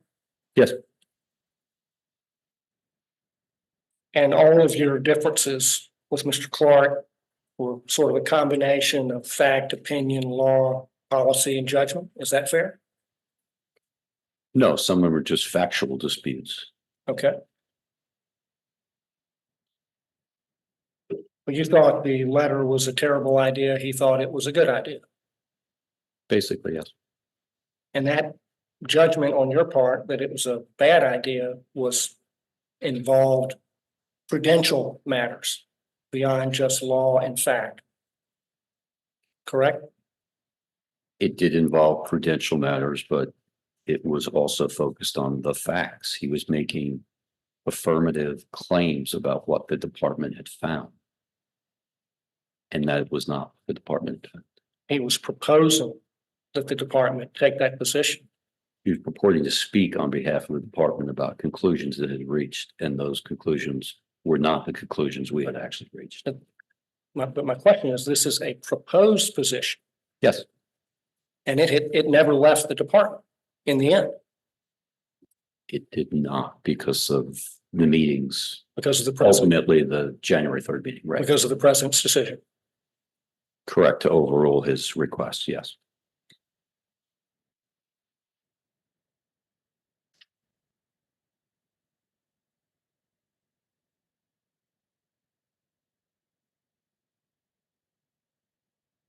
And in the January 3rd meeting, you argued that Mr. Clark was not qualified to be acting attorney general.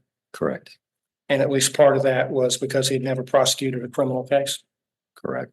Did William Barr ever prosecute a criminal case? I don't believe so. How about Jeff Rosen? I don't believe so.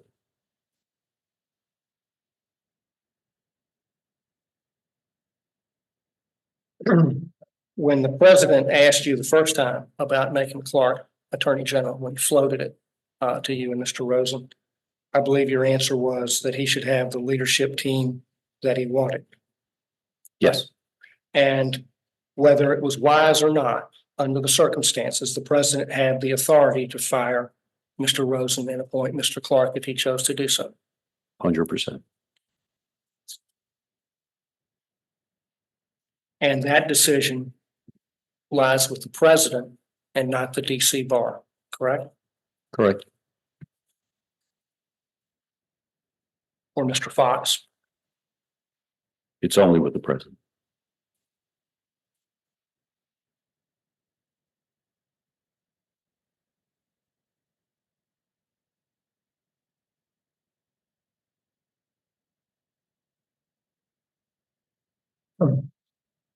Laying to one side, for purposes of my question, whether you agreed with the letter or thought it was a good idea. If the letter had been approved and sent as a statement of DOJ's position on the matters that it addressed, that would in fact be DOJ's position on those matters, wouldn't it? If it had been sent, the department would have been misleading the legislature. So obviously that would be problematic. I can't say that it's impossible because if the attorney general, whoever that may be, decide to send that letter would go out. And my question was, if the attorney general sent the letter out, then the letter would be the position of the Department of Justice, correct? Yes, but it wouldn't be true. Well, as to the matters that represent policy choices by the department, it would be the policy choice of the then attorney general who decided to send it out. Isn't that right? Right, but the attorney general, whoever they may be, can't choose to lie. You simply can't tell people in a letter or otherwise the opposite of what the department has actually concluded. Okay.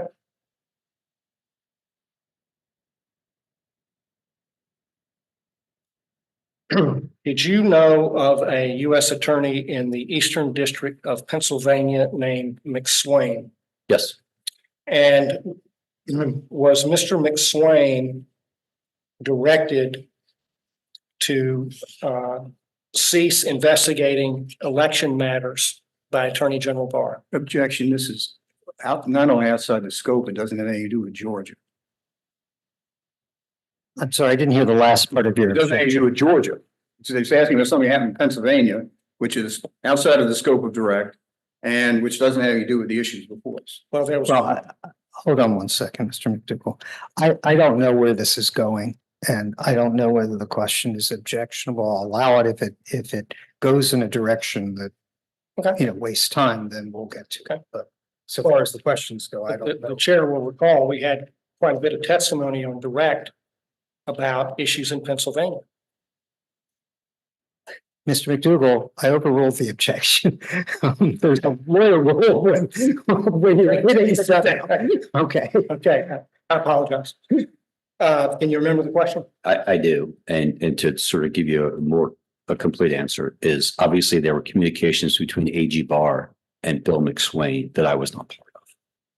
But I was part of a broader discussion, both with the AG and with U.S. Attorney McSwain. My recollection is that at no point was Mr. McSwain told to not pursue any investigations. To your knowledge, was he directed to turn his investigations or investigative leads over to the state attorney general? No, he was not. You're familiar with a letter, or you've heard of a letter that he wrote to President Trump? I have read that letter, yes. Yeah, and so you don't agree with the statements made in there about these topics? Correct. And I talked to Mr. McSwain after that letter became public. Okay. And do you know of a Mr. Tony Schaefer?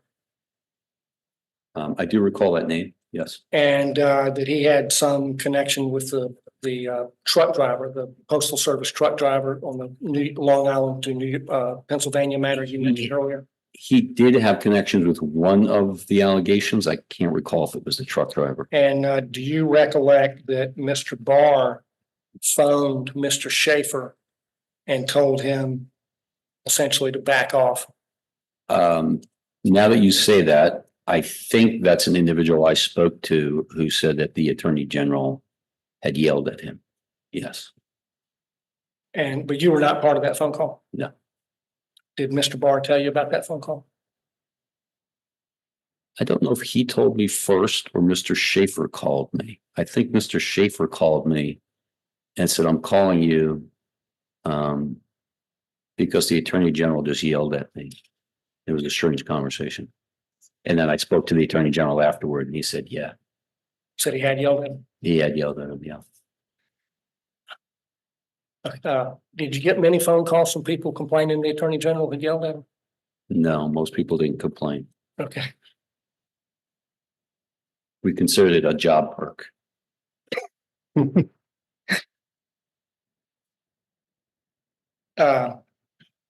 Did you know of a U.S. attorney named Larry Keefe, I think in the Northern District of Florida? Yes, I do, Larry.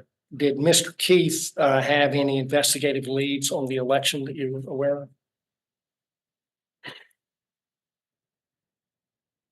I don't recall specifically, but he may have.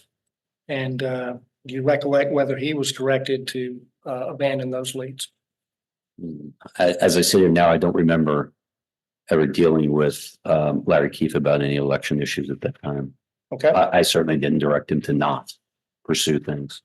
you did not. I certainly didn't. Okay. All right, sir. Now, the president asked you about absentee ballot signatures in Fulton County and a phone call. I think you said it was on January the 2nd. Maybe I've got my date wrong, but it came up in a phone call. You testified earlier. There were two phone calls. One was on December 28th in the morning. I don't remember what it was, but he was recounting something he had told us the night before. Right. January 3rd, there was a phone call at about 11 p.m. That had to do with a truck in Right. Georgia. And this would have been January 2nd, and it was the suggestion was made that you, Rich Donahue, go down to Fulton County and look into absentee ballot signatures. Oh, that call was December 27th. Okay, I Yeah. apologize for getting the date wrong. And You testified earlier that absentee ballot signature verification was not something that DOJ would be looking into. Generally, if it rose to the level of criminal conduct, that could draw attention and might warrant an investigation, but if it is sort of a lower level issue about how precise the signature matches are, then that's unlikely something the department would get involved in. So as a result of that conversation on the 27th, did you do or cause anything to be done to look into the issue of absentee ballot signature verification in Fulton County? Yeah, I think that the U.S. Attorney's Office in the Northern District was looking at that, as well as the other issues that came out of Atlanta. And did you get a report then that there was nothing to it, that there wasn't anything to this absentee ballot signature verification question in Fulton County? Yeah, as I sit here now, I don't remember the answer to that, but I certainly didn't get anything back saying that there was cause for concern. All right.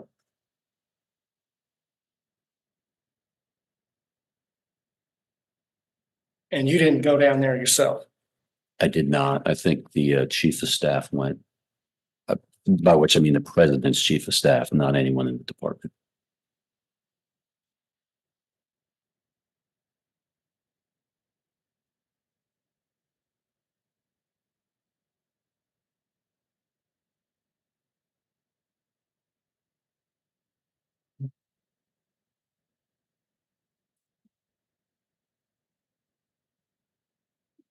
I don't object to using these in argument, but if we're going to confront a witness with something, it ought to be something that's in evidence Well, and not a poster board.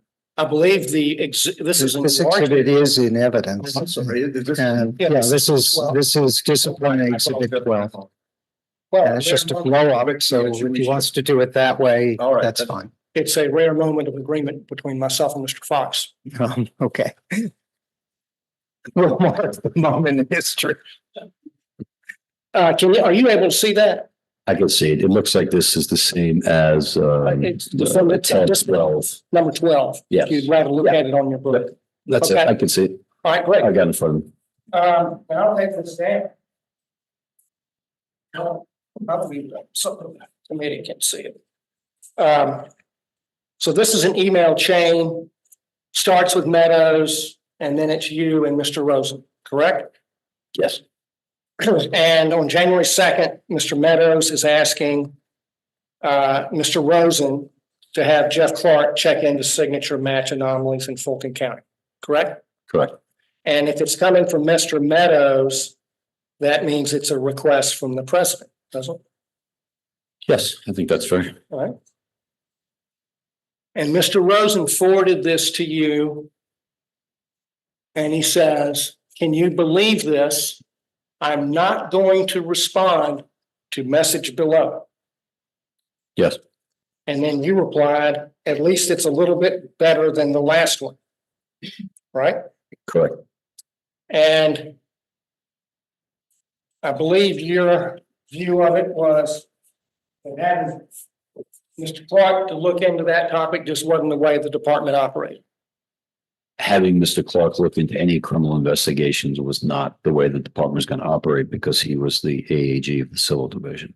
Or are you saying this was a criminal investigation on absentee ballot verification? Yes. Otherwise, we'd had no role in it. All right. So what was the outcome of your criminal investigation of the absentee ballots? Again, I don't specifically, as I sit here now, 3 years later, recollect, but I certainly didn't get anything back saying that was a problem.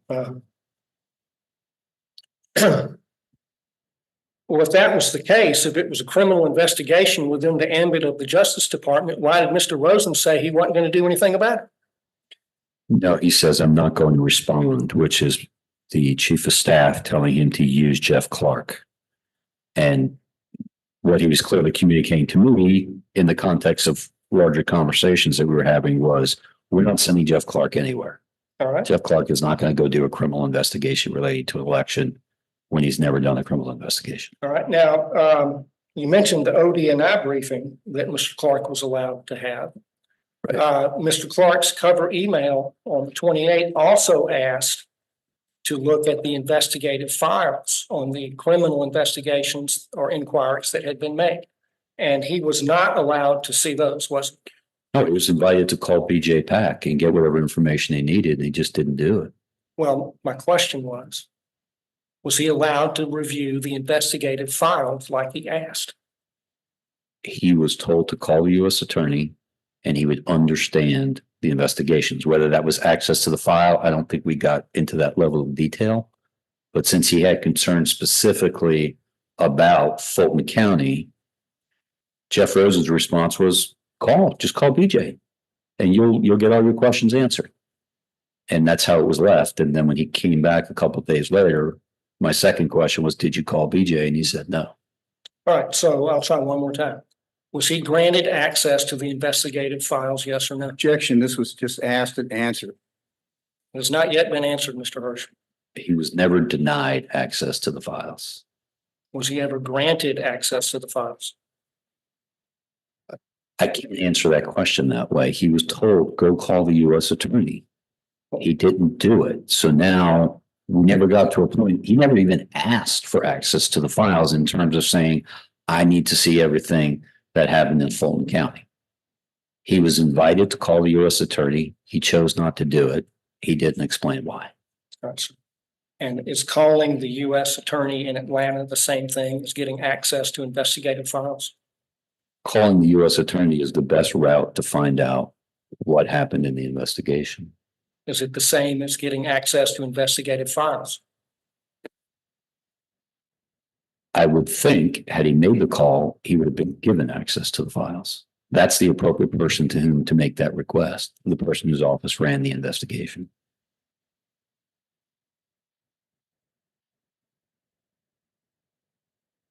Are you aware that Mr. Pack testified that he didn't look into absentee ballot signature verification? I have not reviewed Mr. Pack's testimony.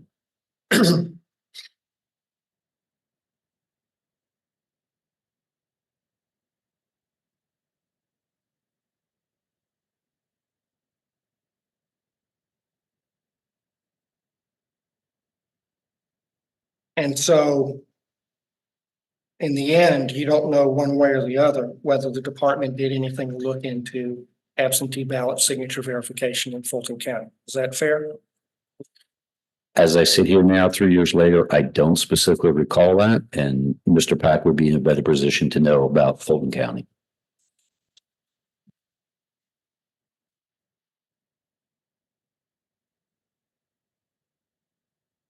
I believe on direct, you testified that absentee ballot signature verification was a process matter that was outside the scope of what the department would look into. But now you've said it was a criminal matter. So which was it? It might be. It depends on what you're seeing. So when you have a signature match, there is a certain tolerance level. And the tolerance level is actually worse now than it was in days past, because in days past, we used to put a pen on paper and sign it, and someone would look at it to see if that's the same signature. But because we now sign on tablets and other electronic devices, we all know how terrible those signatures are, right? And so my understanding is that in most states, they have an automated signature match, and that you can adjust the tolerance levels for what would be a confirm or a reject. Those issues may well be simply process issues. If it rises to the level that there's some indication that there's a mass number of fraudulent signatures and hence fraudulent ballots, then that, of course, is something the department would be interested in. But that was never brought to our attention that there was actual evidence of that. I know there were challenges. I know there was civil litigation talking about the tolerance that was being used in different jurisdictions to judge the absentee ballot signatures. That was not something the department was involved in.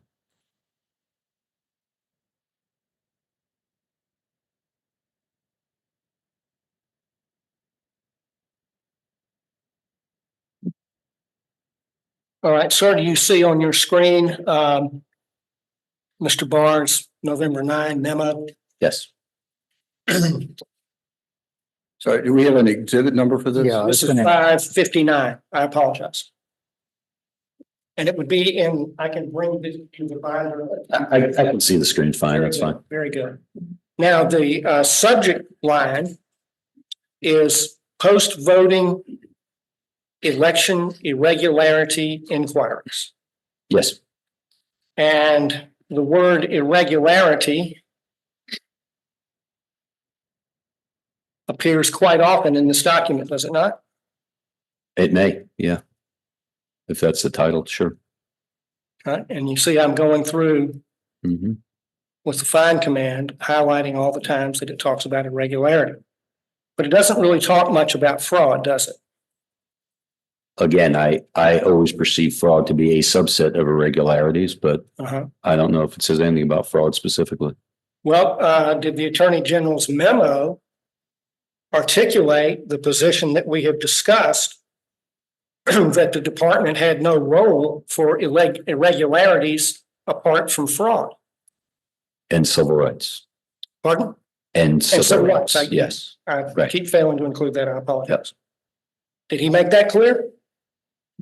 Did he make it clear the department had no role? In irregularities apart from criminal and civil rights. I haven't read this memo in quite a while, but given the fact that he's using the term irregularity in the title, I would assume he uses that throughout. And it's probably broader than I would have drafted, but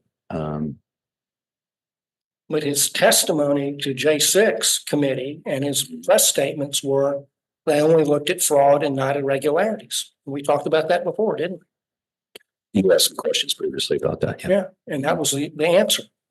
That his position and your position and Rosen's position was that the department would not be looking into irregularities apart from criminal matters and civil rights matters.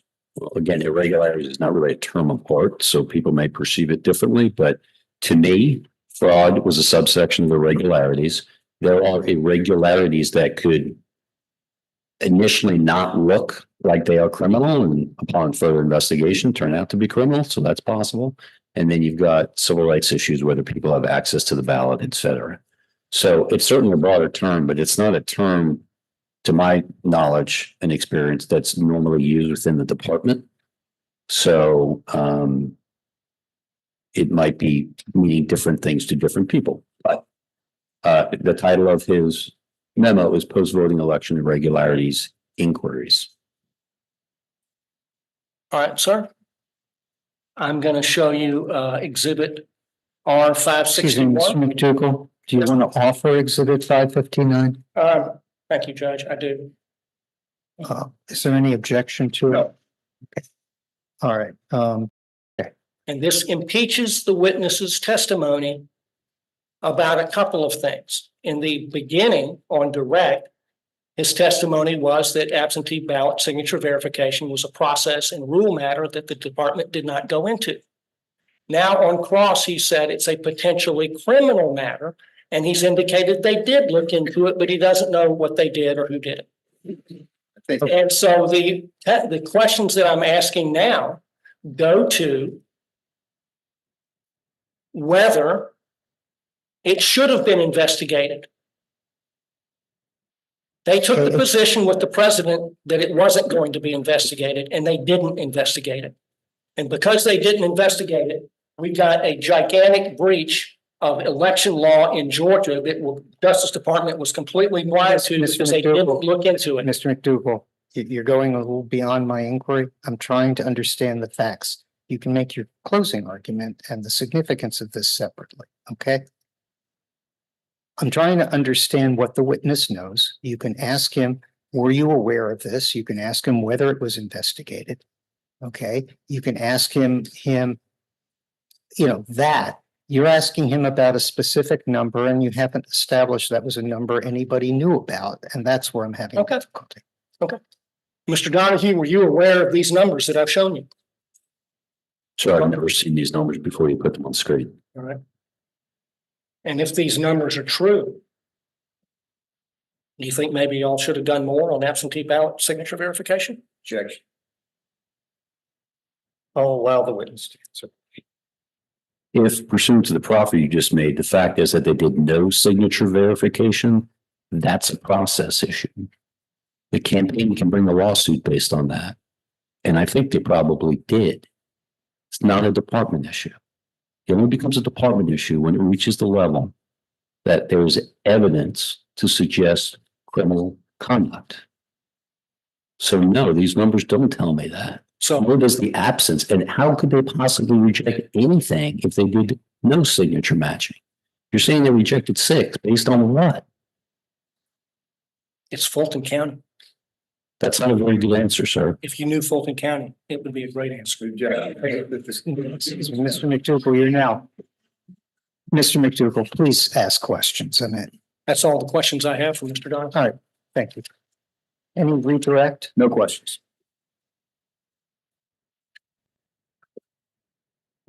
Does the panel have any questions? All right, I don't have any questions, Mr. Donahue. Thank you very much for your time. Appreciate it. Thank you.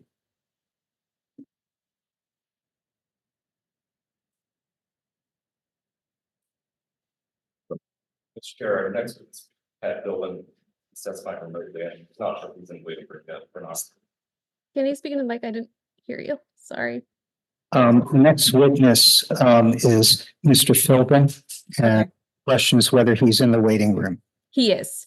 Okay, Mr. Hirsch, I would like to lodge an objection under the confrontation clause to Mr. Philbin testifying remotely in a proceeding that's quasi-criminal in which Mr. Clark faces the loss of his livelihood. Mr. Fox pushed and pushed and pushed for this hearing to happen today. We asked for it to be continued, and the panel knows why. And Mr. Clark is sitting there with all the conditions that supported that motion for continuance. And they don't even have the witness here to testify against him. two things, Mr. McDougal. First of all, do not allude to that proceeding, okay? You're revealing information by what you're describing, and I think in fairness, it ought to be kept confidential, and that's under seal. Secondly, I'm overruling your objection. All right, letting the witness in now.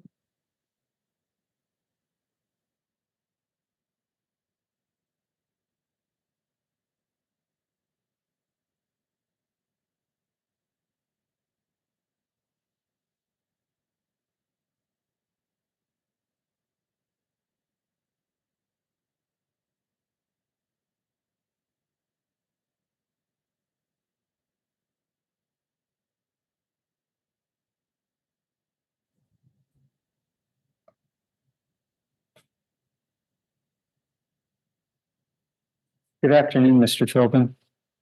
Good afternoon. My name is Merrill Hirsch. I'm the chair of this hearing committee. Would you like to be sworn or affirm? I'll swear. Okay, could you please raise your right hand? And I'm sorry, it's not showing my video here, so I'm not sure what picture you're seeing. Okay, I'm just seeing you and the ceiling, but I am seeing you.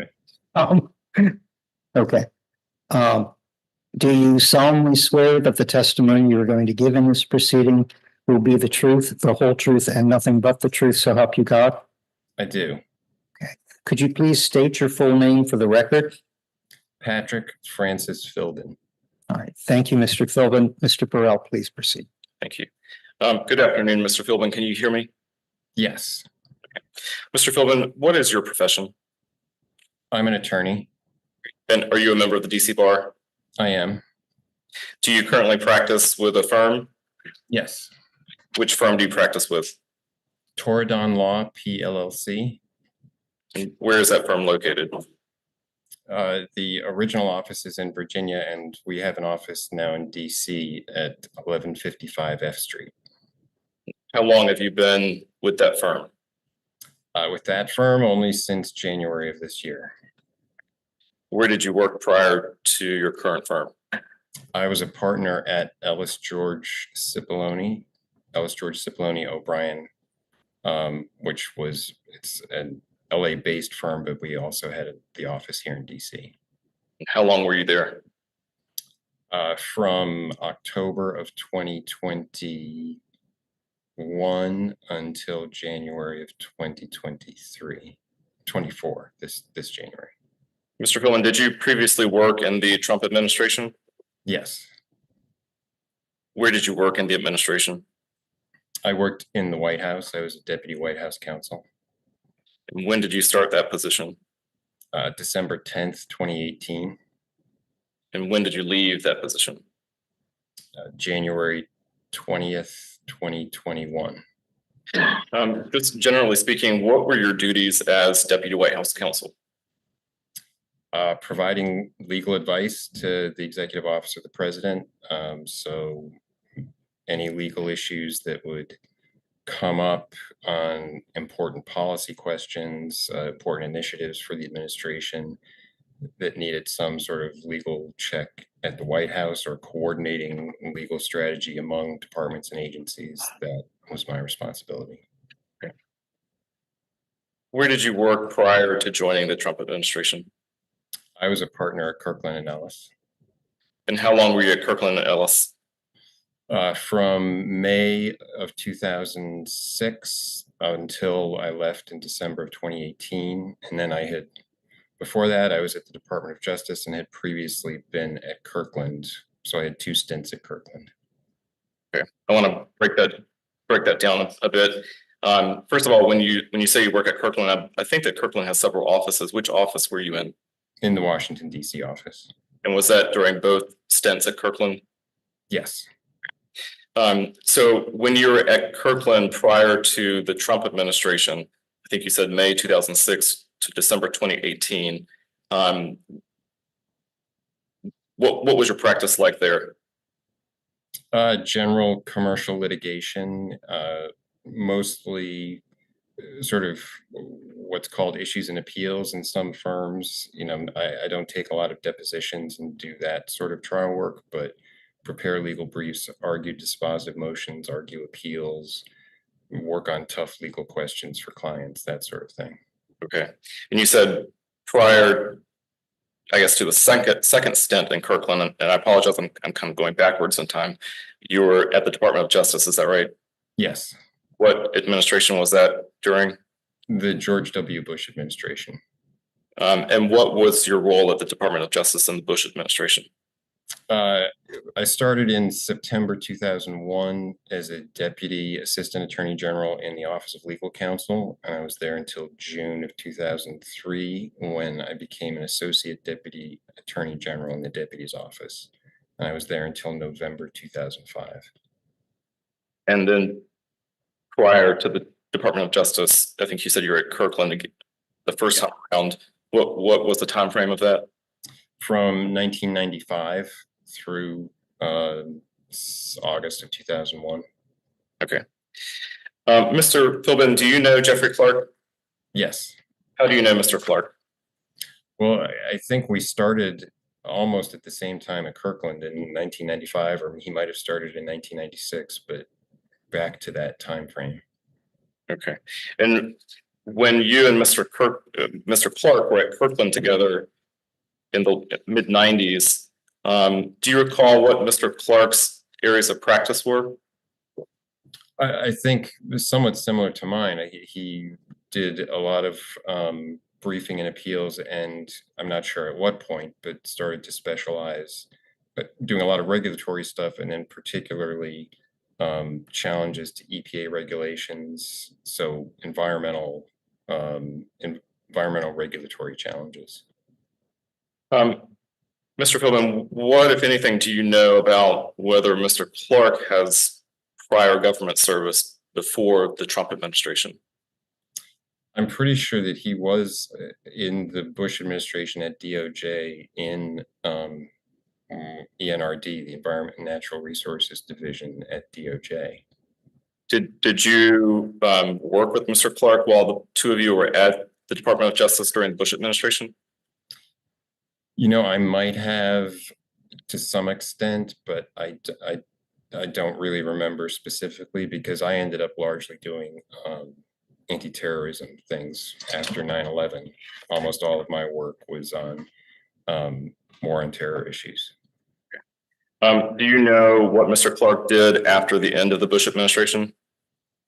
He was back at Kirkland. I don't know the exact timing or whether there was a gap or something, but he was back at Kirkland. And do you know what Mr. Clark was doing at Kirkland following his stint at DOJ?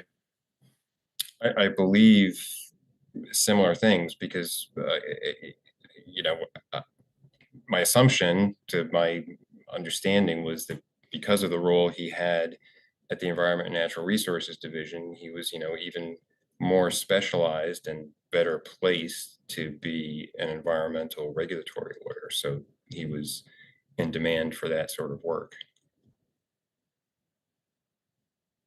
Mr. Philbin, I want to direct your attention now to the end of the Trump administration, specifically between December 14, 2020, which is when Attorney General Barr announced his resignation, and January 3, 2021.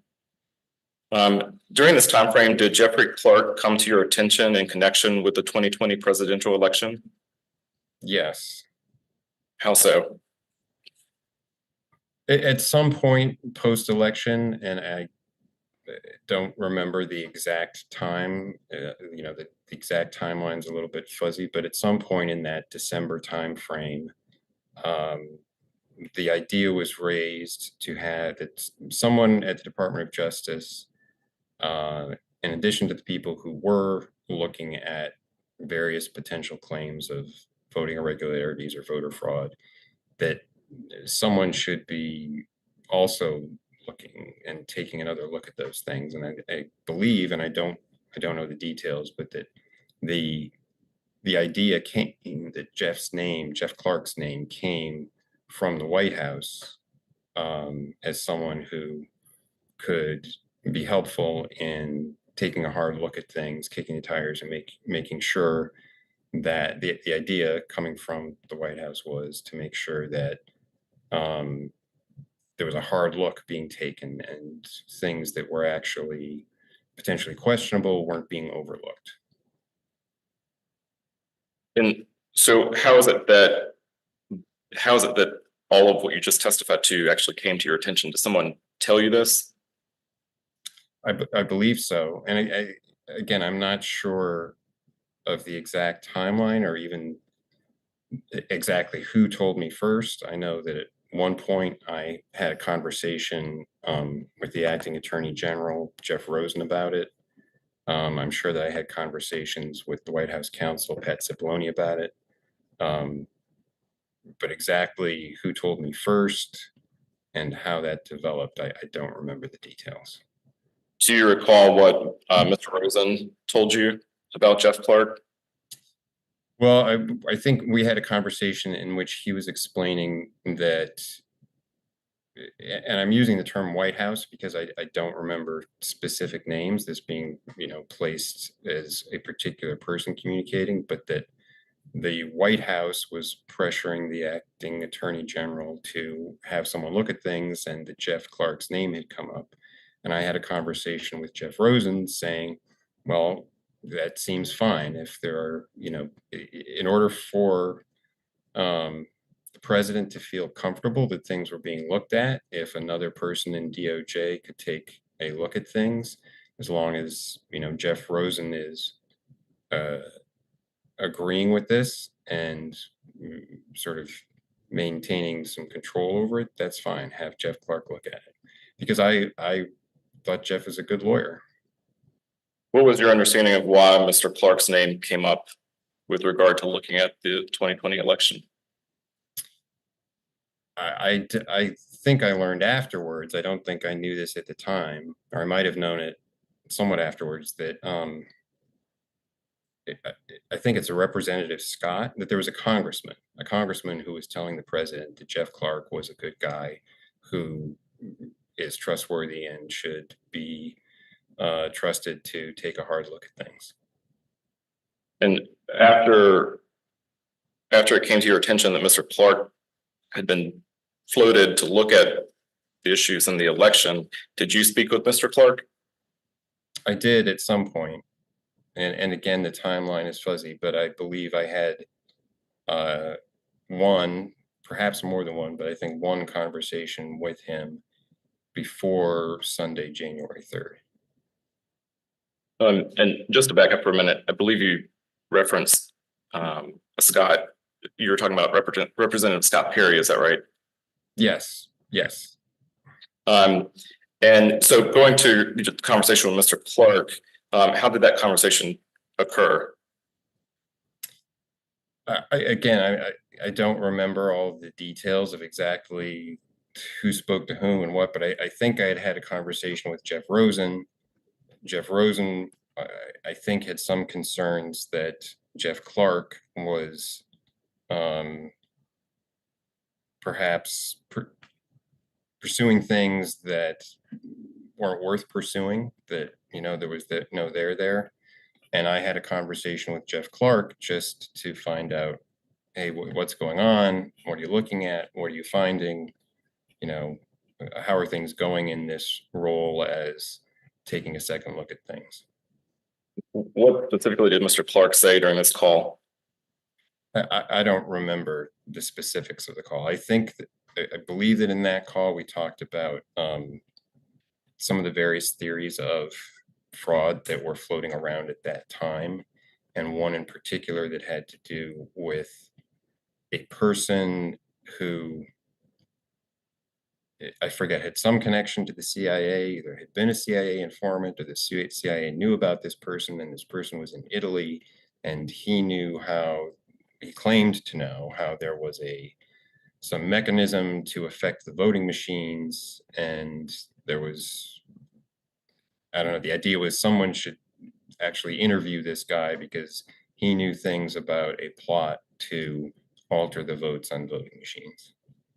Did Mr. Clark tell you how he thought someone should, I guess, work out the interview with this person in Italy? I don't think so from Jeff Clark. I think that at some point I heard, you know, there was an idea that I think this person was in prison, but could be released from prison, like released to U.S. military custody. Somebody wanted him to go to the naval base at Naples, I believe, or else have someone from the naval base at Naples go talk to him in jail. But those are just things I remember that were swirling around. I don't remember Jeff Clark specifically saying that. Did Mr. Clark say anything about the particular actions he had been taking to investigate allegations of fraud? I think he did, but I don't remember very many details. I know that, you know, he mentioned in connection with this Italy thing, he said he had spoken to some people in the intelligence community, and he thought that maybe there was something there that actually should be, you know, that there should be some inquiry.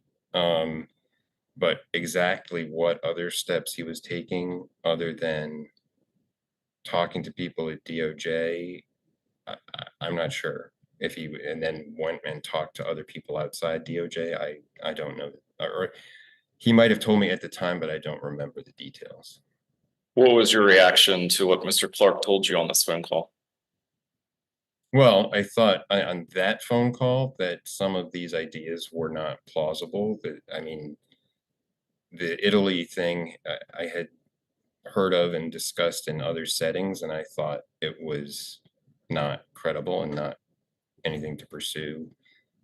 I don't remember in that phone call at that time if we discussed particular other things, but the sort of things that had been raised as potential electoral fraud at that point, because I was talking to Rich Donahue and to Jeff Rosen to find out what they were finding out and what DOJ's, you know, investigations were showing. I thought there was sort of day by day a steady change of things that were raised that maybe sounded like, oh, somebody should look into that, then being debunked. Like there were more votes cast in Pennsylvania than there were people on the voters' rolls. And then I believe that turned out that that was not correct because someone was looking at the wrong year for the voter rolls. And, you know, so, but whether I had a specific reaction to things that Jeff said on that call that I thought were not credible other than the Italy thing, I don't remember, because I don't remember specifically which theories we discussed. Why did you find the Italy allegation not credible?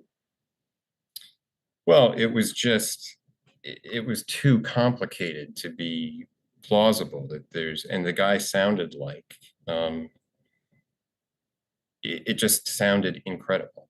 The guy sounded like a fabulist, and the idea apparently was that, smart thermostats that were connected to the internet somehow were part of the mechanism for tapping into the voting machines to control things. And it just didn't sound like something credible to me. I think you said a moment ago that you had been in contact with both Mr. Rosen and Mr. Donahue about the department's work regarding the election. How often were you in contact with the two of them, or individually?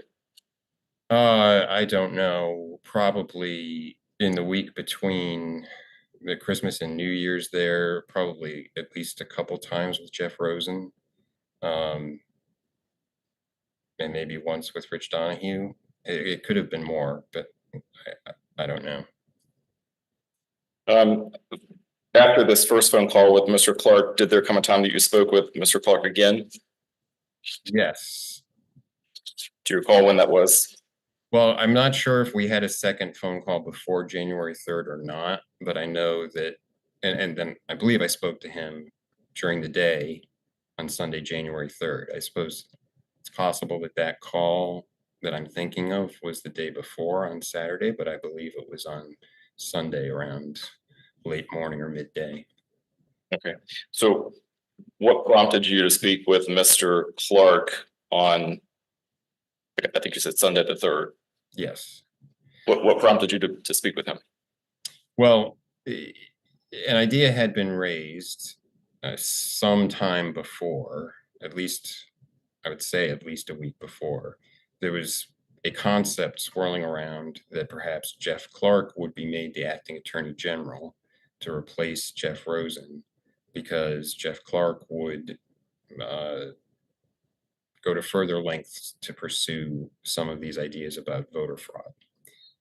And my understanding was that there was a meeting either on December 31st or on January 1st. And I understood this from Pat Cipollone, that there was a meeting that kind of put that to bed, that ended that idea. That was finished. The president was not, he understood that was not viable, it was not going to happen, and that had been put to bed. But then on Saturday, the 2nd, the idea was revived, and in conversations with Pat Cipollone and with Jeff Rosen, I think on Saturday and then again on Sunday morning, we concluded that I should call Jeff Clark, because I had known him for a long time. I knew him at Kirkland, and to try to find out exactly what Jeff Clark was thinking, and to try to persuade him that moving forward with any idea of him becoming acting attorney general would not be a good idea.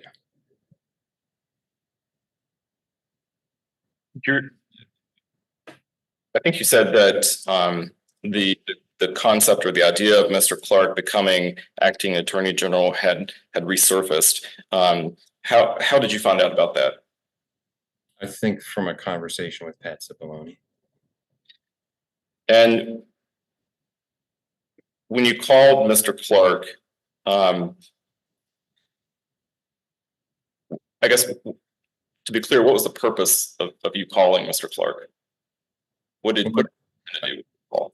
I think at that point on Sunday, January 3rd, there was the idea that the president was perhaps going to move forward to make him acting attorney general. And the purpose of my call was, one, to find out a little bit of background about what Jeff knew about this and what was going on, but primarily to try to talk him out of it, to explain to him that that would not be a good idea. What did Mr. Clark tell you about the idea of him becoming acting attorney general? Well, we talked about it for quite a while, and I think Jeff's view was that there was a real crisis in the country, and that he was being given an opportunity to do something about it, where he thought that something improper was happening. and that he had struggled with the decision and thought about it a lot, but he thought that he essentially had a duty where there was something that he thought was wrong going on to take the opportunity being offered to step in and do something about it. What did you say to Mr. Clark about the idea of him becoming acting attorney general? Well, I tried to explain to him that it was a bad idea, and for multiple reasons. I think that what we talked through, we talked about some of the theories of fraud that were around, and I explained how I thought they had been debunked and that there wasn't really any there. I explained to Jeff that if the president made him acting attorney general, that people at DOJ would probably resign, that there's going to be just a massive wave of resignations and people aren't going to be willing to follow him to pursue these theories of fraud that, you know, the people already looking at it from DOJ had debunked.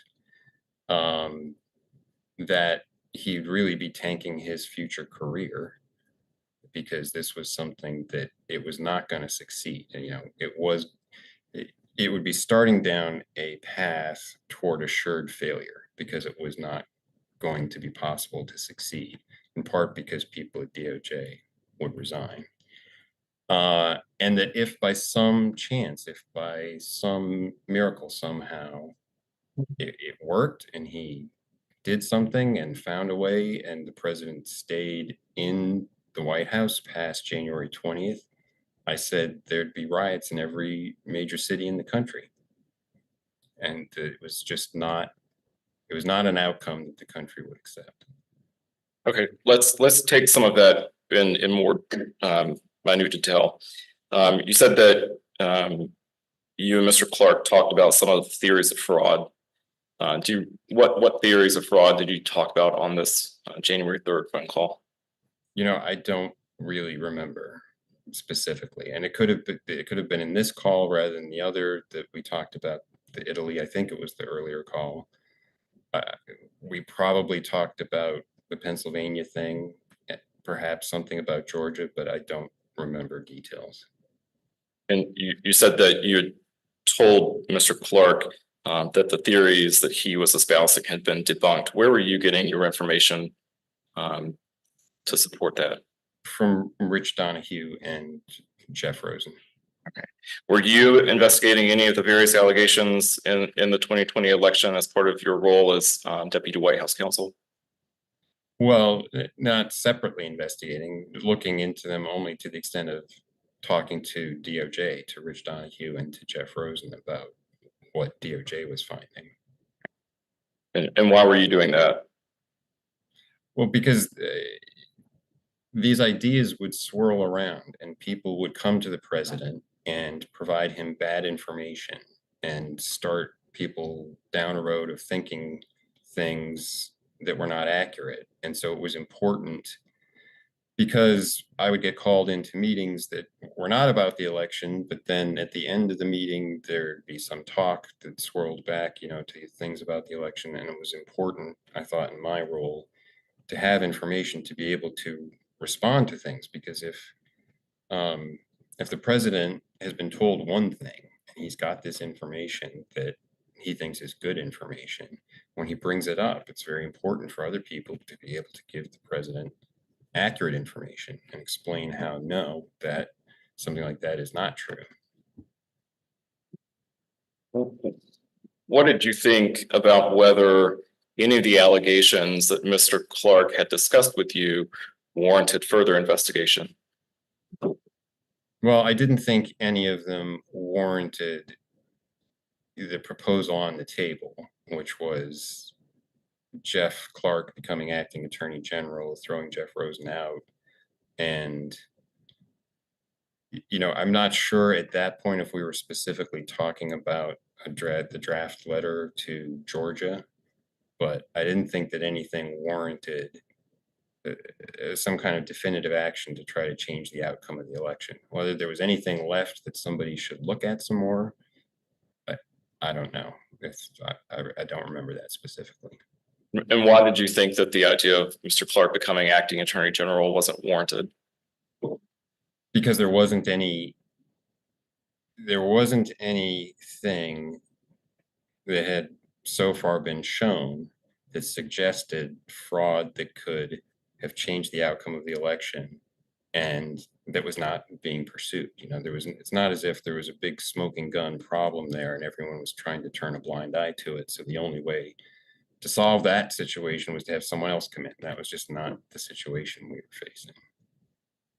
Earlier, you said that I believe you said you told Mr. Clark that if he became acting attorney general, something to the effect that people at the Department of Justice would resign. What were you basing that statement on? Well, I actually had experience in the Bush administration with a situation where the White House wanted to pursue a policy related to a warrantless wiretapping program that if they had pursued it, people at the Department of Justice had determined that they would resign. There was a large wave of people who would resign. And I thought that this kind of thing was similar. And I spoke to Jeff Rosen on January 3rd, suggesting to him that he should let people know, the assistant attorneys general, what was going on, and start determining, whether people would stay or resign. Because one of the things, and this is all public now, this has been made public for years, that was very important and persuasive to President George W. Bush, was hearing that there were potentially going to be a lot of resignations at the Department of Justice. And we thought it was important to know and to be able to inform the president here that if he pursued this course of action, there would be a lot of resignations at the Department of Justice. What did Mr. Clark say to you regarding the idea that people at the Department of Justice would resign if he were made acting attorney general? I think he disputed that. He said that, to the best of my recollection, which is hazy on this, that no, he thought there were people who would stick with him, who would be loyal. And he thought that there would be enough people at DOJ for him to be successful. You said that you also told Mr. Clark on this call that you thought that the path forward was assured failure. I think you said partly because of the resignations that might occur at the department, but were there other reasons why you felt like the path forward, being him appointed acting attorney general, why you thought that would be assured failure? Well, I didn't see a viable path to actually changing the vote in the Electoral College. And again, I'm really hazy now. I don't remember, one time these things were in my head, but exactly what the proposal was for how it was going to change and all the things that would have to fall in line for that to work, I just thought it was not a feasible plan to come to fruition. What did Mr. Clark say in response to you telling him that you thought there'd be riots in every major city if President Trump stayed beyond? Respond to relevance and prejudice outweighing probative value and move forward. Objection overruled. Would you like me to repeat the question, Mr. Philbin? Yes, please. What did Mr. Clark say in response to you telling him? May we approach to discuss that, Mr. Coach? I know where this is going, the chairman does not, and I think if I have the opportunity to approach and explain the basis of my election, it might make a difference. Mr. Hirsch, it's Mr. Clark's own statements. Yeah, that's why I overruled the objection. It's hard to imagine that his own statement would be excluded, but I'll give you the opportunity. We need to turn the mics off. Do you want me to shut off the stream? Yes, why don't you shut off the stream, but okay, I guess there's no one in the room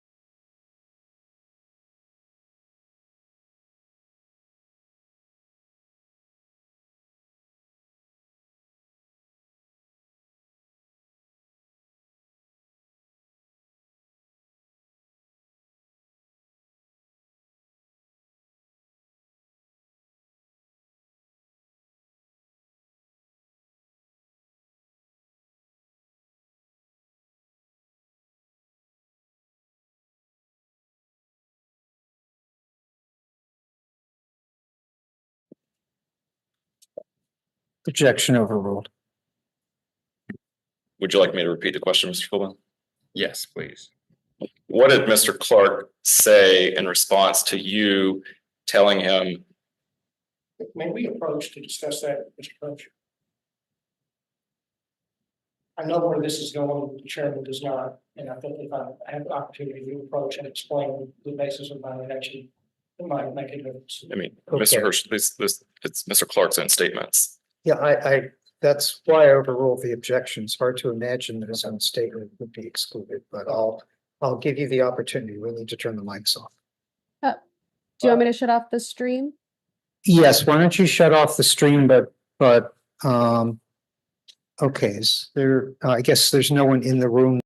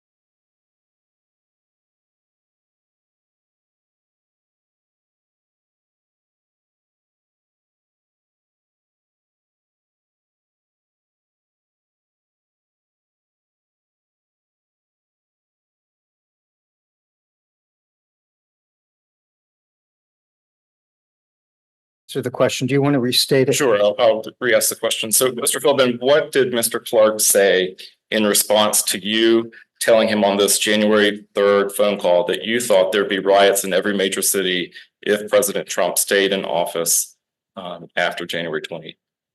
He said, well, Pat, that's what the Insurrection Act is for. And what did you understand Mr. Clark to mean by this? He was referring to what's, I guess it's colloquially known as the Insurrection Act. I don't know if that's the formal title, but there is a provision that permits the president to call out federal troops and or federalize the National Guard to restore order if there's an area in a state where the normal civil authorities are not able to maintain order. And that's what President Bush, H.W. Bush did in 1992 in the LA riots. I mean, that is exactly what the Insurrection Act exists for, is to restore order if there are riots. And how did you react to Mr. Clark saying that's what the Insurrection Act is for? I don't think I said anything on the phone, but I thought that I just thought that showed a lack of judgment in that, you know, if we're talking about that, we're talking about plans that we're really kind of, we're off the chart where we ought to be talking about things if that's part of the plan. Why did you think that showed a lack of judgment? Well, I think for the obvious reason that if your planned course of action is one that you think will or has a high likelihood of triggering riots in every major city in America, you got to be really sure about what you're doing and have no alternatives. And that was just not, and be justified 100%, 1000% know that, you know, you're rock solid in what you're doing. And that was not, in my estimation, that was not the sort of situation we were talking about. Based on the phone call with Mr. Clark, what was your understanding of what he wanted the Department of Justice to do had he been appointed? Well, I don't really remember specifics from the phone call. I mean, I can't say that I recall talking about the draft letter in that phone call. I know from recollections from the rest of what went on in the day, and that there was a draft letter that he had drafted that would go, I'm not even sure to whom, to someone in Georgia, and that it would be to have to inform them, I guess, that the Department of Justice thought that there were irregularities and that it justified calling a session of the legislature or having the legislature come up with an alternative slate of electors. What did you think about the draft letter? Well, I didn't, you know, I don't remember that much about the specifics of the draft letter because the broader situation rather than just the details of the letter were kind of driving things in my mind and driving my assessment of the situation. But I didn't think that there was something that would justify sending the letter. I didn't think there was something to back up an indication to Georgia that the federal government had actually found irregularities in the Georgia election. Mr. Philbin, were you present at a meeting on January 3rd at the White House in the Oval Office? Yes. Who was at this meeting? The president, Pat Cipollone, the White House counsel, me, Eric Hirschman, Jeff Rosen, the acting attorney general, Rich Donahue, Jeff Clark, and Steve Engel, the head of OLC at the Department of Justice. What was your understanding of the meeting, of the purpose of the meeting? Well, it was to address this proposal, this idea of Jeff Clark becoming acting attorney general and sending the draft letter to, I forget exactly who the addressee was, but sending the letter to Georgia to try to have an alternative slate of electors selected. Can you describe the meeting for us? Well, it was, I mean, it went on, it was long. I think it was well over an hour, and everyone, other than Jeff Clark, everyone was against the proposal, was against the idea of Jeff Clark becoming acting attorney general. A fair amount of the meeting consisted of primarily Rich Donahue critiquing any theories of fraud that Jeff Clark had brought up. I participated in that also to some extent, pointing out things that had been debunked. Steve Engel explained that the Office of Legal Counsel would not sign off on the draft letter. And I think it was Steve who first brought up that there would be resignations at the Department of Justice. And at the end of the meeting, the president decided that this idea was not a viable option, that it could not succeed, and decided that he would not proceed with the idea of making Jeff Clark acting attorney general. Did any of the attendees who were not from the Department of Justice, so the attendees from the White House, did any of those people tell the president that they would resign if Jeff Clark were appointed acting attorney general? Yes, I believe the president asked Pat Cipollone and me if we would resign, and we each said yes. And why did you say yes?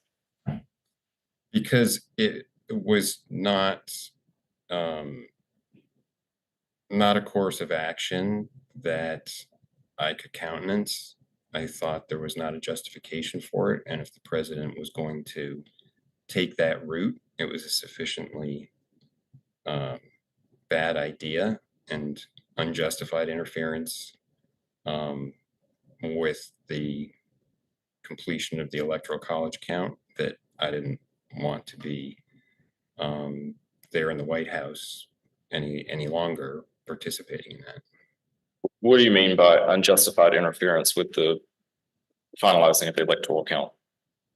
Well, I didn't believe that there were sufficient facts that had been developed to tell the legislature in Georgia that they should have a session or create an alternate slate of electors. I didn't think that there was any evidence of fraud that had actually affected the outcome of the election. And so trying to do something to change the electoral vote count would in itself be corrupting the outcome of the election, because we didn't have actual evidence to show the fraud that would justify taking that action. What was the end result of the meeting? Well, as I said, the president determined that he would not appoint Jeff Clark acting attorney general. The letter would not be sent, and that was the end of it.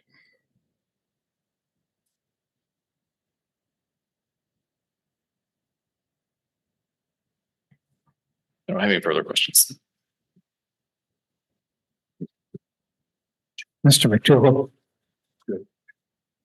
Thank you, Mr. Hirsch. Mr. Philbin, good afternoon. Good afternoon. I'm Harry McDougall, and I represent your former colleague, Mr. Clark.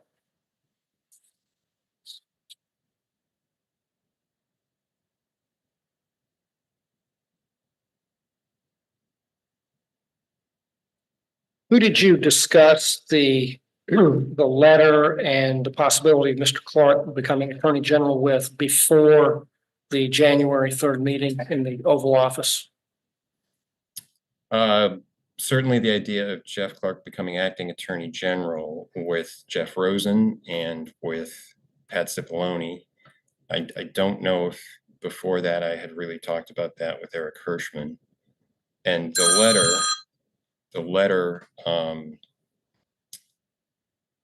probably with Pat Cipollone, but I really don't specifically recall much about the letter. All right, sir. And I think it was Mr. Cipollone that asked you to attend the meeting? Yeah, I guess so. I mean, it was all just being planned with all of us as participants. And the president was happy to have you as part of that discussion? As far as I mean, he didn't object to me being there. And he didn't object to anybody being there, did he? None of those participants know. In fact, at the beginning of the meeting, Rich Donahue did not come in. He was there at the White House, but he did not come in. And when the president understood that he was there, he said, "Oh, we'll bring him in, have him." So then Rich Donahue came in. Now, did the president have a practice or tendency to let his advisors argue it out in front of him, their opposing positions? Yes, very much so. That was the way he gathered information, tested ideas, and came to a decision on things. In fact, he would do that multiple times on the same issue. Have one debate with one set of people, then have it again with someone else in the room, and have people hash it out. And was it the case that sometimes or even often those discussions became heated, not just in this case, but in other cases? Yes.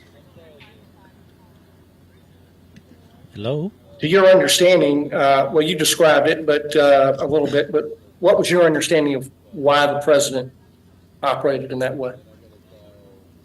Well, I think that was the way that he liked to gather information rather than, some people like to go sit and read papers on something. Other people like to hear a debate. They like to hear things, people voicing their views and arguing it out. And would you be of the view that he liked to see who could win the argument in front of him? Yes, to some extent. I think that's probably true. Because I think he probably viewed it as a test of, who really has the better argument. I mean, if you can't have more volume, make the argument there and convince people and make it sound convincing, then that's probably not the better side. Say something? Okay. Okay. Yeah. And in this case, one, two, three, yes. the president did not Francis appear to Scott mind Key that it was a heated discussion. No. In fact, I think in some ways he enjoys that. I mean, he thinks that people are Hi, being Steve. Yes, candid and barely, giving but their yeah, really honest views on things if it gets a little bit heated. If we can have more that volume, that candor could that definitely. you just referred to, that's something that you, for example, depended on executive privilege to Whenever be you can, candid with the can you president. give me Is more that right? volume on the earpiece? Yes.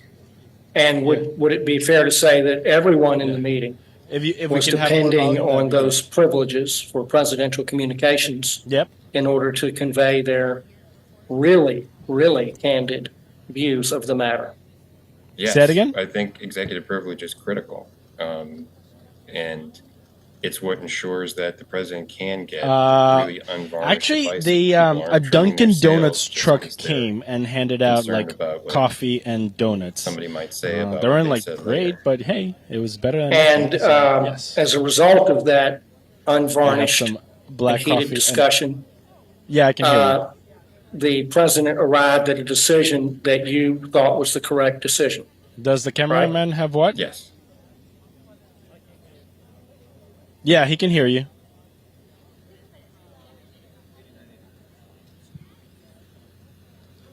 The conversation that you alluded to, that you had with Mr. Clark, where you made reference to what might happen to his career, that was outside of the Oval Office. That was a phone call.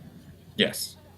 And would it be fair to say that you were not saying that as a threat, but as a conversation with somebody you'd known a long time? Yeah, no, I told him as a friend that I'm really concerned, like this will be a disaster, so don't do this. Now, I think in your direct testimony, you indicated that Mr. Clark seemed to you to be sincere in his views. He was 100% sincere in his views. However mistaken you thought he was. I'm sorry? However mistaken you thought he was. Yes.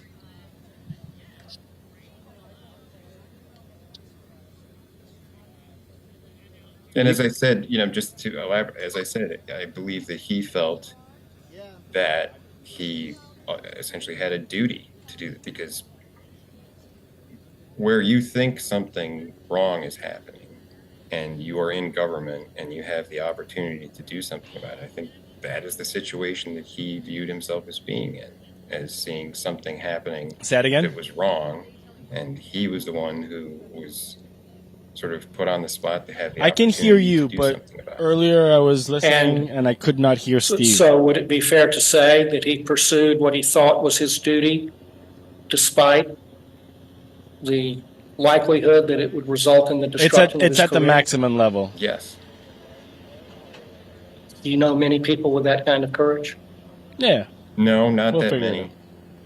And I've seen a lot of people in government who don't, who are constantly trying to look It at is cold. how will this affect me? You know, what about my next job? How do I plan things for my next job? Not just what is my obligation to do my best in this situation. I can hear you, Steve. Just right now, I have like That is 3 somewhat trucks the way of passing Washington next is to me, about. so. some extent. But I can hear you. I can hear you. Now, do you know Yes, how it it is came to louder be than leaked to before. the I New can hear York you better Times than that these before. discussions had occurred in the Oval Office? I don't. I mean, there was. I do know, since you asked about the executive privilege part, that the president waived privilege on this subject. I think going back to some congressional testimony that Jeff Rosen and others gave, and then there have been subsequent press reports about testimony to a grand jury. Right, but the New York Times story about this, do you recollect that it ran right after President Biden took office, January 22nd of 21?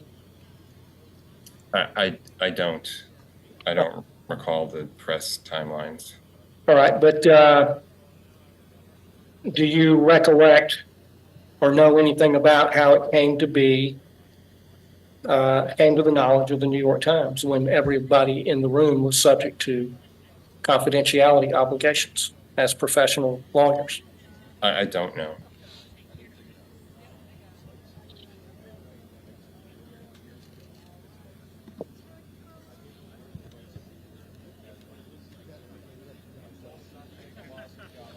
You mentioned the prior episode in the Bush 43 administration where there was a threat of mass resignations over the terrorist surveillance program. Cheers. Yes.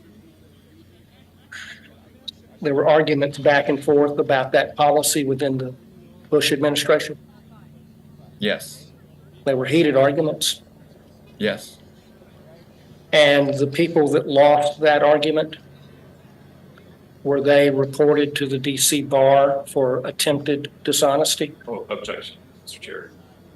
If you know, I'll allow him to answer if he knows. I don't know. I know a lot of people, colleagues of mine from the Bush administration, had people file complaints about them, bar complaints for various things. Whether that specific one was, I don't know. It's quite possible for one person in particular I'm thinking of, but I don't know. it's somewhat of a cottage industry to file bar complaints against Republican administration lawyers, isn't it? Objection. Sorry, man. Good. Well, it is kind of argumentative. I also don't know whether the witness has a foundation to answer the question. Do you know whether it is common for left-wing groups to file bar complaints against conservative lawyers from Republican administrations? I won't try to characterize it as common, but it has happened in my experience on multiple occasions. When I say in my experience, I don't mean against me. Let me just clarify, but against colleagues of mine. Good clarification, Mr. Yeah.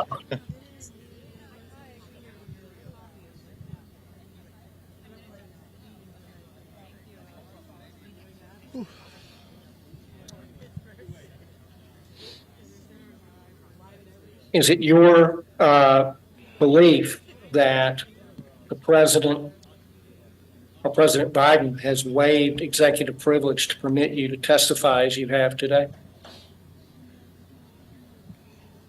I believe so, because I believe it's actually, can I, I'd like to if we can take a break so I can consult with my lawyer, because I don't want to say something that's not public, but I think I know it's public. There are things related to a grand jury here. I have no objection to him huddling with his lawyer. Um, Mr. Chair, I would object to the question in general. It's asking for Mr. Philbin to make a legal conclusion. Here's my problem, Mr. McDougall. It's a delay. I don't know how much more in cross-examination you have of this witness, and I'd like to get through it since we have about 15 minutes left. Well, I've got a And- little more. Excuse me? I've got a little more. A few more Okay. pages. I just don't see the probative value of it. So if we're going to take a break, I mean, to do it, you can get a quick answer, Mr. Philbin, in a minute, but if it's going to take a consultation, I don't want to delay everybody's time and have to hold the witness over. So, I just don't know how much more questioning you have. Well, I will inform the chair that I prepared an outline. I am as I go, there are a lot of questions that I'm not asking. So it will be less than the length of the remaining outline, maybe 15, 20 minutes, All right, if that's the maybe case, 30, somewhere in there. if that's the case, and are you expecting to do redirect, Mr. Fox? Okay. All right, Mr. Philbin, if you can do it briefly, I would appreciate it. And just go off camera and on mute. Yes, I will be quick.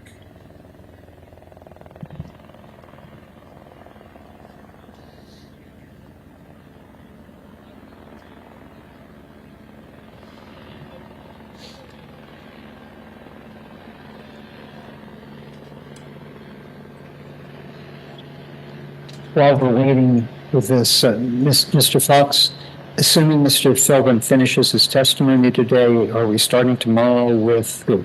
I'm sorry, Mr. Hurst, I couldn't quite hear the beginning. Assuming Mr. Philbin finishes his testimony today, who are we starting with tomorrow? Ms. Rose. Mr. Rosen? Okay, thank you. And then Klukowski. Yeah. And then you're finished. So, And then part of the gas would make, depending on the gas is getting, part of the gas would go.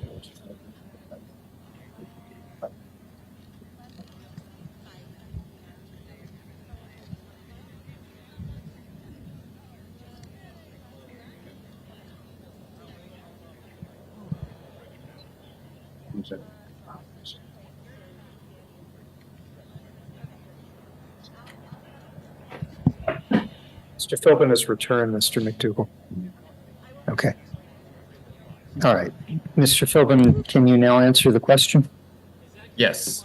So I believe that President Biden has made it clear that he would not assert executive privilege because in connection with the testimony to Congress and the grand jury testimony that I referred to earlier, the Biden administration publicly said that they believed it was not in the interest of the United States to assert executive privilege over conversations related to the January 3rd meeting of the White House.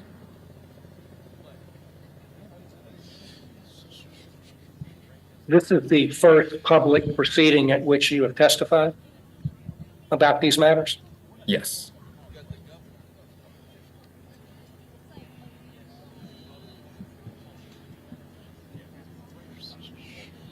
In the Oval Office meeting and in your other discussions with Mr. Clark, is it fair to say that the participants disagreed about what the facts were?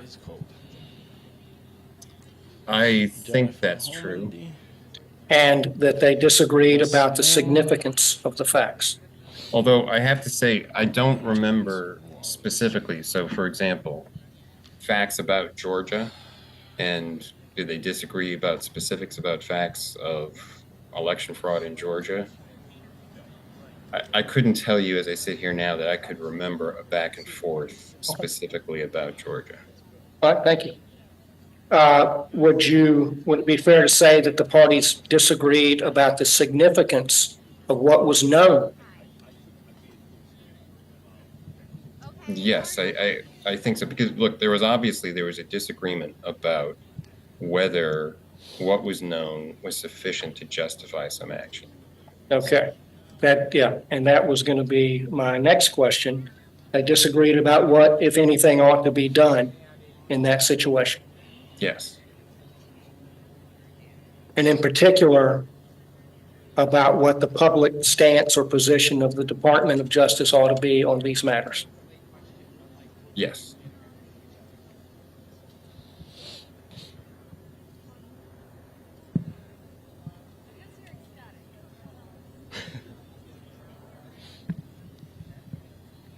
Apologize for the delay, Your Honor, but I'm skipping questions, so hopefully that will ameliorate your frustration with me. I never get angry at somebody taking out a marker. So- And we've all done it. I appreciate it, Mr. McDougall. Okay, Mr. Philbin. With reference to the White House contacts policy, that is a policy memo, correct? Yes, to the best of my recollection. And it is not a constitutional provision that limits those contacts? Mr. Chair, I'm going to object to the sales on the state correct. I'll allow it. Could you repeat the question? Sir, it's not a constitutional provision that's the basis for limiting those contacts. That's correct. And it's not a statute Correct. or a federal regulation, I believe that's correct. nor a bar rule. Yes, that's correct.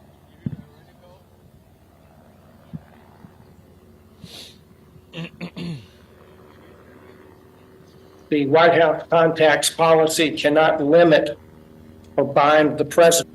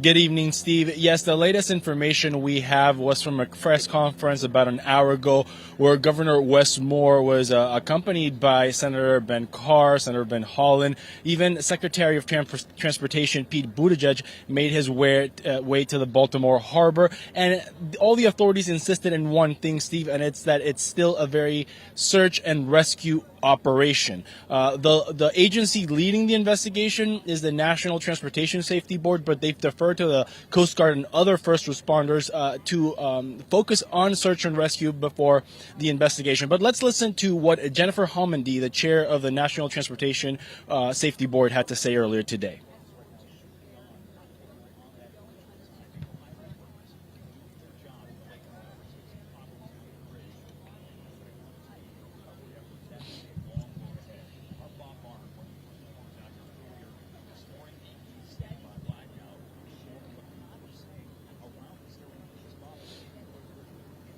So, Steve, what we know so far is that around 1:30 in the morning, the Singaporean flagged container ship Dolly struck one of the support beams of the Francis Scott Key bridge here in the Baltimore Harbor, causing it to collapse. The Dolly, the container ship, had lost propulsion minutes earlier. It had also issued a mayday call, a distress call, warning authorities that they had lost control. Authorities then diverted traffic away from the bridge and saving many lives. Let's listen to what the Governor Wes Moore had to say about this incident.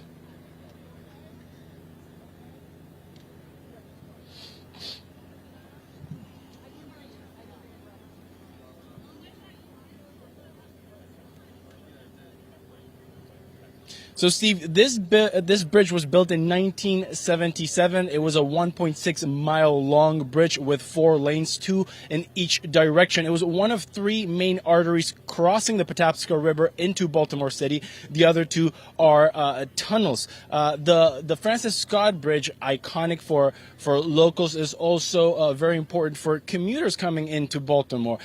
So, you know, it's going to be a long time before communities can recollect from this disaster. It will obviously affect the Port of Baltimore and shipping coming in and out of this area.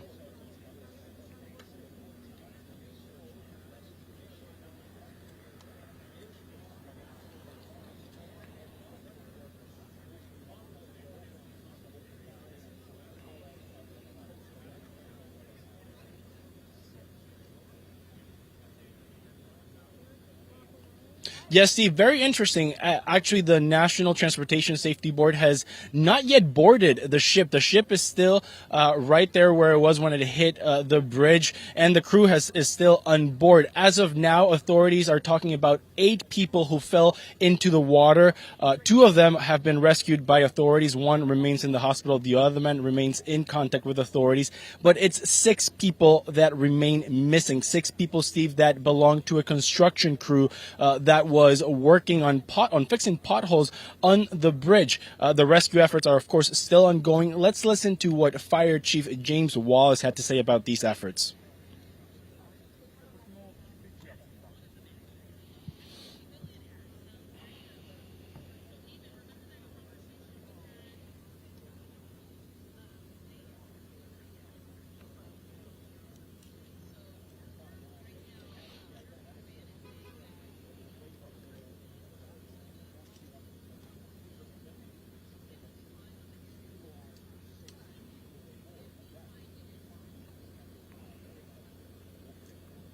So, Steve, it's also very important to mention that the FBI and other government agencies have stressed that there is no information indicating terrorism, that this thus far does look to be an accident. Also, President Biden spoke earlier today promising federal funds and that he would request them from Congress in order to rebuild this bridge. Back to you, Steve.